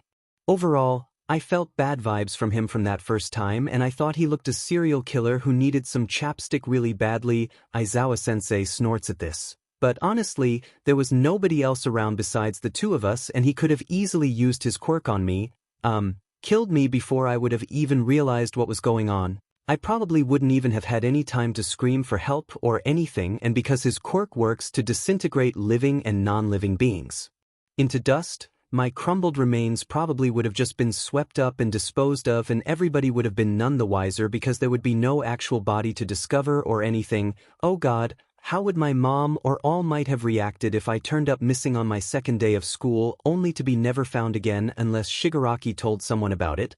Probably in the form of a taunt to catch all of you off guard. Aizawa clears his throat loudly to cut Izuku off before he can get too deep into his mumbling, thankfully. I get the picture. So you haven't told anyone about this? Nobody at all? His eyes focus on Izuku's attentively, like he's waiting for a mistake to be made. Stop it. Aizawa-sensei isn't like that. Izuku opens his mouth to respond with a firm, no, but the word catches in his throat. That's not right. He actually, formally? I told the All Might and someone from the police about the encounter, but I didn't really mention how Shigaraki seemed so familiar with me because I didn't want to worry All Might at the time when he was still recovering from his injuries after USJ, so nothing on a personal level about feelings or anything, Izuku says, nervously. Why does Aizawa-sensei want to know? Aizawa nods slowly at this, though a split second of ire does cross his face when Izuku mentions All Might. Anybody else? Your friends maybe? Izuku suppresses a flinch at friends. That's right. His peers aren't just his classmates, meant to be kept at a respectable and safe distance. They're his friends too. Midoriya? Slight concern. There's also, one person that I sometimes talk to about things, more than I do with my mom or any other people really. I wouldn't call them a stranger, but I've never actually talked to them in person or seen them face to face before. Izuku's head snaps up. Oh no, you don't think? Shigaraki was disguising himself as someone I was confiding to. No, Midoriya, that isn't the reasoning behind my question. I mean to say that if you can't find yourself able to talk to your classmates, All Might, your mom, or even me about some topics, then it's good for you to have at least one confidant. And if you're worried that this person might be a villain in disguise, we can have the police run a detailed background check for you, Aizawa explains. Ah, that's good, because I seriously don't think that the person that I talk to sometimes could possibly be a villain. Izuku sheepishly rubs the back of his head. I guess the timeline also doesn't match up. Shigaraki would have probably been around 12 or 13. I don't know Shigaraki's exact age, but definitely too young to sound the way my Penpals written voice does. Though maybe someone else in the League of Villains could be behind it. It doesn't necessarily have to be Shigaraki. Aizawa-sensei, sorry for rambling again. You know this person well, then? And you trust in them enough to tell them certain things. Izuku nods firmly. I think I'd trust them with my life. Izuku's eyes widen immediately after the words automatically spill from his mouth. Not that I don't trust you with my life. It feels different with teachers and, in the past, teachers haven't really been all that helpful. He doesn't say, and yeah? I see, Aizawa says. That's good. To have a person to confide in. Be sure to rely on him. Yeah, Izuku replies weakly.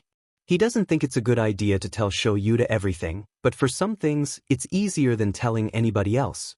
Do you, Aizawa says, slowly, carefully, have anything else you want to talk about? For example, your quirk. My quirk. Izuku's brows knit. Well, with Gran Torino I learned that I was accidentally leaving the center of the Taiyaki frozen, using my quirk to power my limbs' individuality when it really should be used to power my entire body at the same time. Taiyaki? Aizawa sounds unsure for a moment before he gradually nods in understanding. So you learned to control your quirk more efficiently and applied it to your confrontation with Stain. And that's all you want to tell me? What? Is Aizawa expecting something else from him? Izuku doesn't know how he should answer. Or maybe you remember something else Shigaraki said to you that was important? Aizawa-sensei, Izuku begins to say before he's cut off by his entire body deciding to shut down all its functions in communications in order to gasp in realization. His jaw locks on the last word. His eyes bulge incredulously at his own stupidity. Sensei. Midoriya? What's wrong? Aizawa asks, stiffening in alertness, eyes scanning the room with one hand reaching for his capture weapon like he's readying himself to respond to any situation. No, I don't mean you, I mean Shigaraki. When he was talking to me, he said that someone he called Sensei saved him when he was a lot younger? And he also spoke about this Sensei in present tense. Sensei wouldn't treat you like that. So I think that Shigaraki isn't actually the one running the League of Villains, and this Sensei person is instead. I think I also remember him mentioning it once at USJ and that time when the reporters were let in too. Izuku explains hurriedly. That could mean the League has potentially existed for a long time and only chosen to be more active now, as well as the fact that they've been recruiting for maybe well over 15 years, Aizawa murmurs. That's good information. If they've patiently been waiting and plotting All Might's downfall for at least 15 years, I have a feeling we haven't seen the last of them. It's kind of hard to imagine one person being strong enough to control Shigaraki and something as extensive as the League of Villains. They'd have to have some really powerful quirk, right? Izuku rubs his chin thoughtfully. But there's no way they could go unnoticed for this long, especially with All Might standing in as the symbol of peace for the last couple decades or so. I've been following All Might and all the public forums about him ever since I was little, so I know every fight he's ever been in, but I've never heard of an opponent that he couldn't beat. Izuku feels himself paling as he trails off. Stupid. He's so stupid.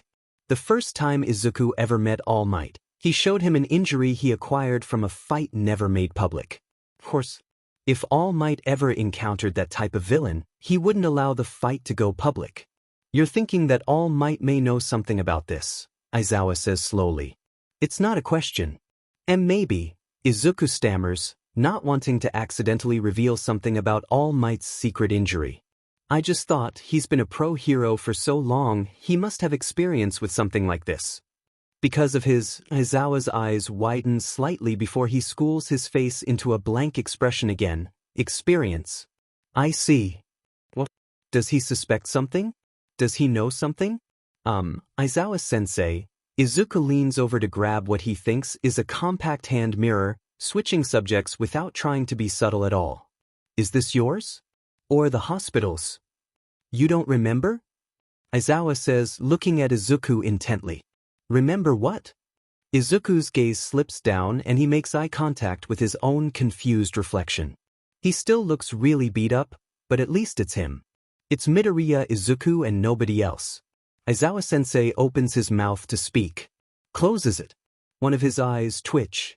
He doesn't make any other indication that he's going to answer Izuku's question, only staring at the mirror in Izuku's hand hard enough that it just might crack under the intensity alone. He looks embarrassed. Izuku tries his best not to rudely gawk at the realization. After all, he has no idea what's going on. A nurse pokes her head in, nodding in greeting to Aizawa. Pardon me for interrupting, but, Midoriya-kun? We're going to be relocating you to a different room. The nurse's appearance shatters the growing awkwardness. And that's the end of that. The nurse takes the mirror with her. It turns out that it does, in fact, belong to the hospital. Izuku has no idea how it ended up by his hospital bed and why Aizawa-sensei reacted like that to his harmless question. After they exit and go their separate ways, after saying a hearty goodbye in exchange for a lazy wave, on his way to Ida and Todoroki, escorted by a nurse, after he's finally gotten a few minutes to compose himself, Izuku's mind, suddenly sharp and confused, zones in on one single, minuscule detail. Be sure to rely on him, Izuku whispers to himself. But how did Aizawa-sensei know? I'm just overthinking it. Ida looks unsettled at Izuku's entrance, like he can't really believe that Izuku is there. Izuku is just as unsettled when he hears his friend's voice, watery and wobbly when he speaks. Midoriya-kun, Todoroki-kun, I have to apologize. I'm sorry I couldn't see through my anger. I yelled at both of you even though you were just coming to my rescue. I ignored Native even though he needed my help.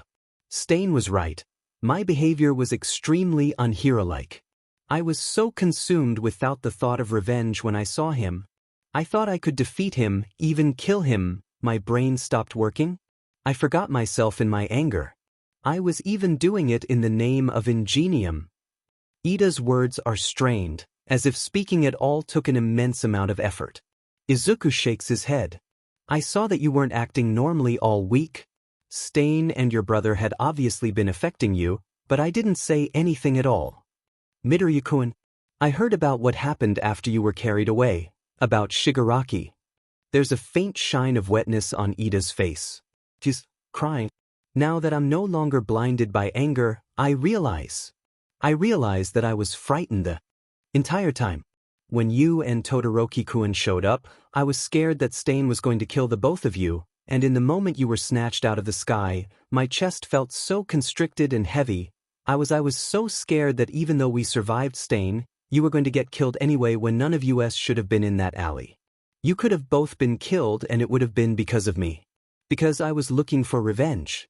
I am sorry. I'm so sorry. I'm not anything like a hero. Ida is trembling slightly. Izuku wants to hug him and say that everything is going to be okay.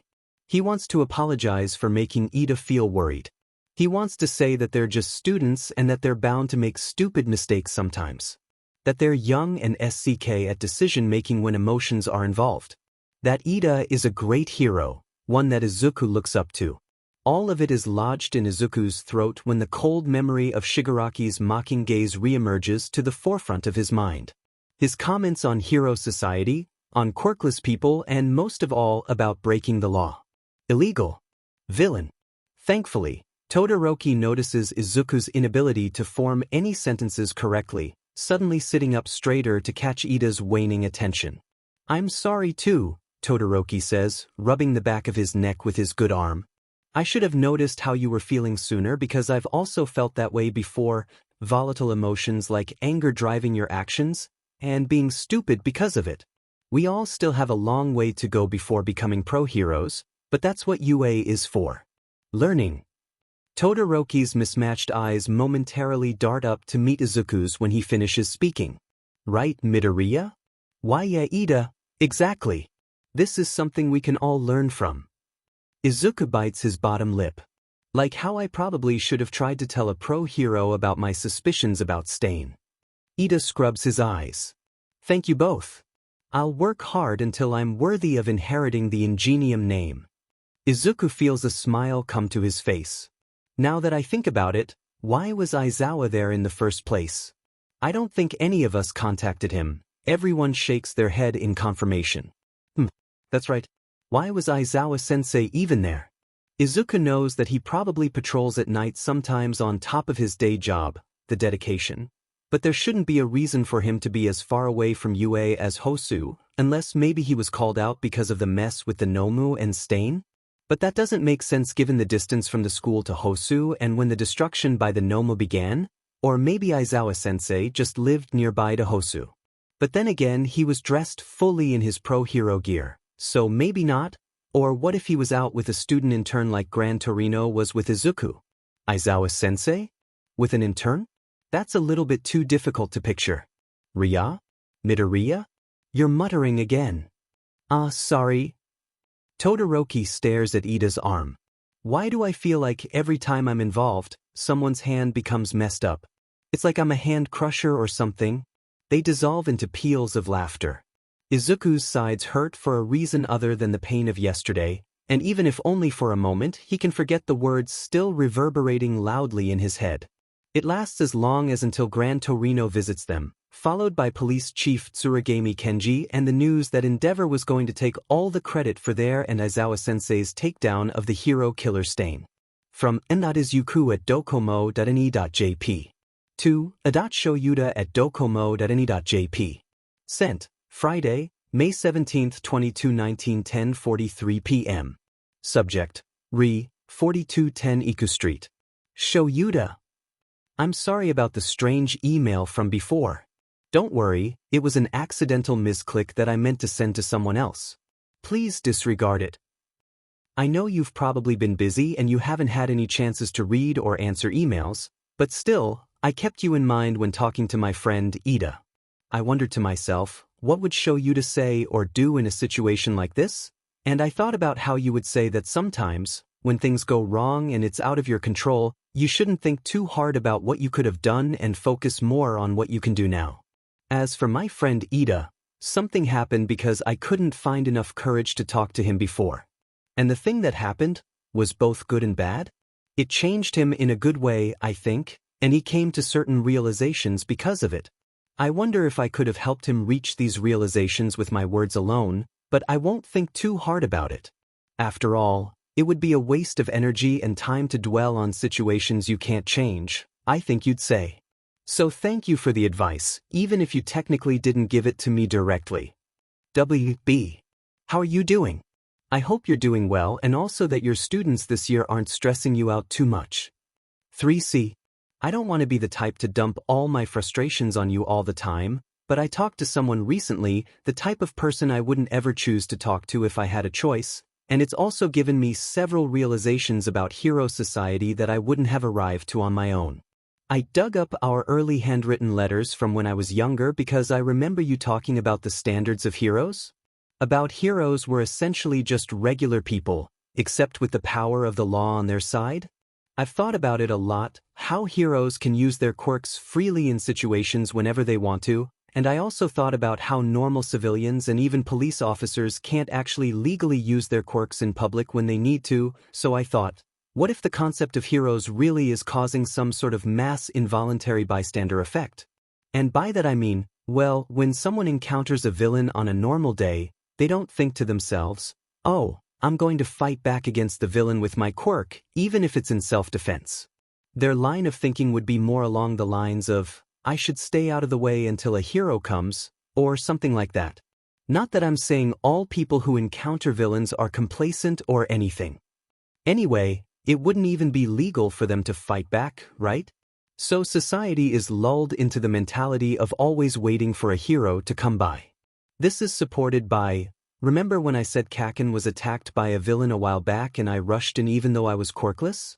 All the heroes at the scene, they were all waiting for a hero with a more suitable quirk to come by, like All Might, but what if no one had? What if All Might didn't come? Would they not have tried to save Kaken even though their quirks weren't suitable? I'm sorry I'm getting super rambly again.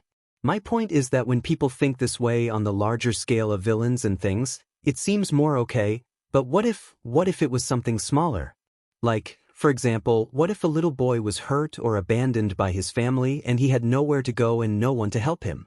What if he were sitting on the sidewalk, tucked away into an alley and crying for hours until he couldn't cry anymore? What if while he was sitting there, cold and starving, hundreds of people walked by the mouth of the alley and ignored his cries for help? And what if after he had enough, he left the safety of the alley, and still, nobody helped him? All because they shared the same thought. A hero will come and help. I'm just a civilian, I'm not obligated to nor do I have the ability to save anyone the way a hero can. It's not on me to help. I'm just wondering, are people really driven to an action like this due to their reliance on heroes? Due to their desensitization of the world around them, because heroes are everywhere nowadays? I don't need to do anything because a hero will. And like I said earlier, People who aren't heroes aren't legally allowed to do anything either. Oh, but all of this is just speculation. Maybe I could use the ideas in an academic essay for class or something. It's just various thoughts that I've had without any real cohesion or anything. Thank you for putting up with my rambling once again, Shoyuta. I'm really sorry about all the big blocks of text if you're reading this on your phone. I bet it's super annoying and hard to read. But to be honest, I think it all sounds better written out here than if I were to try to explain it in person. I have a bad habit of muttering under my breath, and the thoughts are much less organized than if I were writing them down in a notebook. Shoyuta, do you remember my hero analysis notebooks? I've attached pictures of them if you don't. I haven't really thought about them that much since applying and getting into UA, but I think I'd like for you to be able to see and read, only if you'd like, some of my notebooks. I don't think I'll ever continue my 13th notebook, and that particular one feels like something that was a part of my past self that I've moved on from after the thing with the sludge villain. I have them all memorized too, so I wouldn't feel too bad about losing them. Hey, Shoyuta, do you have an address I can send things to? It doesn't have to be your personal living address. Only if you really, really, really, really want to. Omega. Izuku. Attachment.png, 8116K. Image 307.jpg chapter text. From a.shoyuta@docomo.ne.jp to m.izuku@docomo.ne.jp. Sent, Saturday, May 18, 2219 7:29 a.m. Subject, 4210 Iku Street. Izuku. I owe you several apologies for such a late response, truly. Thank you for being so understanding about my unusual schedule, though admittingly, the past week has been more stressful and tiring than usual. In regards to my students, saying that they stress me out would be a terrible understatement. To put it simply, my new students are stressful as F-, if you would excuse my language. Especially this one kid who's going to give me gray hairs, and I mean that in the most gentle, kindest way possible. He's a trouble magnet, and there's no helping that, though I sometimes wish there was a way for me to keep that trouble away from him. In summary, I'm stressed and not getting very much sleep, but what else is new? No need to worry about me. It sounds like you have enough on your plate as it is. I'm glad I could be of help, even if it was indirectly. I hope your friend Ida is doing better. I don't think it's in my place to ask as to what spurred this line of thinking on, but I would like to know anyway, if you are willing to tell me. Contextualization is important. Both the way hero society functions as well as the way it fails to function is indeed nuanced. A mass bystander effect. It sounds very plausible. I will not lie to you, I don't really know what to say at the moment about the topics you've brought up, though I'll certainly be keeping these ideas in mind. However, I recommend you don't talk about things like this in public, and I hate to say it, but be careful even with friends you trust. This kind of thinking scares people, which is why they don't encourage it or teach it in schools. I'm sure it seemed harmless to you when you were writing your email, but you're getting very close to topics that might brand you as a villain sympathizer. Of course, I think the refusal to address such topics is utterly ridiculous, so it's alright if you want to talk to me about these things. Just be careful, Izuku. I thought something along the lines of what you have about the situation with the sludge villain incident. As you know, footage of the incident circulated around for a while, and I had multiple viewings of the videos. Read, the idiot middle schooler with a head full of green hair running headfirst into the fight. Indeed, the heroes there had quirks unsuitable for the situation. A question that may arise is, would the situation have worsened if they, and you, had jumped in to help even with their unsuitable quirks? Or perhaps, would they have brought extra harm to themselves for no reason? This is what they scolded you for most likely. It may be true, running into that kind of situation without a plan is undeniably foolish. But then that begs the question of, what if they had a plan? Would that not change things completely? Suddenly jumping in to help despite having an unsuitable quirk is no longer a brash and haphazard course of action. It becomes planned, carefully thinking about the situation, the escape routes, the environment, the villain, any civilians, and most of all, yourself. Not to knock on the abilities of the heroes there on the scene, but heroes should be prepared to face situations even without the usage of their quirks. I doubt MT Lady, or even Kamui Woods, currently rapidly rising in the ranks of the hero Billboard chart, have yet to learn that lesson. In fact, to tell you the truth, I doubt many heroes would know what to do if they were suddenly in a situation where their quirks are rendered useless. I, however, am fully aware that this situation is one that can arise at any time. I apologize for being so blunt. Having that event being brought up again reminded me of how much danger you were in because you felt like the heroes on the scene weren't doing all that they could. You may deny this, but you wouldn't have run in yourself if you had trusted that the heroes could save Bakugo, would you? All I can hope is that you no longer feel this way, and that you have competent adults around you that you can trust with your worries, both hero-related and unrelated. As for your journals, though I am genuinely very interested in them, I would highly advise against sending that kind of sensitive information through the mail. Sensitive information? You may be asking yourself right now. Don't underestimate your own skills, Izuku. From what you've told me and from my own inferences, I bet your hero analysis for the future journals are full of your musings on pro-heroes, your fellow classmates, and your teachers as well, and by musings, I don't mean surface-level hit-and-miss guessing and nonsensical ramblings. I mean accurate in-depth analysis on strengths, weaknesses, quirks, how best to deal with them, how best for them to deal with others, and even situational assessments, as well as plenty of leading questions. Your journals would be worth an incredible amount to villains. They'd probably sell for a steep price on the market, don't ask how I know of this. And to heroes? I'd say that they're priceless. Their value has no bounds. And to top it off, you casually remark that you have all their contents memorized. I haven't told you this before, but you deserve to hear it. This kind of skill in analysis, honed by you and you alone, is incredibly impressive. You should be proud, Izuku. Keep them close to you and save your journals for the future. After all, that's what they're for, aren't they? Shoyuta. From n.izuku at docomo.ne.jp. To a.shoyuta at docomo.ne.jp. Sent, Saturday, May 18, 22, 1912, 16 p.m. Subject, 4210 Iku Street. About being busy and tired, I completely understand. That's what I figured too, when you hadn't been answering my emails. I've been trying to change my attitude about things more, lately, even though it's kind of hard for me, winky face, and I'm kind of embarrassed to say, but before, whenever you didn't answer my emails back, I would automatically assume that you were done exchanging emails with me, I hope it wasn't too obvious. I tend to view things a certain way when related to me, but I'm hoping to change that. I trust you a lot, and I know that you're not the type of person who would completely cut off contact with someone like me without saying so first. It sounds like your class for this year really is a handful, especially that one student, but you have to admit, it sounds like you care for them very much. Don't even try to deny it. You didn't even mention expelling anyone. My friend Ida is doing a lot better compared to before. I'm glad things turned out the way they did. I hope you get the chance to sleep more soon. Crossing my fingers for you. 9. I guess the context is important when you put it like that. I was trying to be vague because I wasn't sure if I really wanted to talk about it, but I feel more confident about it now. Shoyuta, you better sit down for this.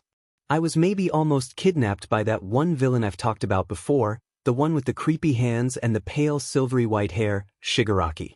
I don't want to divulge too much and make you worry even more, but basically I was kind of forced to have a conversation with him about things I haven't really thought about before, like the applications of hero law and some other things, and after thinking about it on my own, I just started to wonder about the way hero society works. That's all. Afterward, I was told that my homeroom teacher, Aizawa-sensei, actually chased after me and saved me after I passed out. He's so incredible and reliable, but I have no clue why he was in Hosu at the time. It was lucky for us, though. I'll have to ask about it when I get the chance to. I'm safe and completely okay, except for a few minor bruises and cuts, Omega. In any case, wow. I didn't really think of my notebooks in that way. They really do have a lot of sensitive information about a lot of heroes and the people close to me.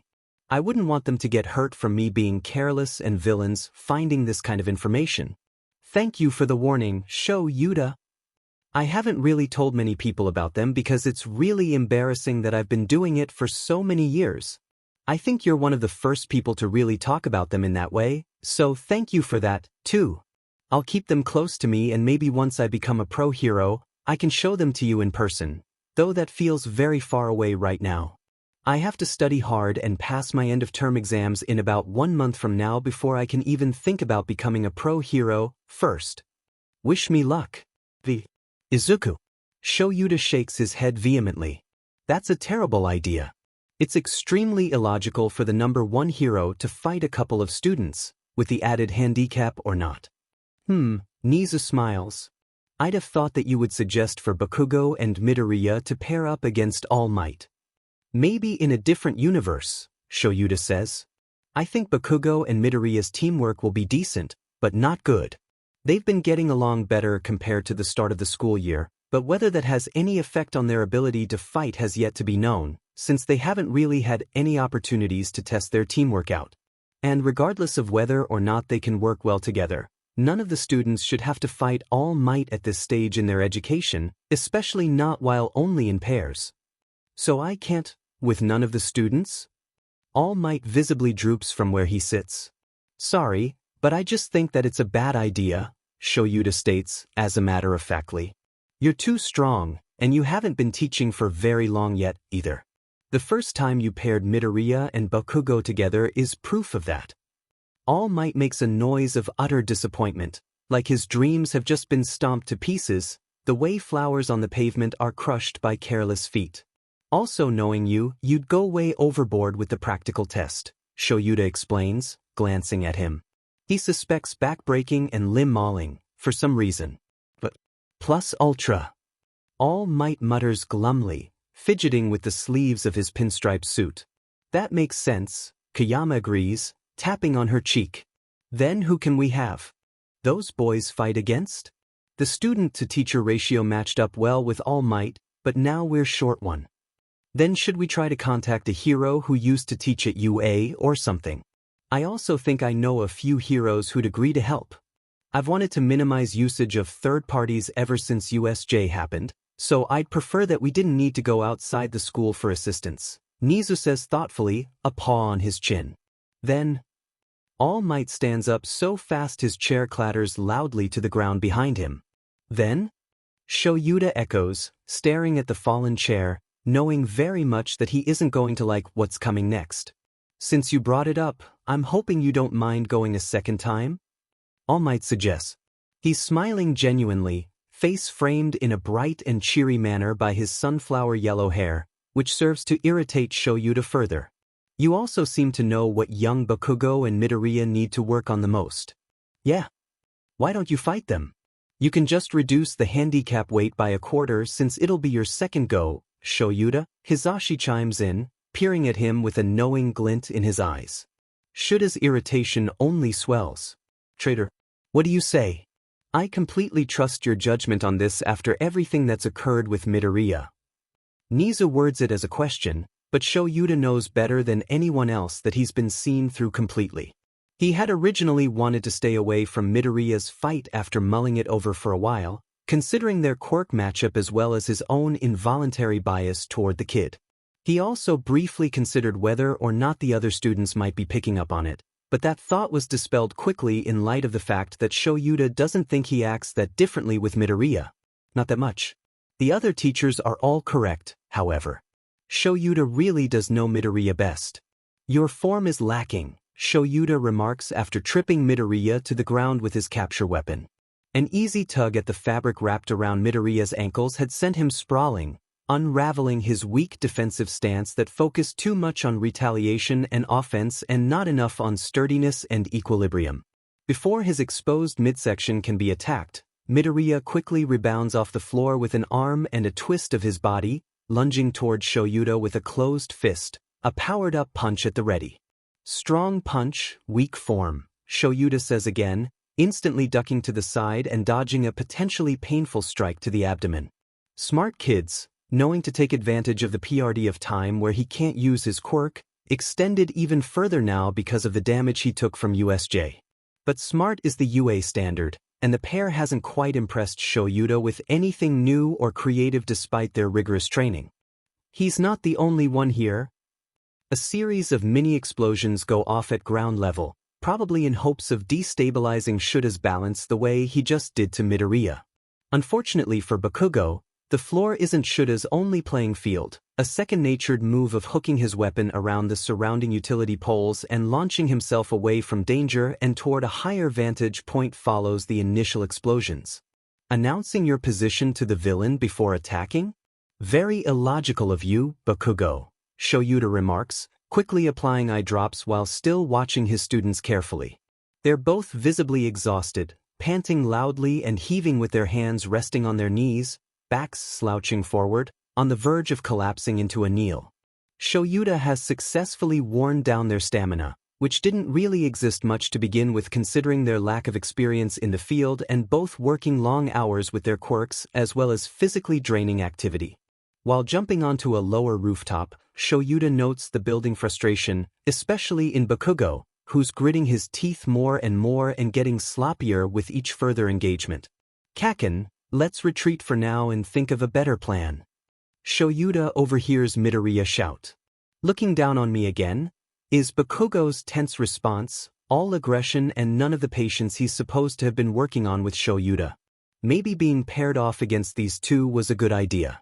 It would be disastrous if Midoriya and Bakugo assumed that their improved relationship filled in any holes regarding their teamwork during actual hero combat, only to have things implode during a serious situation.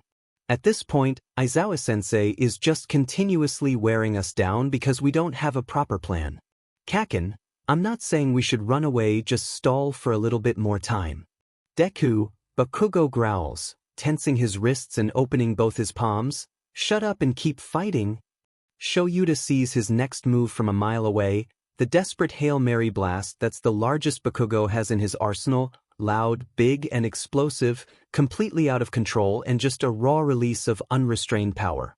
Instead, only baby sparks sputter from his palm when Shoyuta activates his quirk, preventing all three of them from being caught in the radius of the explosion and from being blown up, but just late enough for some smoke to be released. Good thing too, considering that both of Bakugo's gauntlets have long been destroyed and countless explosions continuously one after the other have begun to take its toll on the kid's arms. Following Shuta's quirk activation is a brief second where Bakugo appears to have come back to his senses, remembering exactly who he's fighting against and what Shuta's quirk is while Midoriya is busy coughing from accidentally inhaling a surprising amount of smoke from a 3/4 erased explosion. That split second is all Shoyuta needs to rush forward, pin both of Bakugo's arms behind his back, and bind his body entirely with a lengthy amount of Shuta's capture weapon before hauling him up like a sandbag at the end of a pulley over the horizontal beam of a utility pole, the exact same move he used on Todoroki. When the smoke clears, both of his students look far too surprised for Shuta's expectations or liking. Midoriya clenches a fist at his side while Bakugo dangles angrily over a dangerous amount of caltrops, neither able to use their quirk while Shoyuta is using his. Why do the both of you look so shocked? Shoyuta drawls, pulling back a safe distance away. That's just like with Todoroki-kun. Midoriya voices in an outcry. Shoyuta shrugs. If it's effective, why not use it? Again. That's... Bakugo stops himself from finishing his exclamation. Dirty? Cheating? Unfair? Failing to see it coming even though you've already seen the move once. Shoyuta shakes his head in a show of mild disappointment. Recovering quickly from the unexpectedness of Shuta's counterattack, Midoriya's head suddenly snaps up from his dazed staring to look up at Bakugo while Bakugo seemingly gazes back. Midoriya mouths something, and they both nod, subtly. Interesting. It's both a taunt and an inquiry when Shoyuta asks, "What are you going to do now? Will you leave Bakugo hanging here while trying to avoid me tying you up as well? Keep fighting on your own, Midoriya?" To summarize, what follows is this. Midoriya, and not Bakugo, throws several small capsules in Shuta's general direction, which turns out to be flash grenades, again, blinding his vision, catching him off guard, and forcing him to deactivate his quirk. After moments of brief disorientation and a flashback to colorful Matryoshka dolls, Shoyuta readies himself to defend against some hurtful blows, only to realize that both of the kids have disappeared from the scene, gray wisps of smoke being the only thing left to mark their presence. Shoyuta quietly follows the trail into the more crowded residential area with higher buildings and deeper alleys, more intuitive hiding places his kids would think of, but 2 minutes into his search, he's suddenly struck with a realization so clearly and vividly that he has to stop right in his tracks. Bakugo and Midoriya may have imitated the flashbang from Yaoyorozu and Todoroki, but everything that follows might be entirely different. Shoyuta only just begins to take his first few steps toward the exit gate and away from the numerous buildings, completely mistaken in his deductions, when the arena buzzes with the sound of someone leaving the field, and in this case, 2 someones. He can't help but exhale in a huff that might sound suspiciously like laughter to a third party as he tugs his goggles off his eyes, letting them fall to his collar. When he later asks the pair specifically what went through their heads during the final exam, they both blatantly do their best to avoid looking Shoyuta in the eyes. "We may or may not have been underestimating you a bit," Midoriya confesses sheepishly after a long and awkward bout of silence, one hand rubbing at his other elbow. "A lot." "What he means to say is a lot," Bakugo grumbles, crouching down to tug at a clump of loosened pieces of grass that's persisted through a crack in the cement. At Shuta's lone raised brow, Midoriya shakes his head, his eyes widening in panic. "Aizawa-sensei, it wasn't like that. It's just, we thought that even though you could erase our quirks, we could just save up our full power for when you had to rest your eyes and then defeat you in a single moment early on. I mean, the combination of both Kaken and my quirks are kind of scary strong and impactful with large areas of effect, so I thought it could override whatever you would try to defend with. Plus, you just had a round with Todoroki-kun and Yaoyorozu-san, so I thought maybe you would be extra worn out. I guess we really did underestimate you a lot." Interesting tactic there at the end, Shoyuta notes. Though his face is neutral and unexpressive, he's internally cracking a grin. That'll teach these two to underestimate anyone ever again, an excellent lesson for anyone looking to go into heroics. Especially when the lesson is coming from him. Even when trying to avoid this particular line of bias, it can still take heroes by surprise sometimes. Bakugo tucks his head down even further out of view, his tugging at the grass in random intervals suddenly freezing in place. "Well, Midoriya says, just as frozen as Bakugo." "Not bad," Shoyuta concludes, nodding in approval when neither of the kids give any indication of saying anything further. "Not bad? Tsk. Why was it not bad, Aizawa-sensei?" Something like intrigue lights up in the depths of Midoriya's eyes, his natural curiosity for learning and improving, seeking knowledge to store and cultivate when he can. "To start off, I wasn't really expecting it. The logical thing for any student to do after what happened is to attack me into the confusion and take advantage of the low visibility or to regroup and then come up with a new plan. It's what Todoroki and Yaoyorozu did, and it worked out quite well for them. It was completely out of character for the both of you to just run, considering the way you two fought the majority of the exam, so I was wondering, why did you two do what you did?" "We kind of forgot." Midoriya's words come out staggered and slow. "Forgot? Forgot? Forgot what?" "That there was an exit gate." Midoriya's voice has shrunken to a tiny mumble. "For 27 minutes? Because these two kids had genuinely tried to fight Shoyuta for 27 minutes straight without stopping. He has to admit that even he's experiencing some exhaustion and his usual quirk overusage from their unrelenting and stubborn offense. It's not an excuse, but I was also kind of really excited to get to try going against you after watching the way you fight," Midoriya mumbles. He pauses a moment, breathes in deeply, then looks Shoyuta straight in the eyes with a gaze of the kind of determination that only a kid like him can have. "It won't happen again, Aizawa-sensei? Looking forward to fighting me, huh?" Shoyuta nods in approval, fighting down a small smile. "And then at the end there? I remembered that we didn't actually have to beat you to pass the exam. We had a head start against you after I used the stun grenades Kaken gave me earlier, and then we used our quirks to maintain a faster speed all the way up to the exit gate just in case you started chasing us." Something that looks like a flash of self-deprecation makes itself known on Midoriya's open expression, but it leaves as soon as it comes. The smile Shoyuta wants to give the kid fades. Never before has Shoyuta wanted to be able to read minds this badly before he met Midoriya Izuku. But the ability to read minds brings a plethora of questions, morality, and issues to the table. The reminder that this train of thought induces an internal wince in him, a result of his recent thoughts about Penpal Shoyuta and a re-evaluation of the entire situation. Morally, the most correct order of business would have been for Shoyuta to pull Midoriya aside after the first day of class and tell him his real identity. But he didn't, and for multiple reasons, including but not limited to the fact that he's quite sure that Midoriya has never told anyone else over half the things he's told Penpal Shoyuta, things such as the proceedings of the way Bakugo treated him throughout the duration of his middle school career or down to the letter details of literal near-death situations that shouldn't have ever happened to someone like him in the first place. On top of this, there's the highly specific moment of Midoriya sending the emergency message about Stain that Shoyuta just can't find in himself to feel guilty about nor regret. He thinks that just for this particular thing, he would probably do it all over the exact same way again if he had to. Stain, and the 15 minutes alone on the roof where Shigaraki had gotten a hold of Midoriya, luckily not longer. Shoyuta may have successfully rescued Midoriya, but he's had a sinking feeling ever since then that Shigaraki hadn't let go. Not really. The window of time for the appropriate moment to tell Midoriya has already long passed. Now, all that's left is whether or not Shoyuta should let it drag out for even longer while the threat of the League of Villains looms overhead, or if he should divulge his identity in exchange for many possible reactions.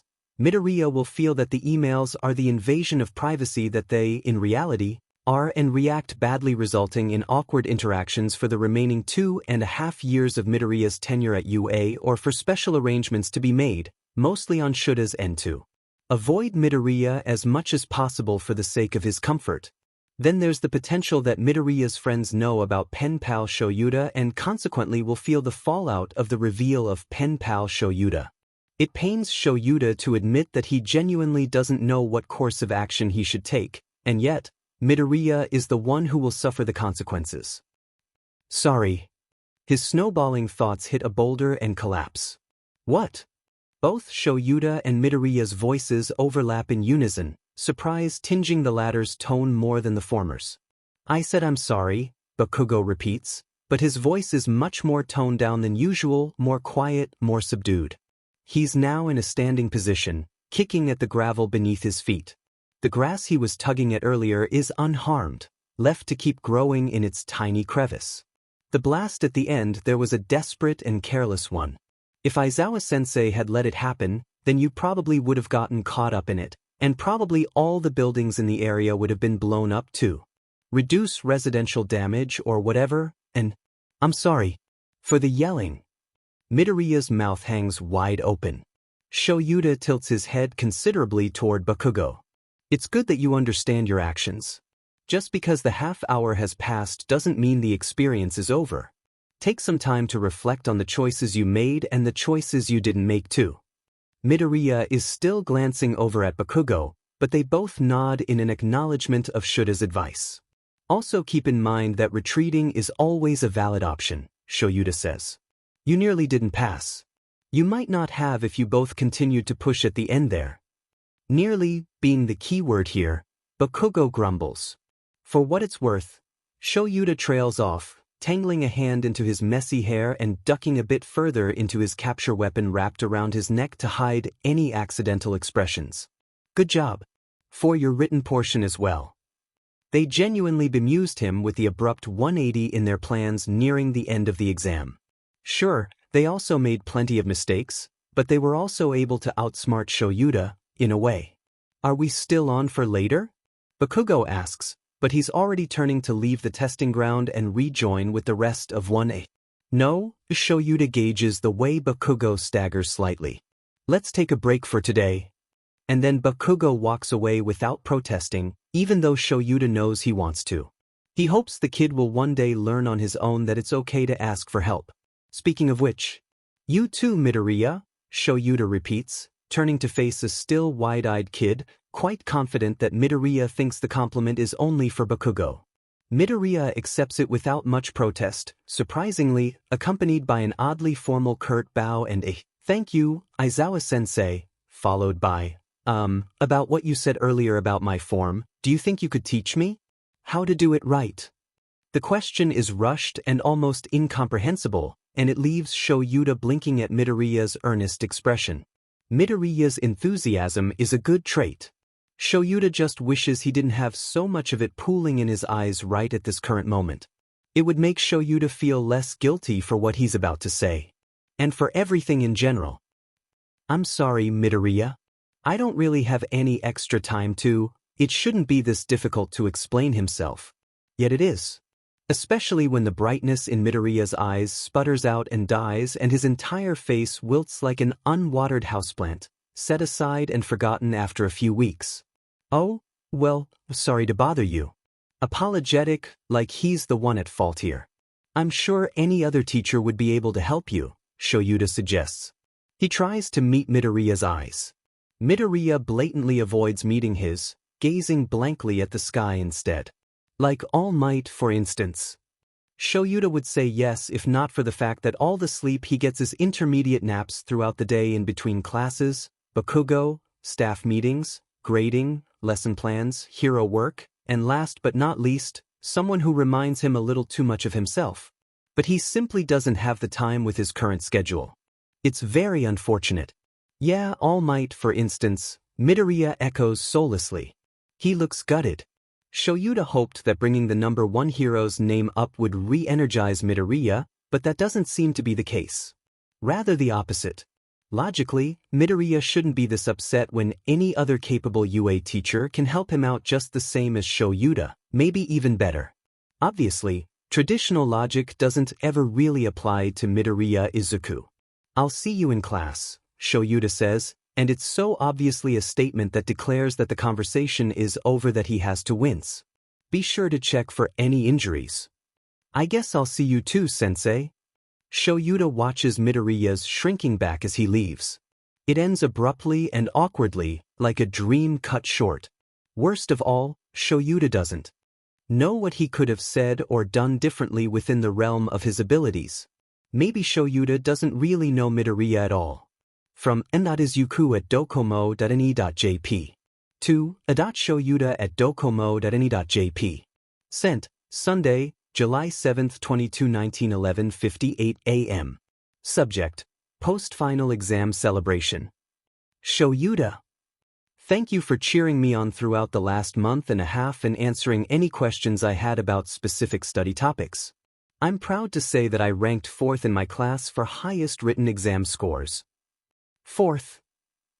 Kaken scored just 1 rank above me, but he's always been really smart about this stuff. I don't think I ever saw him study at all. You were especially helpful when a topic I asked you about actually showed up on the exam. It was about describing the specific functions of the quirk factor and also giving examples along with my explanation, and your example using me really helped clarify the topic, along with the helpful equation you gave. The quirk in addition to the plus alpha is what makes a quirk factor, and though basically everyone has the plus alpha, not everyone has a quirk, right? I feel like I maybe cheated a little by getting so much insight from someone who's a teacher, aka you. But like my homeroom teacher Aizawa-sensei would say, use your resources, D. The practical exam yesterday? I also passed it. But I was so nervous. I was so nervous that I forgot to send you an email before I took it even though I was hoping to get some last-minute good luck from you. My mind was blank the whole day trying to come up with strategies to fight with when in the end, I blanked out even more during the actual exam and even forgot that there was an option to run away, degree omega degree. It was super embarrassing so I won't tell you the details, but me and Kaken were paired off against Aizawa-sensei, who I actually really wanted to see more of his fighting style, but ended up being too busy trying to pass the exam than to get to watch him fight. It's such a shame, considering there's barely any videos of him in action out there. He's much tougher than he looks, and I already knew that, but we still ended up underestimating how well he could defend against the combination of me and Kaken's quirks. It was so frustrating that Kaken actually, how would I say this, reverted a little bit and lost his temper? But also, he apologized right after. I don't know why I'm still so surprised by this when he's been improving and sorting things out with Aizawa-sensei after school, and in a way, I'm proud of him even though he's still in the middle of sorting it all out. But of course, I'd never tell him that or I'm pretty sure he'd kill me on the spot. I also just wanted to say really quickly that I'm going to celebrate the end of term and exams by going to a mall with my friends. I can't really share these specific kind of feeling with my mom because I'll have to end up explaining how things were like in middle school, but being able to tell you is just as comforting, if not even better. It sounds kind of ridiculous to say out loud, but I'm both really excited and nervous because, well, you know, I've never had the chance to do this sort of thing before. Even the idea of being able to sit down and have some tea and snacks with my friends sounds really nice and too good to be true, but I've already pinched myself and it's all real. Shoyuta, it's really just sunk in for me that I have actual friends, and no, I'm not getting emotional about it, I promise. Well, only because I have to run now and I'll be seeing them very soon at Kiyoshi Ward Shopping Mall. You might know it if you're around the area, but come to think of it, I'm not really sure where you live. Not that you have to tell me, of course. I'm getting off topic. I have to go, but thank you again for all your support this past month. Izuku. Despite the forecast for an irritatingly hot day, it seems the weather has defied the predictions by turning into a more mild and enjoyable sunny affair instead of a balmy and boiling one, much to Izuku's pleasant surprise. In fact, while waiting for stragglers to arrive, almost everyone has started conversations with the subject of the weather, which is such a mundane and normal topic that Izuku wonders if this is a moment people might call the calm before the storm. He has a few more moments to himself until the last of them have arrived and the loud celebratory, filling, and uplifting mood of 1A gathering together for an outing like this for the first time is unfortunately snuffed out and muffled into a quiet, personal confusion when the first thing everyone does is quickly split apart to handle their own business, leaving Izuku in the dust. Is this normal?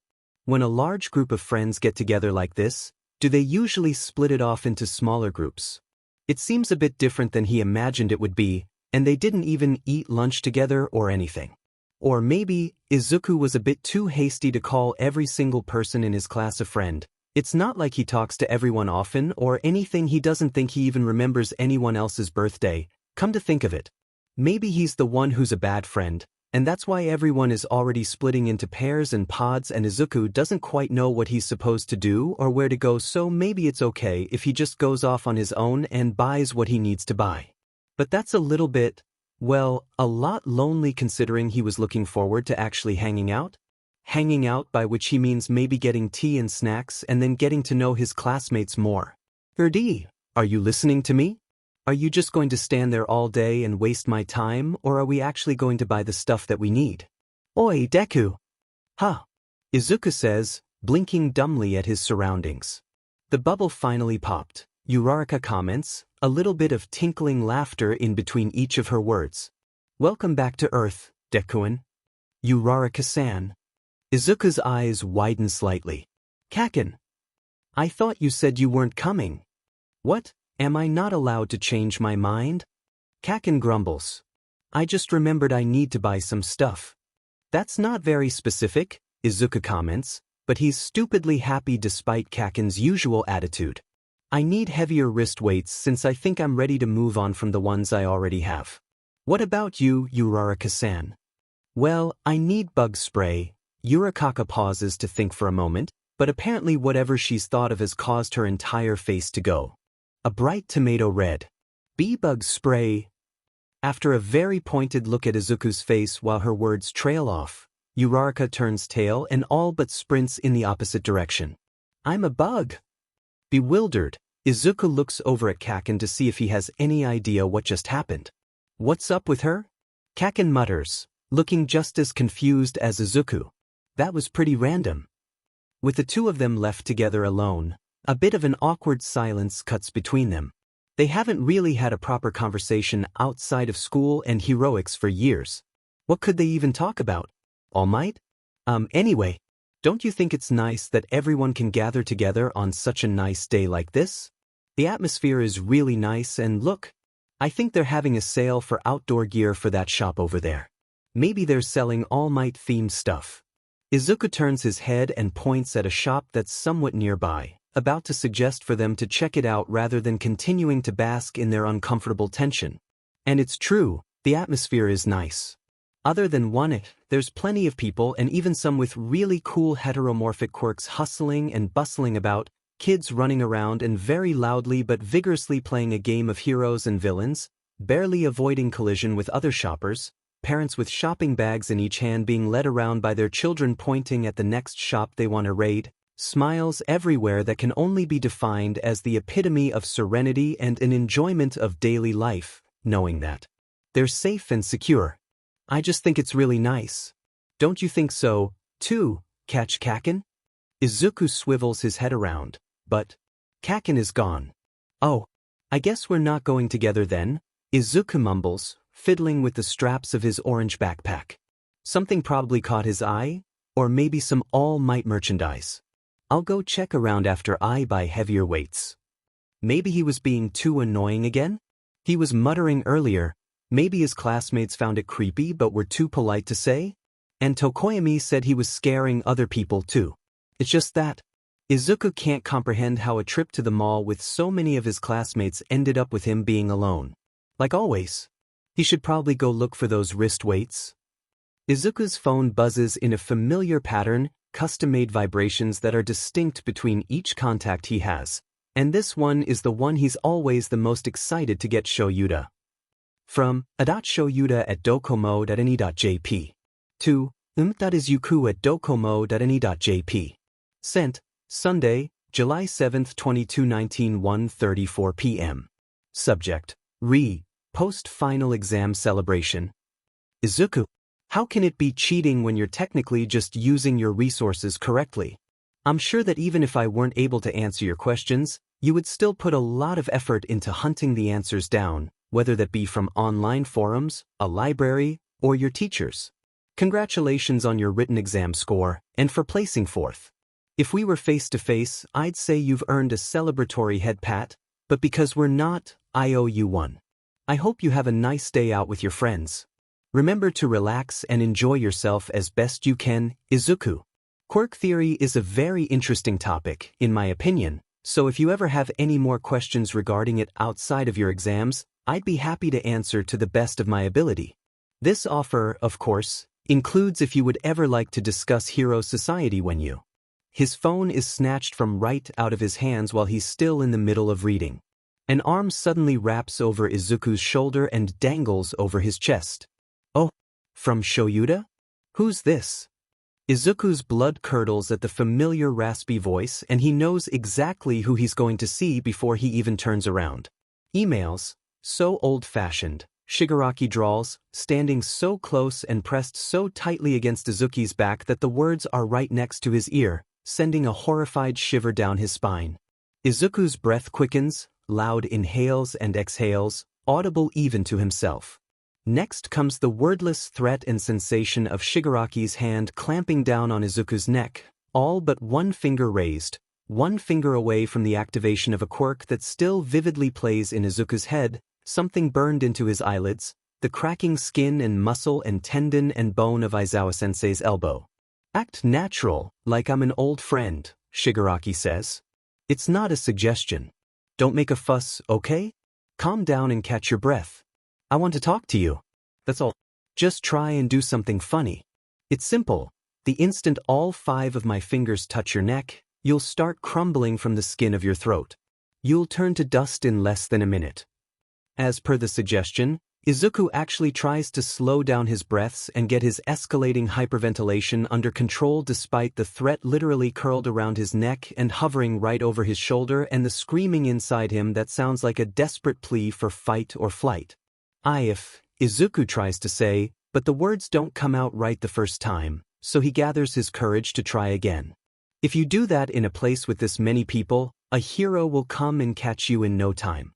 I'm sure of that too, Shigaraki agrees, surprisingly. Izuku turns his neck slightly, straining to stay still but to also catch a glimpse of the villain at the same time. He's in an all-black hoodie that conceals his face and most of his hair, an inconspicuous outfit that will for the most part go unnoticed. What unnerves him the most is the fact that Shigaraki is grinning, A wide and unsettling grin that makes Izuku eventually look away uncomfortably. Look at everyone here. Shigaraki gestures toward the rest of the people in the mall, Izuku's phone still in his hand, unlocked and on the email app. Crap, his phone. Maybe Izuku can pretend to accidentally shove his phone out of Shigaraki's hand? Or at least press the side button to put it to sleep. Anything but letting a villain like Shigaraki have limitless access to Izuku's phone and all the information in it. What about them? Izuku inches his arm closer to his phone. Even though anyone could wield their quirk at any time, how can they smile and gather like that so easily? When it comes down to it, laws and rules assume that individuals have morals.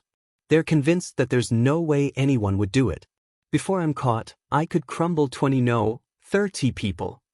The threat of innocent people getting hurt makes Izuku's arm twitch from inaction. So he does the stupid thing and makes a grab at his phone like a 5-year-old whose toy was taken away from him by his parents, lunging out with both his hands. Quite predictably, Shigaraki tightens his hold on Izuku's neck and extends his hand, and consequently, the phone, further out of reach. The screen is bright and Shuda's email in small text mocks him from its distance. What do you think you're doing? Seriously, what are you trying to do, hero? Shigaraki asks, genuinely. He sounds way too amused for Izuku's liking. Is your phone that important to you even though I could kill you with just a twitch of my finger and then everyone else here afterward? Give it back. Hasn't anyone ever taught you not to touch other people's things? Izuku argues, flushing with anger, apparently unafraid of death. Great. He's lecturing a villain.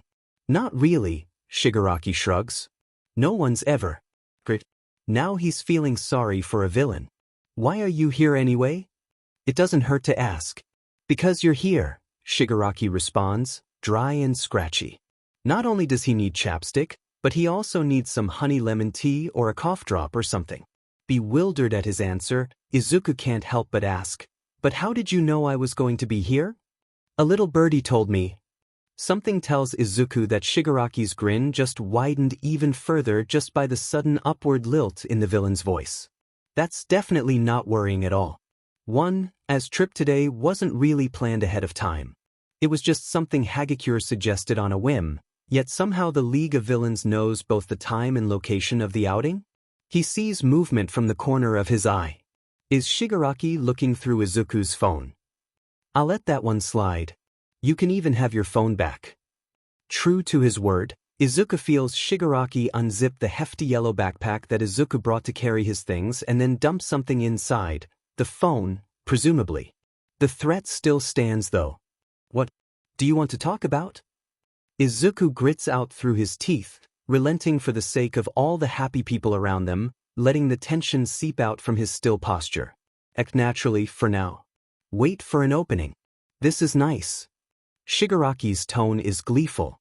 Since we have this chance, why don't we have tea or something, Midoriya Izuku? From n.izuku at docomo.ne.jp. To a.shoyuda at docomo.ne.jp. Sent, Sunday, July 7, 2219 1:57 p.m. Subject, post-final exam celebration. I'm tired of heroes. Don't talk to me ever again. I mean it.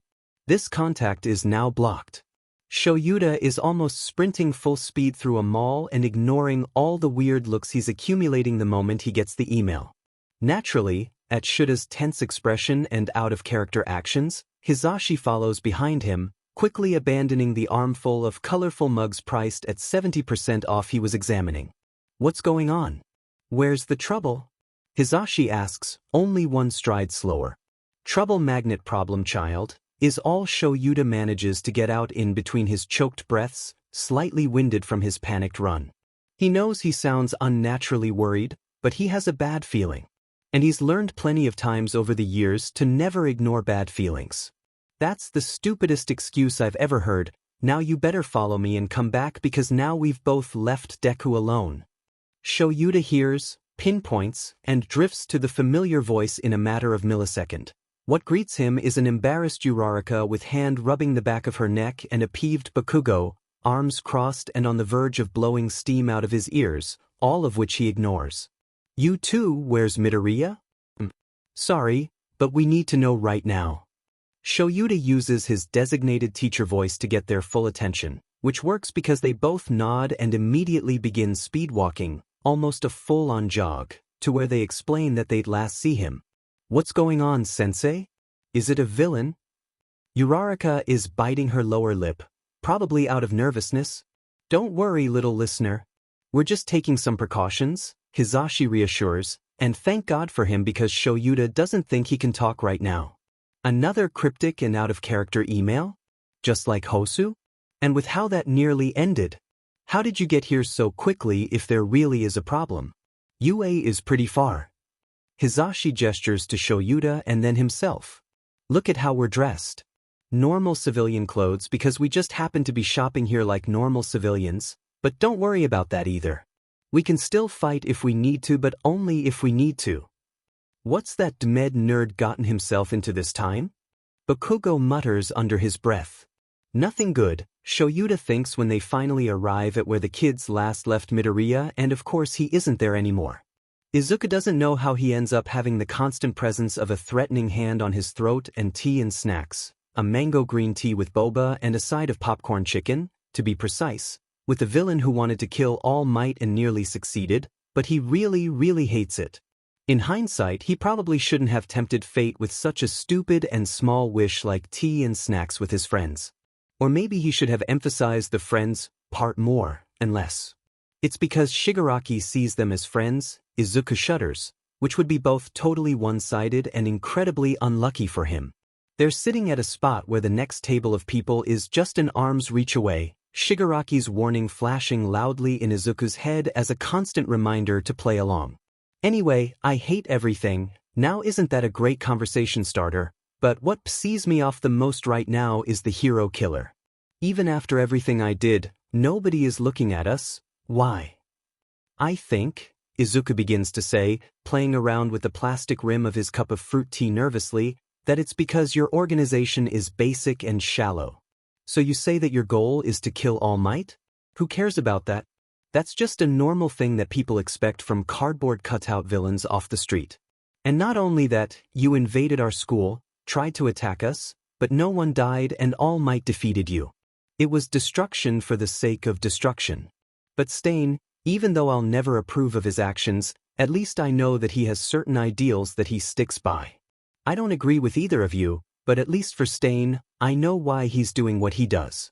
I know the motivations behind his idealism. I don't approve of his actions, but at least I can know and understand them like the rest of the general public. Shigaraki stares intensely at him from under his black hood. Or something like that. That makes sense, Shigaraki hums, acquiescing with a nod. So you're saying I should use emotional appeals? Instead of the direct logic of, I'm going to kill All Might and therefore you should join me, I should use, I'm going to overthrow the hero society that has condemned us for so long. What? Izuku says. Aizawa-sensei and All Might are going to kill him. They're going to bring him back from the grave after he gets dusted by Shigaraki and then kill him again. I'll keep that in mind, Shigaraki says, before turning his attention to a small crowd of gathering middle schoolers. Look at them. How happy they are.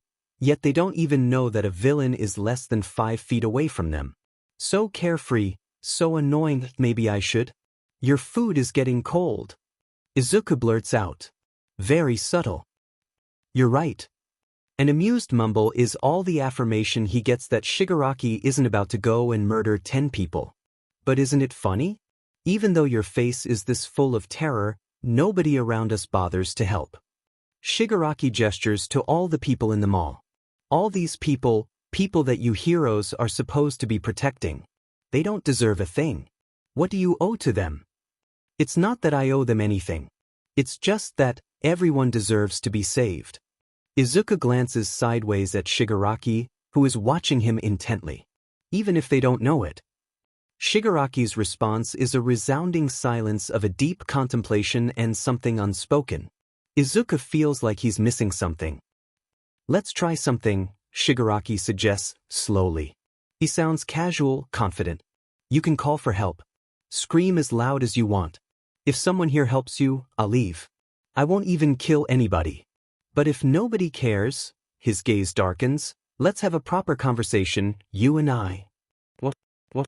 Of course somebody will help. There's so many people in the mall, what is Shigaraki even thinking? Izuku's thoughts are a frantic, unorganized clump. It doesn't seem like the villain is lying, and if it means Izuku can get away. Okay, Izuku says. And then only pauses to inhale for a moment before he screams like he's being murdered while leaping up out of his seat, something ungodly and inimitable and wretched from right out of his diaphragm, ragged and cracked and strained, like someone's dug a jagged old knife into his stomach and twisted. Maybe he's always been screaming on the inside and hasn't stopped, this sound that's been bubbling and frothing and itching to spill over. Everyone within the vicinity of their table startles violently. Shigaraki stands up if only to keep one of his hands wrapped around Izuku's neck. Help, Izuku cries. It sounds pretty believable. It sounds more real than fake. Help, there's a villain and he has a dangerous quirk, you all have to get out of here. And then he's out of breath like he's just ran the hardest marathon of his life, the gas completely emptied out of his tank. They all look at Izuku, one part confused, one part pitying, and two parts helpless. They all just stay where they are and look at Izuku, like they're all trying to make a decision. Your body moved without thinking about whether to do anything or not, whether to believe Izuku or not. He thinks he feels bitterness crawling up his throat and several unkind thoughts that follow. What do I owe them might have even crossed his mind for a split second. No, stop it. They can't do anything and it's not their fault. It's against the law. Izuku shakes his head weakly, watching as everyone decides that it's only a false alarm through their shifting body language, eyes growing dim and uninterested, bodies turning away from him, decides that he is the boy who cried wolf and goes back to what they were doing before Izuku screamed his lungs out in the longest few seconds of his entire life, maybe. He wonders if he can rent a soundproof booth somewhere in Japan to do it again. Sit back down, hero, Shigaraki drawls, mocking. Your food's getting cold. Izuku slumps down into his chair, enthusiastically compliant so he can escape the spotlight he's thrown himself into and just disappear. Something heavy and cold settles in his gut, something like denial or disbelief disrupting and damaging his insides. All of a sudden, he feels like throwing up. Is Shigaraki right? He doesn't understand. Izuku shakes his head again, deflating even further down into his chair. Smile, Izuku, Shigaraki whispers, right behind his ear. Look who's coming this way. And he does look. He looks and sees a small group of familiar high school students on their day off and freezes because it's Kirishima and Ishido and Jiro and Kaminari and Siro and... Want to try again? Shigaraki laughs, hearty and raspy. Let's go double or nothing, hero. Izuku, nervously glancing over at the sheer amount of glee stretched out across the villain's expression, finds himself very afraid to say yes. What can he do? If he goes and shouts for help from his friends, will Shigaraki keep his promise and leave? Can all of them, together, suppress Shigaraki before he hurts anyone, assuming Izuku's classmates understand the situation immediately and react accordingly? But if they don't, will Shigaraki go and kill everyone in the vicinity? Regardless of whether or not they choose to believe Izuku, what if Shigaraki decides to act on a whim anyway? Izuku has the situation under control. For now, Shigaraki seems calm and doesn't look like he's about to make any impulsive, angry decisions. Far from it, actually, the patience of a level-headed saint as he deals with Izuku's inability to hold a proper conversation with another person. His friends, his classmates, look like they're having some lighthearted fun on their Sunday off, and Izuku can't just. He takes a deep breath in. Izuku can't just disrupt that for no reason, can he? Not when he has the situation decently under control. Everything tells him not to agree to the villain's terms. So he doesn't. Cowardly as it is, Izuku doesn't want to know what might happen. What further solidifies his decision is when he watches Kaminari say something particularly funny, enough to bring nearly the entire group to their knees, clutching their sides, pure serotonin and enjoyment of daily life in each and every one of their movements, hand gestures, every grin and shared nod, just like the rest of the people in this mall. No constant fear of a villain attack. Izuku doesn't want to ruin that for them. If he calls out for help, they may or may not look over and may or may not come over here to further investigate. Once they see Shigaraki, the fun and idyllic day off at the mall will be over immediately. Instead, today will become permanently ingrained as another villain attack, like USJ. But if Izuku doesn't say anything, if they find out after the fact, it won't be as bad for them. Izuku just has to make it so that they never even see Shigaraki. So in the end, Izuku shakes his head and does his best to turn away from them at an angle where they can't recognize him. If they hear him and come over here, everything might just spiral into chaos. If they even. What else do you want to talk about? Izuku asks. His right leg has started doing jittery twitches, up and down, up and down. He stops when he's reminded of his mom's voice, scolding him to discontinue this kind of bad habit. You are quirkless. It's a statement and not a question. What? Izuku blinks. But I have a quirk, a strength-augmenting one. It's pretty obvious that you've seen it, and… Cut the crap, hero, Shigaraki interrupts with an undercurrent of irritation. I know all about your quirk. One for all and its other half. All for one. Nervous, choked laughter tumbles out of Izuku's throat as he snatches a quick glance at Jiro before returning his gaze to the shared space of the table. I don't really know what you're talking about. I've seen your record. I know you were quirkless up to the UA entrance exam. Izuku opens his mouth, then closes it. Opens it again, and maybe he looks like a gaping fish out of water with the way his breath has started to quicken rapidly. Shigaraki knows. I don't imagine people were particularly kind to you after they found out you were quirkless. Shigaraki's words are pitched unnaturally soft and low. You, who wanted a quirk so badly while growing up, me, who despised the strong and flashy quirk that I had, imagine if someone out there had the power to help us swap our circumstances and burdens our quirks with no strings attached. It's an alluring thought, someone who could have just given Izuku a quirk when he was younger so he wouldn't have to grow up the way he did. Crimson eyes bore through him. The UA entrance exams are deliberately tailored to people with strong, flashy quirks and more physical abilities. A quirkless kid or someone with less could end up dying. That would be such a shame, wouldn't it? It could have been you. Izuku disagrees vehemently. The UA entrance exams are perfectly safe. Recovery Girl is always on standby, and I'm sure that if anything went wrong, all the staff and teachers would intervene. Ignoring him, Shigaraki continues on, in fact, I don't think they'd even let quirkless kids participate. They say they wouldn't dissuade one, but I bet they don't actually expect it, not really. It's all just to sanitize their reputation and make it look pretty. Imagine if they all knew.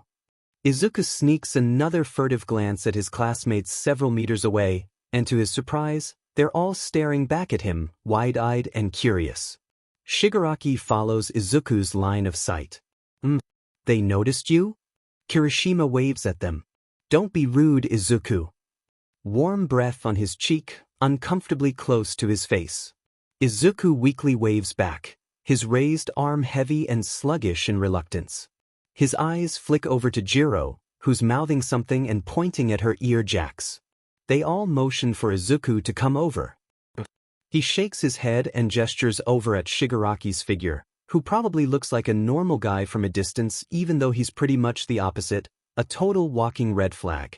Izuku doesn't speak, doesn't trust that his voice won't stumble or come out trembling weakly, both things that may prompt Jiro to bring the group over to investigate Izuku's strangeness. Kaminari makes the universal symbol of okay with both his hands, nodding in understanding, and then just like that, Izuku's classmates turn away and go back to whatever they were talking about. He trusts Jiro won't eavesdrop on him, and it seems Shigaraki does as well. Good call, Shigaraki says. I'm still annoyed that not a single one of you died from the USJ attack despite all of you being so incompetent. Finished with his drink, Shigaraki dissolves the plastic cup into a fine, powdery dust. Regardless of the ingenuity and power you showed off at the UA Sports Festival, you didn't get a single hero vying after you for the internships. Izuku's lower lip trembles. How do you know about that? After you broke all your fingers and essentially completed the first 2 stages without using your quirk, nobody wanted you. Don't you see how funny that is? No powers and they don't care about you. Belittle you, ignore you. Shigaraki chuckles, but he's no longer smiling. His eyes have a dangerous glint. Too much power and they're afraid of you. Afraid of what you might do, afraid that they're unable to control you. All these heroes that preach about goodness, such idealism, it's everything that I hate. The fastest way to defeat your opponent is to make them lose the will to fight. It's been drilled into Izuku's head a countless number of times, over and over, yet it is what he struggles with the most, sometimes. He's tired from the outing that never was. Tired from trying to argue against Shigaraki in his head. Tired of not knowing what's going on. Why is the supposed leader of the League of Villains talking to him like this? Did you figure all of this out yourself? Izuku asks, injecting as much vitriol as he can into his tone, even leaning further into the chokehold the villain has on him. Or was it spoon-fed to you? Unlike you, I'm not trapped in a gilded cage. I'm free to come and go as I please. Shigaraki waves his other hand loosely. You'll see once you get a taste of unrestrained freedom. You'll never want to go back. You're not free at all, Izuku murmurs. I feel sorry for you. They weren't right to treat you that way, you know, Shigaraki says, powering through and completely ignoring Izuku's sympathetic comments like he's a man on a mission, the mission being, there's no excuse for anyone to put you through that. Shouldn't all people be created equal?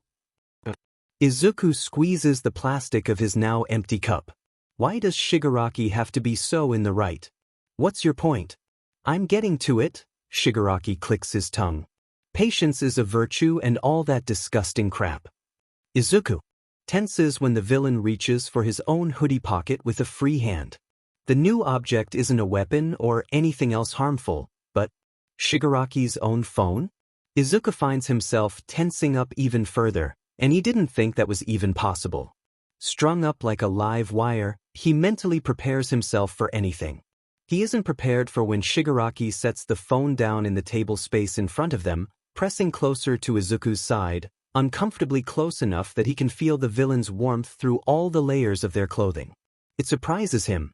He doesn't know why he expected Shigaraki to be stone cold. It's worse, this way, to be reminded that Shigaraki is just another human being. Have you watched this before? There's an unsavory smile weaved between the syllables. It's not as viral now and most people have probably forgotten about it, but Izuku turns his eyes away. Shigaraki laughs. What's wrong, hero? Izuku doesn't want to look. He doesn't want to see. Arms still slung around Izuku, Shigaraki grabs the base of his neck with 4 fingers, repositioning his grip and forcefully turning Izuku's gaze downward to the phone screen, turned up to 2/3 brightness. Goosebumps crawl up and down his skin, most intensely where Shigaraki is invading his personal space. Watch, the villain mutters. From this close of a distance, Izuku is once again subjected to the deep, scratchy rasp of Shigaraki's voice. Maybe he doesn't use it all that often, doesn't have anyone to talk to. This is the most important part. Izuku's entire body slackens in an instant like his soul has suddenly escaped from his body with a sensation akin to a splash of icy cold water, breathing altogether paused from the shock. What greets him is a video he remembers very vividly. Green hair, black uniform, slung backpack, sludge villain. Suffocation, beration, and relief. His eyes dart up to meet Shigaraki's in horror.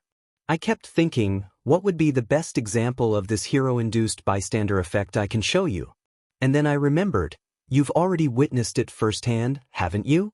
I remember when this video went viral. I remember the conversations being had in online circles, the police interviews, the 5 minutes of fame for 2 middle school brats. Why would you even watch this type of video in the first place? Izuku can feel his own breathing beginning to pick up again, homeostasis wrecked, adrenaline buzzing as if sensing the approaching battle. But there is nothing to fight. Not really. He chalks the oncoming bout dizziness to his increasingly uneven breathing patterns. He tries not to think about. Simple, Shigaraki shrugs. All Might was in it and I hated All Might. Sensei gave it to me as an assignment of sorts to learn from. I didn't even notice you until after the 17th rewatch, and then it all slid into place from there. You were a great learning experience, Midoriya Izuku, so I guess I should thank you for that. What? Once I noticed you and your obnoxiously green hair, I started noticing other things. See them? The heroes on the sidelines. They didn't do anything to help and they've been training longer than you've been alive. Then also the way all the people in the crowds were smiling like it was some kind of amusement show, like you weren't desperately trying to save someone even though you were quirkless. The fact that there was even a crowd watching in the first place instead of running away. Even though you were dying, they were laughing and smiling. Shigaraki's thoughtful expression turns dark and overcast. The villain tilts his head toward Izuku, a wild grin reappearing out of nowhere, not something born out of humor or happiness but a grin of a type of ruthless madness Izuku can't quite describe, stretched widely across his face in such an unnatural way. That sees me off. Everyone around us right now, smiling so freely like this. I hate them. And I want to destroy all the things I hate. No, it's weak, but it's all Izuku can manage to scrounge up with the ballooning frog in his throat. For interpretation is wrong. Shigaraki all but rolls his eyes. They should be screaming and running, you know? They should be fearful. I've watched it so many times, the video of you charging into the flames to confront that disgusting sludge villain. And the interviews that come after. For a moment, an allegorical creeping splash of doubt in the shape of a menacing hand with blemished skin clasps onto Izuku's head, invasive, all 5 fingers pressed against the surface of his private thoughts like a child pressing their face against a pane of cool glass. Izuku finally allows his thoughts to flow once more, unable to hold back the dam of his typical leaps to various conclusions. He doesn't want to think of it, but what if Shoyuta is actually... Izuku's eyes shake in their fragile sockets. He tries his best to tone down his nervous squirming when Shigaraki snatches away the empty plastic cup out of his fingers and decays it into nothingness, leaving a smattering of gray, crumbly ash on Izuku's lap and the front of his shirt. Complacent heroes and even more complacent civilians. I suppose Stain would say they're each a pitiful excuse of a hero, Shigaraki says, a lilt of amusement in this voice as he watches Izuku scramble to brush the leftovers of decay off himself before he accidentally inhales it or something just as stupid. A flash of disgust visibly crosses the villain's expression when the iconic sound of All Might's booming arrival escapes from the phone. Still, Shigaraki does not pause the video. Izuku listens to the video even though everything is just as fresh as yesterday. Listens to the way the pro-heroes on the scene gush over Kaken's quirk in one breath, shaking their heads and rebuking his own actions in another. The quirkless boy who recklessly ran headfirst into trouble. The brave boy with a magnitude of endurance as good as a pro-hero's, able to hold his own against a villain that stumped everyone on the scene. Just several moments earlier, the echoes of I cannot simply say you can become a hero even without power. Hey, tell me hero, what do you think? After going through something like that, you shouldn't be praised for being strong or for handling the situation well, right? You should be consoled and comforted for being forced to go through that. Both of you. No one talked to you about that, asked if you were okay, or walked you home, did they? Izuku's brows furrow. We're fine. There wasn't any need to. There's no need for any of this, not really. But since society is so saturated in heroic ideologies, I find it very funny they've leaned into praising the image of a fictional hero straight from a comic book. Shigaraki's face twists into a conflicted expression. I think the chances are I'd make a better hero than a lot of your so-called heroes. What's a comic book? Izuku wonders absent-mindedly. Then he processes the second half of the villain's sentences with a deafening and abrupt, "You? Be a hero. But you're a villain. An epitome of a villain." His sudden shout carries enough volume to turn heads. To elicit glares, even for disturbing the peace and disrupting the normality of a Sunday at a shopping mall. Here he is, being threatened by the leader of the League of Villains, and no one even bats an eyelash. Did you do that on purpose? Shigaraki tightens his squeeze on Izuku's trembling neck. Shaking his head like his life depends on it, Izuku blurts, "No, wait. I didn't mean to be so loud, it's just. Someone like me could never be a hero, huh?" A crackling sound of something that sounds like stepping on broken glass on cement, a crunching, low, irritated growl. Izuku freezes mid-flail. "That's not what I meant." "That's definitely what you meant," Shigaraki says with an air of iciness, slipping his phone back into his pocket. Izuku stares at the villain currently directing a glare with the power of 1,000 solar flares at him, an uncomfortable sensation swimming around in his chest like a goldfish after being flushed down a toilet. You're actually... Shigaraki cuts him off when he suddenly gets to his feet and pushes the cheap shopping mall table several meters over with a cacophonic screech, finally leaving Izuku's poor neck alone. Anyway, the next time we meet is when I'll have decided what to do with you. You better watch out, Izuku. I'll be seeing you. Clutching at his throat to feel for any missing skin, Izuku shudders at the inappropriate use of his first name by a near stranger, yet again. He'll never get used to the way it sounds coming out of Shigaraki's mouth. The villain ducks his head and leans toward Izuku one more time, as if he has one more secret to spill, whispering, "Remember when we attacked USJ?" Shigaraki pauses dramatically to sweep his gaze over to where Izuku's classmates were earlier. Izuku's eyes widen when he notices an additional 4 people converging on the group: Kaken, Uraraka, present Mike-sensei, and Aizawa-sensei.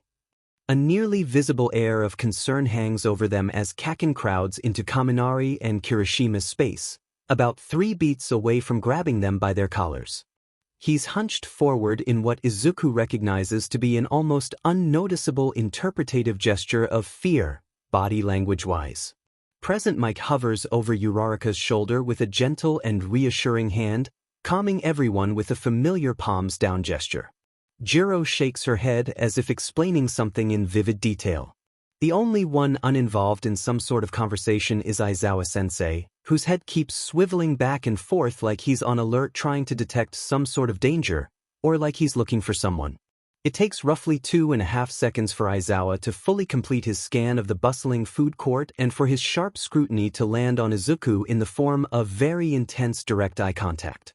Midoriya, Izuku thinks Aizawa mouths, and then suddenly the entire group's focus freezes in place, only to snap toward his direction, jaws dropping and looks of concern spilling from their gazes. Leaning even closer and pushing Izuku's head down to suddenly cut off all of the eye contact, Shigaraki is near enough that their cheeks are pressing, the villain's rough and peeling skin a strange texture against Izuku's face, ensuring an atmosphere of the maximum amount of discomfort, like how he'd feel if Ryuko in her dragon form were to sit on his chest, suffocating him. Deku! A muffled, familiar voice from far away. Eraserhead, now that's a real hero. Would you mind asking him if he'd like to switch professions? Instead of wasting his time with hopeless hero wannabes and being stuck as a glorified babysitter for 18 idiots of course, except for you, Midoriya Izuku-sensei would really value him, Shigaraki grins. The grass is greener on the other side. Tell him I said hi. And then before Izuku can even spit out an angry reply that immediately comes ready to his tongue without any extra thinking necessary, Shigaraki backs off and melts right into the crowd, his black hoodie barely a visible dark speck under the sun. Izuku doesn't notice as several very concerned somebodies make their way over to him. He first learned the terms logos, ethos, and pathos in middle school. They didn't go too deeply into the topic, so the moment he got home, he searched the words up himself and marveled at the way heroes would apply them in their public speeches, even in the way they would speak after minor villain encounters. Their words could hold such sway. That's not fair, Izuku mumbles in a voice so faint the idle chatter of the mall swallows it up in an instant, his eyes following the villain's disappearing figure. If someone pokes him, he might just shatter into a million sharp fractals. What am I supposed to say to all that? Why would you? He doesn't know why, but he suddenly finds himself thinking about the first time he ever met Aizawa-sensei, Eraserhead on patrol at the time. Dropping in out of nowhere, reassuringly informing Izuku of his hero status, asking if he was hurt at all, and then quietly walking him home without even being asked to. It's all Izuku can picture in the aftermath of Shigaraki's parting words. The stark difference between all the heroes he's ever met or seen on TV. Midoriya. Izuku snaps out of the dazed state of mind Shigaraki has left him in, like someone has taken a sharp thumbtack to his thoughts. Huh. It's okay, Aizawa reassures, immediately going to pat Izuku down for any injuries, even getting to his knees, checking to see if Izuku's broken his legs yet again. We're here, Midoriya. Are you hurt anywhere? It's okay now, because Aizawa-sensei is here. It reverberates in his head like a bottle cap being dropped in an empty room, clanging on the floor, then echoing again. A rush of unexpected emotions surge to his chest, butterflies demanding to be released, freed from their prison. They then rise up, higher, lodging in his throat for a moment before gathering behind his eyes in the form of something wet and stinging. His eyes are misty and his vision is slightly hazy. Huh. Izuku touches his face, his fingers come away slightly wet. His knees finally give out and he drops to the floor like a sandbag cut from its weight, a puppet whose strings have just been cut, and soft cries of his name from his classmates accompany his exhausted collapse. It's okay to feel scared. Aizawa-sensei's voice is soft, so tender. So unlike him. A hand is offered to Izuku's face, a stable support so he can get to his feet again. Izuku begins to say, voice coming out shaky and broken, so scared. So that's what it was. That's what he'd been feeling. He grabs the scarred, rough hand being offered to him, clasps onto years of hard-fought hero work imbued into a single hand, and stares right at Aizawa's kind, sympathetic gaze, ready and available because Eraserhead is still kneeling down on one knee, lowering himself to Izuku's eye level. I'm sorry I didn't come sooner. Izuku feels the regret behind his teacher's words instantly. He shakes his head, slowly. You're here now. Thank you, Aizawa-sensei. His breathing slows. He takes a proper look at his surroundings. It's the same as before, Izuku says, voice trembling. He takes another deep breath and tries to sound more solid, less affected. I don't know how, but he knows way too much about me. About Yue. How did he even know we were going to be here? How did he know? Izuku's classmates are the very picture of confused. Uraraka looks horrified. Kaken's fists are clenched tightly at his sides. Present Mike turns to Aizawa with a grim expression, communicating something that doesn't require words. Aizawa-sensei. Izuku's voice is still brimming with tension. Do you think you could still run that background check? On the person I told you about in the hospital? Aizawa nods slowly, overcome with a sudden twisted expression of conflict. We can do that. Izuku is scared of the emotions Shigaraki evoked in him from words alone. Scared of any influence the villain has had on his thoughts without his even realizing it. Scared of how everyone he knows might react to the way his thinking has suddenly broadened and steered far into gray territory, where ideologies like Stains belonged. Izuku is scared that at the end of it all, he won't be the same person he was at the beginning, for better or for worse. They're sitting outside Midoriya's home waiting for him to give them the ready to go in to talk with his mom about moving into dorms along with the rest of his classmates. That is, they, meaning Midoriya, fidgeting nervously in the back seat of a borrowed UA car with Shoyuta behind the wheel and Toshinori in the passenger seat. It isn't often that the three of us are alone like this, Shoyuta begins to say, turning his body to face Izuku properly. Toshinori has mirrored him in the same way on the opposite side, seemingly even more anxious than Midoriya. That's saying a lot since the kid has been acting really frazzled since the mall incident. So I'd like to take the time to clarify a few things. Wait! Toshinori cries. Here? Now. Midoriya's eyebrows shoot up to his forehead. What? Yes, Shoyuta says. Better now than never. Okay, Toshinori says. All right. I know the gist of what's going on between you two, Midoriya stiffens in his seat at that, and that All Might passed his power on to you. How long have you known? Midoriya asks, which is a valid question. His eyes refuse to meet Shuta's, heavily focused on the center console between the front two seats. Only for a little while. Since after the sports festival.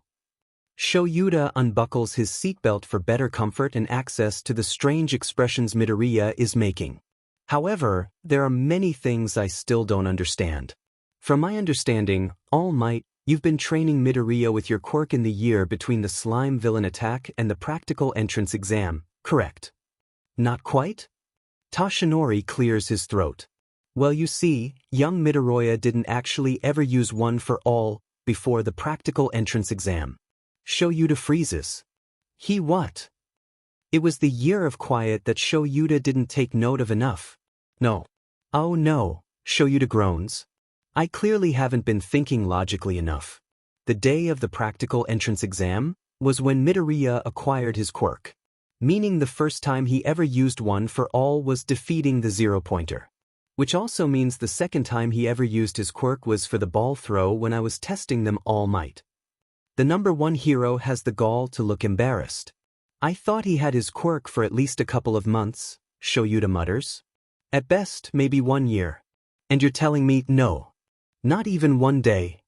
Midoriya didn't lie in his email on the day of UA's practical entrance exam even though he should have.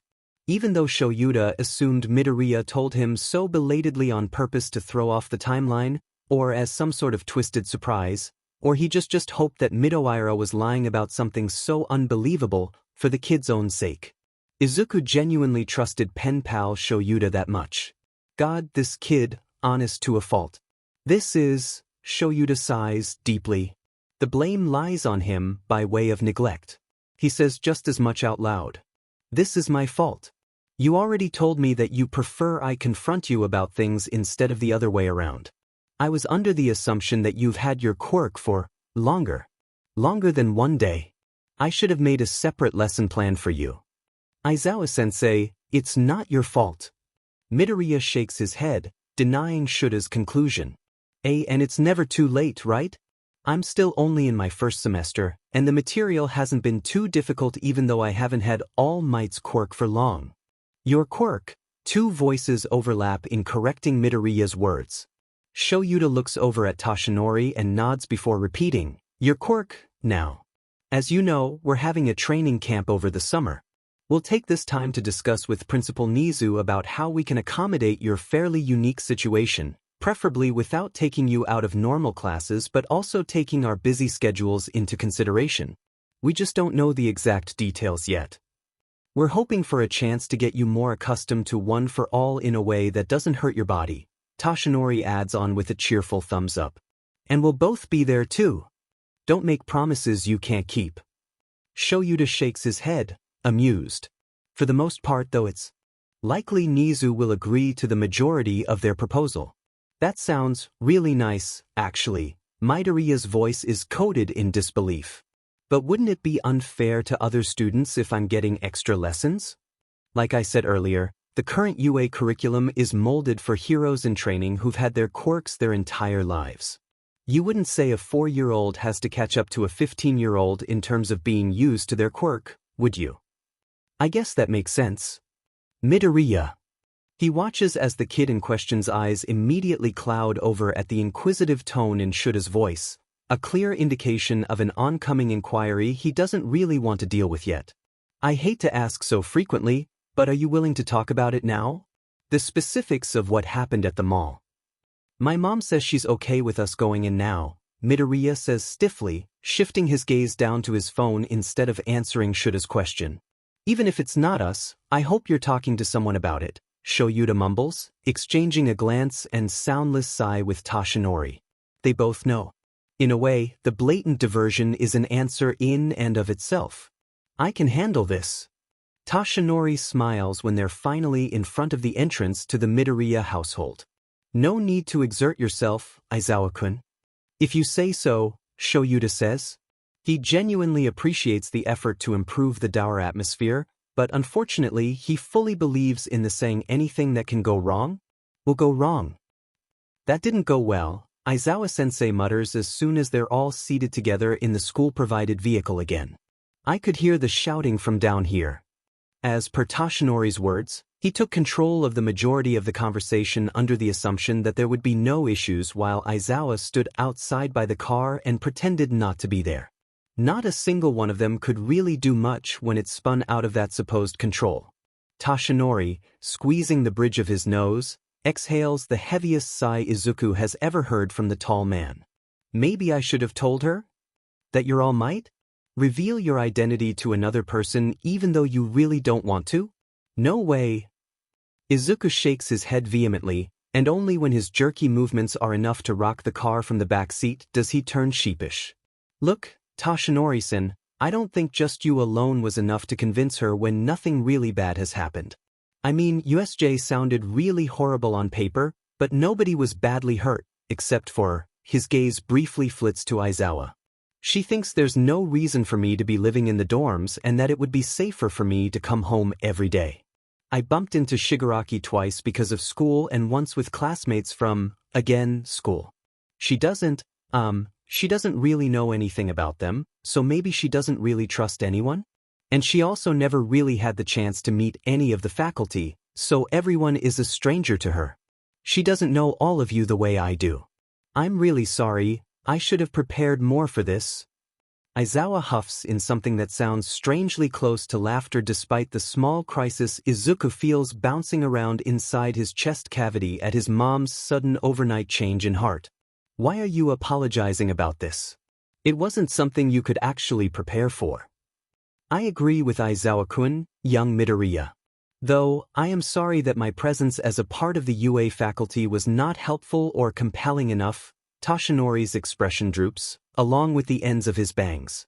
If only I could have come up with a better argument, maybe I. Enough, Aizawa cuts in exasperated. Enough with the blaming. Sometimes I wonder where he gets it from. Toshinori stops himself from saying anything further through what seems to be biting on the inside of his cheek, settling for folding his hands into his lap with a timid chuckle and a bashful murmur of, "My apologies." If trust is the issue here, Aizawa says, his words tentative and thoughtful, then I might just have the solution. I shall stay with the car this time then? Toshinori smiles weakly. Izuku hopes the apologetic look he shoots the man is enough to mitigate the damage his mom did with her honest but harsh words. The next time they head into Izuku's apartment building, it's Aizawa-sensei who leads with Izuku following a few steps behind, navigating around with no issues. You have such a good memory. Izuku peers at the back of Aizawa's head, hair uncharacteristically neat and brushed up into a half bun. He genuinely wonders if his teacher might have a built-in map in his brain. As expected of a pro hero.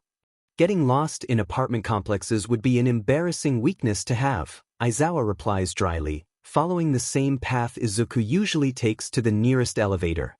Most people get lost in confusing layouts. It's not their fault, sensei. Calm down, Midoriya. Aizawa grins slightly, jabbing his thumb against the button for the floor the Midoriya household is on. Nobody would think less of your beloved All Might just because he can't find his way around a high-rise. He's trying to lighten the atmosphere. Izuku's grateful for that, but do you really have some sort of plan? Izuku ducks his head, purposefully avoiding Aizawa-sensei's eyes when they swivel toward him attentively. I don't really understand why my mom's being so stubborn when she said moving into UA was fine just a few days ago. Even last night she was still okay with it. I think Toshinori-san tried everything he could, short of transforming into All Might and smashing his forehead on the ground or something. Conveying a tacit understanding of Izuku's anxiousness, Aizawa redirects his gaze toward the elevator buttons, easing some tension from Izuku's shoulders. Not really. Not really? Izuku parrots slowly. With all the casualness in the world, Aizawa repeats, not really. Okay, Izuku says, feeling a spike of deliriousness threaten to spill from his mouth in the form of some sort of embarrassing noise. Aizawa sighs. I'm sure All Might put up a good fight.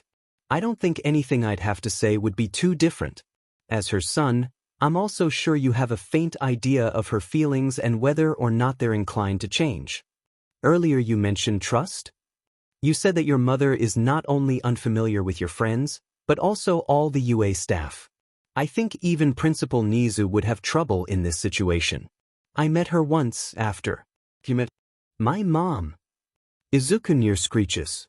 Even then, Aizawa doesn't look at him, but he does tap his left foot a few times like an unspoken reprimand, a wordless flash of annoyance. Sorry. Keep going. As I was saying, I met your mother when you were younger, once. After I had escorted you home from an attempted mugging, I had a short conversation with her about safety and the like. She might remember me from then. The elevator dings, coming to an abrupt stop. After the doors slide open, the left half a beat slower than the right as usual, Aizawa takes the initiative to step out first. He slowly turns around, the expression drawn on his usual tired features softened by choice. Chin up, Midoriya. You may not realize it, and it won't be easy, but you have a lot of power in her decision. Whatever she's thinking, she probably has your best interests in mind.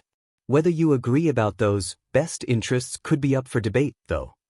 I'll keep that in mind, Sensei. Izuku nods. Ours is the second to the left. Aizawa rings the doorbell, slightly stiffening at the shuffles that rapidly approach from behind the closed entrance. Oh, I'm so sorry that you had to come all the way inside again, but I really don't think anything you say will change my mind. Izuku's mom's eyes nearly bulge out of their sockets. Her hands tremble like they don't know whether to clutch at the wall or something else for anchorage. It's you. Aizawa bows deeply. Hello, Mrs. Midoriya. Would you like to come in for some tea or, no, I mean. If you're just going to try to convince me to let Izuku dorm, then. Her hair is a frizzy, green mess and her apron is on backward, none of the straps tied together properly. She's still plenty frazzled after standing her ground with Toshinori. It must have taken a lot out of her. A dour frown tugs at Izuku's lips. Mom. I'll admit that, yes. Aizawa tilts his head in Izuku's direction. It means a lot to him, and I hope that it's evident in our stubbornness as well. Stubbornness is one word for it. Mom. Izuku raises his voice. If you feel like you can't trust Yue, can't you at least put your trust in Aizawa-sensei? All the times anything bad has ever happened, somehow he's always there to save me. I know you don't want to hear about the details, but that time I almost got killed at USJ, it was Sensei who saved me at his own expense. You had to be there to understand, Mom. It was horrible. And the last 2 times, Aizawa-sensei is the reason I'm fine now. He's done so much for me and he's also going to be supervising the dorm building. If this keeps happening not because of sheer coincidence but because they're after me, wouldn't it be safest at the top hero school in the country with the best security? With the only pro-hero who can erase anybody's quirk. Bewildered, his mom shakes her head. Why would they be after you? At that, it's Aizawa's turn to shoot Izuku a bemused look before mumbling what seems to be an kid to himself. Izuku says, taking a rather large and audible gulp. I said, they're after me. Because it's happened a lot, you know?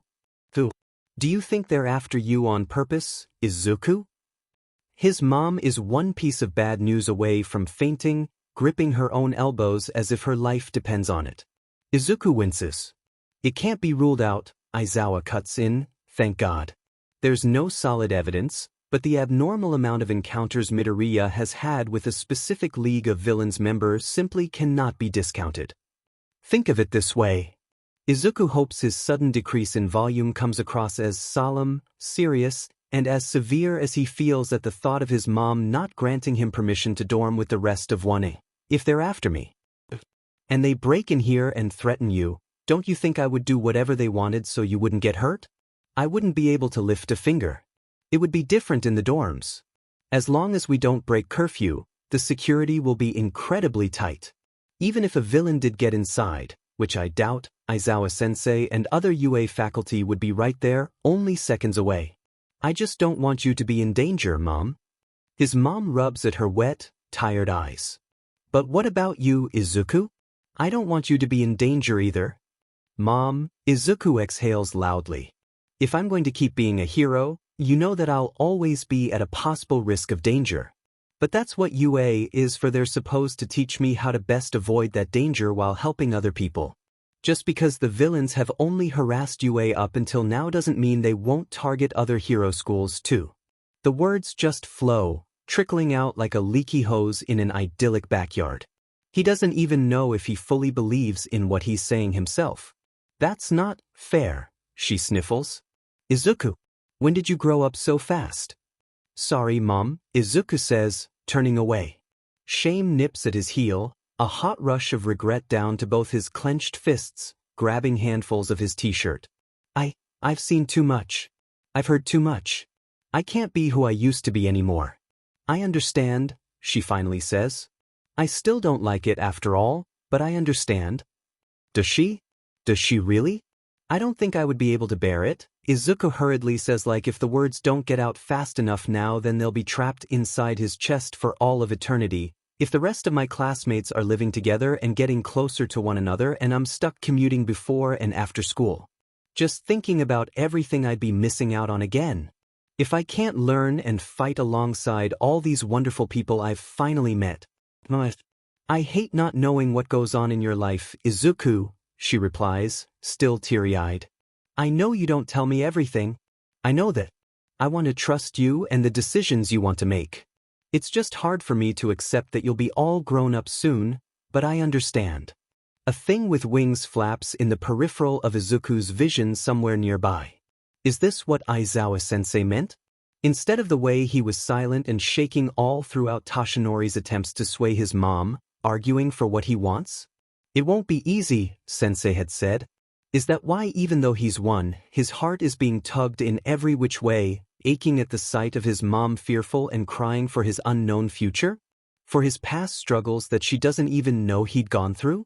Izuku rubs at his reddened fingers, irritated from how hard he'd been clenching them. So? Eraserhead-san.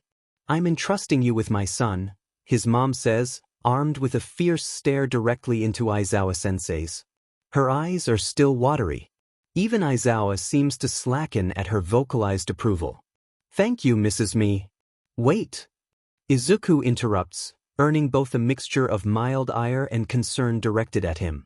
Sorry for cutting you off, Aizawa-sensei, but in the case that anything does happen to me, you can't completely blame Aizawa-sensei. Say it's the school's fault if you want, but don't. Please not. How many times have been pure, unexpected ambushes? And how many have been Izuku's own fault? Midoriya. A strong, steady hand rests on one of Izuku's shoulders. He goes still at the touch. Aizawa's other free hand rubs the back of his own neck as he turns Izuku toward him, eyes shining with sincerity. It's okay. I can handle it. It's part of my job. In any case, don't sound so confident that Shigaraki can get to you again. This Shigaraki fellow sounds dangerous. Promise me you'll be careful, Izuku? Izuku nods, feeling much more solid and grounded under Aizawa-sensei's firm hand. She gestures at Aizawa. And you too. Aizawa folds into another deep bow, being clean-shaven and in an ironed formal attire. He's the very picture of professionality, save for the bloodshot eyes, but even then there's less of that than usual. Of course, Mrs. Midoriya. Again, thank you for entrusting him to me. We're going to step away for a moment if that's all right with you? Yes, please, go ahead and take your time. It's almost as if she can't close the door behind her fast enough with the way it slams in their faces. Sorry. I'm leaving the door unlocked. Okay, Izuku? His mom squeaks hastily, muffled through the wood, audibly shuffling away from the entrance like a mirror image of her earlier appearance. Izuku exhales, leaning against the now closed door when Aizawa's hand finally moves away so he doesn't collapse where he stands with the way his jelly legs are wobbling. I'm glad that worked out. Thank you so much, Aizawa-sensei. The man in question blinks slowly. I didn't do anything, Midoriya. That was all you. Still, I don't think I could have done that all by myself. Izuku laughs quietly, injected with bitterness, fully leaning into the self-doubt. The door rattles under his back along with his movements. I'm a horrible son. I'll be turning 16 in less than a week, but all I do is make her worry.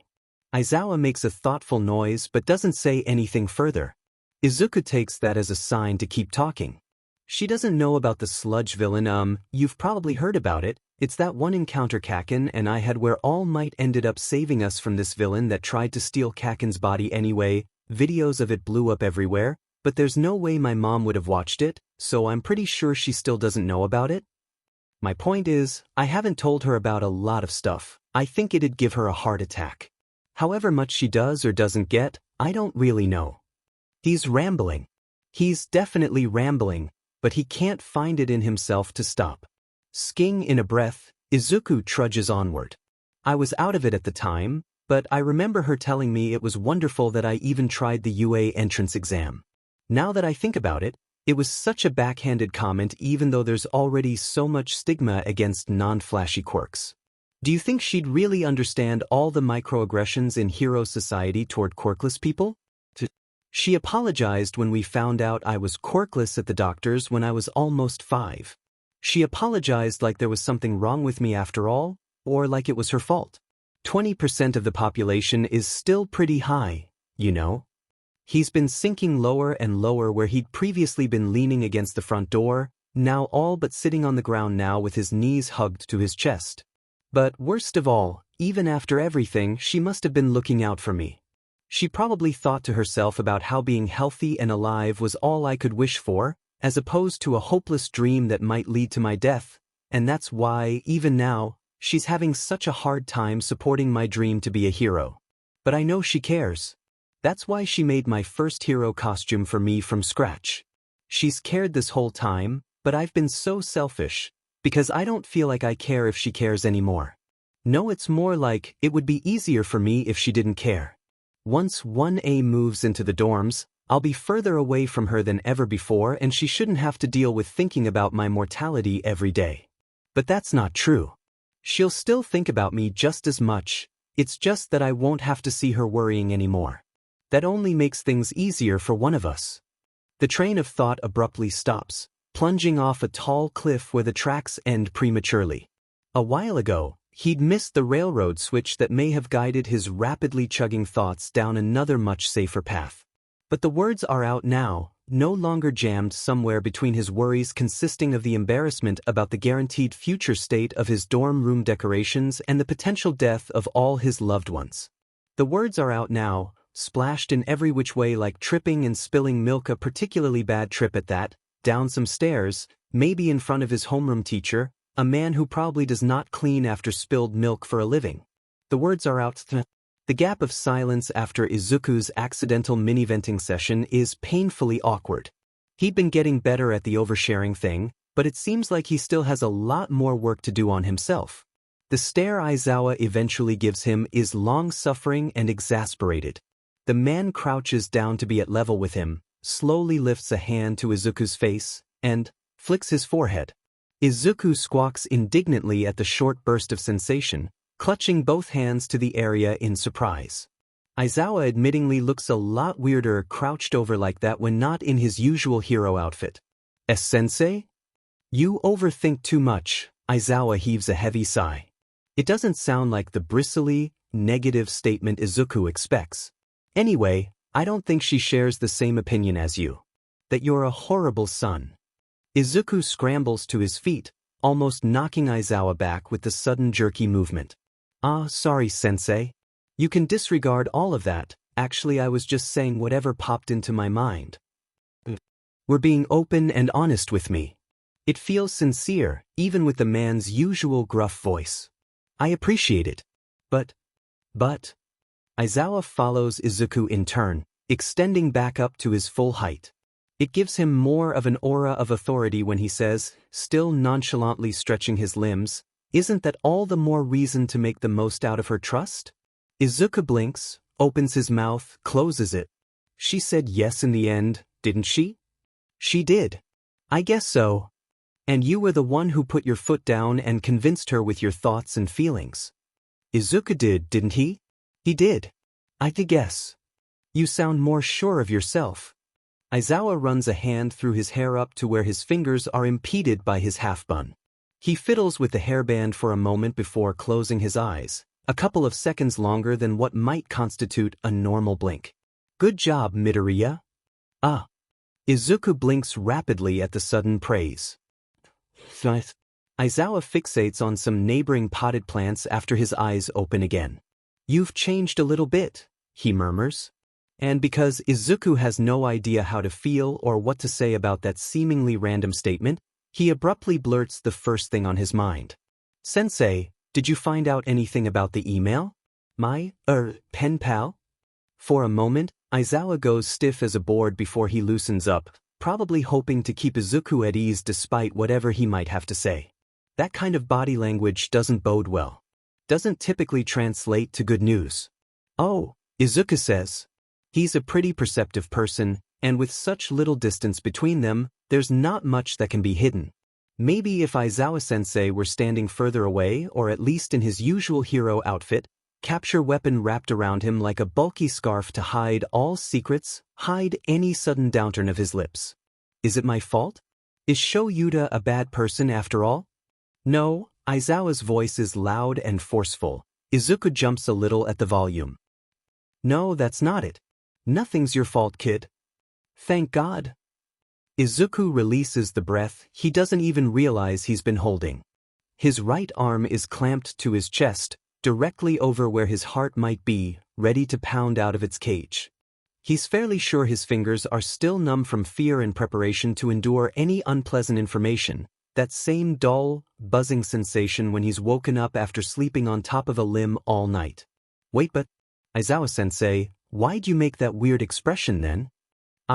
An internal battle makes itself known on his teacher's face, from his furrowed brows to his thinned lips, drawn into a flat line. It doesn't take a genius to figure out most of this is usually covered up by the noticeably missing capture weapon. Or maybe Izuku's just getting better at reading his teacher. I can't tell you. Yet. Izuku knows that his lips automatically curl into a pout at the vague answer. He's an intensely curious person at heart, and there are many small things that have just occurred in the last few minutes he might jot down in a notebook as notable, thanks to his past experiences in people watching. Indecisiveness, hesitance, the slightest pinpricks of guilt, and the fact that Izuku can even pick up on any of these feelings from Aizawa in the first place jut out like several sore thumbs.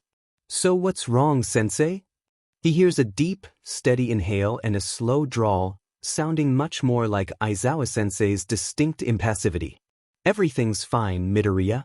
No bad news. I promise. Maybe it was just something personal? If so, then Izuku probably shouldn't pry. Are you able to tell me any specifics about how the investigation went? He opts to ask instead of the itching, burning insistence to poke his nose where it doesn't belong, yet again. About the email you gave us, Aizawa almost grimaces, the way someone might when accidentally flexing an old injury. It's a sizable juxtaposition next to what is supposed to be a normal conversation with supposedly no bad news. Ignore it, Izuku. It's none of our business. Without breaking any privacy laws, we were able to consult a third party to find out that the owner of the email is located in Mustafu, Japan. The account seems to be untampered with, meaning there are no traces of any hacking or forced entry. Other than that, there are no other standout red flags either. We could, of course, subpoena the owner for police questioning if you'd like. I've never heard of any heroes with cybersecurity quirks before, or maybe they all prefer working for the government or private companies instead of becoming heroes? It seems likely that kind of unique skill set would be highly sought after for consultant work. Izuku mindlessly fiddles with his phone, navigating to the mail app. He scrolls down to where Shoyuta is, nestled right under as but before BS, and it's not there. It's not there. Where is it? The words on his phone blur together for a moment like he's seeing double of everything. He laughs nervously, but it comes out sounding more like half a hiccup combined with a sob cut short. I must be misremembering. And so Izuku scrolls down to where Shoyuta is, nestled right between RS and TS and definitely under the category of S, and it's not there. His breathing quickens. He thinks about his new UA peers and flits through them like going down a grocery list, trying to determine if any of them seem like the type to pull pranks like this the way people would in middle school, harmless pranks that never warranted the attention of his teachers when he would ask for help, trembling with his phone clutched in his hands. The few who were kind or clueless enough to give Izuku their contact information would never get a single response. Not with how quickly the info disappeared every time without fail before Izuku could even attempt to memorize it, unable to hide from hands that could snatch his phone away before he could notice, unable to run from the ones who know the location of his locker, his class schedule, his path home, unable to retaliate against who everyone knew was the strongest quirk in the entire middle school, the top of the food chain. No, this is different. It's different because he has Shuta's email memorized, hidden right close to his heart, something he could spell out in his sleep, in his dreams. He didn't pluck the existence of his pen pal from thin air. Shoyuta is real. Izuku's fingers tremble over the keypad of his phone. Before he can even blink, he's typed out all the letters to add Shoyuta back into his phone. Except, it's not letting. Why isn't his phone letting him add Shoyuta back? Again, he shakily finds the buttons for the A, followed by a PRD, followed by his thumb missing the S 3 times in a row to spell out a garbled mashup of keys. By the time he successfully backspaces and gets the S punched in, he can feel his breathlessness engraved into the laborious heaving of his chest. The H takes him 2 tries and misclicking back to the home screen. O takes him 4 tries and 3 backspaces. Then U takes him, the next letter takes him, it takes him. His phone is unceremoniously snatched out of his unsteady hands. When he looks up, he's greeted by a very concerned expression on very tired features. Sensei, I'm sorry it's taking so long. I was trying to, but it wasn't working, so I'll just do it later instead. Breathe, Midoriya. Izuku breathes. He breathes and he watches Aizawa-sensei tinker with his phone. It's obvious his teacher is avoiding any apps that might reveal any personal information while also leaving a clear view of the screen for Izuku, still standing there gulping in air like a fish. What's the issue? The email of my pen pal. It was missing, so I panicked a little bit. A little bit, huh? Okay, maybe more than just a little. Izuku lamely gestures at his phone. I was just trying to add it back in, but it's not working. Like an error or something. Has this ever happened before? Aizawa continues to scroll through Izuku's contacts. Well, I haven't had many contacts before, so, no. Not really. It's an embarrassing admission, but Aizawa doesn't even blink twice at it. What you described usually occurs when a contact has been blocked and not just deleted. Aizawa gestures for Izuku to come closer. Watch. So you know what to do the next time it happens. Leaning in without intruding too much in Aizawa-sensei's personal bubble, Izuku watches his teacher navigate to something called an iMenu official iMode portal site, before he selects the only option available, a single listed personal handyphone system domain, and chooses to accept emails from said cellular domain again. Changing the settings here won't cost you anything, Aizawa clarifies, dropping the phone back into Izuku's enthusiastic palms, cupped open flatly. As soon as Izuku begins crawling through his messages and emails again, Aizawa chooses to make his timely exit, moving his way back toward the modern, well-used elevator. Izuku's heart sinks. The last message he'd been sent by Shoyuta is gone. He explicitly remembers being wished congratulations on his final exams and some other things he didn't even get the chance to read before Shigaraki. He sighs and tucks his phone back into his pants pocket, about to let himself back into an unlocked apartment. Midoriya. Izuku releases the doorknob and leans back, peering a little bit past the corner where the elevator is, his palm cold from the metal. His teacher is still standing there. Yes, Aizawa-sensei? Are you ready to talk yet? There's concern hiding under his neutral expression. Izuku wouldn't have noticed 2 months ago. I can text All Might, he can finish up the rest of the students himself. There aren't many left. We could stay here or go somewhere else where you're more comfortable. A warbling haze settles over Izuku's head like an unrelenting storm cloud, a fog of uncertainty that causes his heart to seize up for a moment. But it's not as bad as the first time Aizawa-sensei asked about it. I think, Izuku swallows, not yet. But maybe next time? Maybe next time I'll be ready. I just need to think a little bit more about it. I'll hold you to your word, Aizawa says, doubling as a final goodbye. His face is turned away as he leaves, so Izuku can't gauge how he's feeling about this whole ordeal, especially toward Izuku's silly reluctance, but Aizawa-sensei has been so patient in a way teachers have never been for him before. There were always talks of favorite teachers after classes or in the hallways in middle school. Izuku could never relate, could never see how his classmates felt so strongly about adults who treated him like he was loathsome scum, a waste of space, chewed up gum stuck at the bottom of their shoes. Is this how his peers felt? Swelling hearts full of a type of fondness he didn't even know he was capable of for someone he desperately wanted to know more about? Would it be inappropriate to ask after Aizawa-sensei's health? Ask if he's been eating or sleeping well. Inquire about any difficult developments like the way his schedule had seemed so overpacked and unhealthy just a week ago, right after their practical exams? Why had Izuku taken his teacher's refusal so personally at the time, anyway? Because he wanted special one-on-one lessons specifically from Aizawa-sensei? Izuku can scarcely remember. The elevator dings. It shakes gently as it begins to descend. Months ago, would Izuku have cared for the strain he saw weighing down Aizawa-sensei's shoulders throughout almost their entire conversation? Or would Izuku have just chalked it off as an indicator of distaste toward him, self-deprecating as always? Aizawa-sensei is right. He has changed. Eraserhead, Izuku says quietly even though there's no one to overhear. Thank you.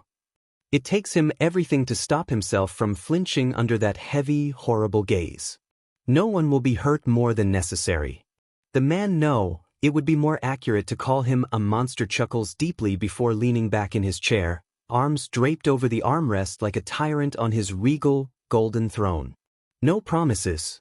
You see, so many things are just simply out of my control. Though I suppose, out of the kindness of my heart, I'll keep your request in mind. What's to stop me from asking her for help directly instead of you? Don't forget that you were the one who came to me first, all those years ago. Sniffing after a cold trail without looking up? You should have thought about your other options first. The grin widens, stretched unnaturally across a barren, scarred face, a facsimile of a smile carved into a child's first self-made wooden doll. As if the monster is pleased. Oh, but I forget myself. Mindless decisions are a dime a dozen when you're oh so desperate. You are truly foolish if you think you have a choice anymore. He grits his teeth at the blatant mocking, words that grate on his ears like coarse sandpaper against fine china, jagged nails on chalkboard, screeching like the eternal guilty conscience at the back of his head that never lets up, never lets him forget. Nagano Prefecture. They call it the Beast's Forest. That's where Ragdoll will be for that week. You're not lying to me, correct? He flinches under the monster's gaze and keeps his own lowered demurely. No. She'll be there for sure. And All Might won't be coming with the kids. Probably worried about the attention he might attract, I guess. Good. The monster tilts its head slightly, as if concerned. There isn't a single concerned bone in its entire body. Why do you look so upset? This is only going to benefit you. Once I acquire Ragdoll's quirk, that is. It's just hard to believe that with all your resources, you still can't answer my question. Believe what you want. You're here to find proof of the impossible, after all. Even though it might be non-existent. The monster gestures for him to leave, a clear sign of dismissal. Sudden boredom, maybe. It doesn't matter how much of his surroundings he memorizes each time. It's never the same whenever he's summoned. He's not even sure if the monster in front of him is real or tangible, or if a good hit to the head might hurt it. All for the sake of those so-called bonds people like you adore. You're in too deep. He doesn't dare turn his back completely while leaving. It doesn't matter, really. He'd be helpless either way. You have to see it all the way through for his sake.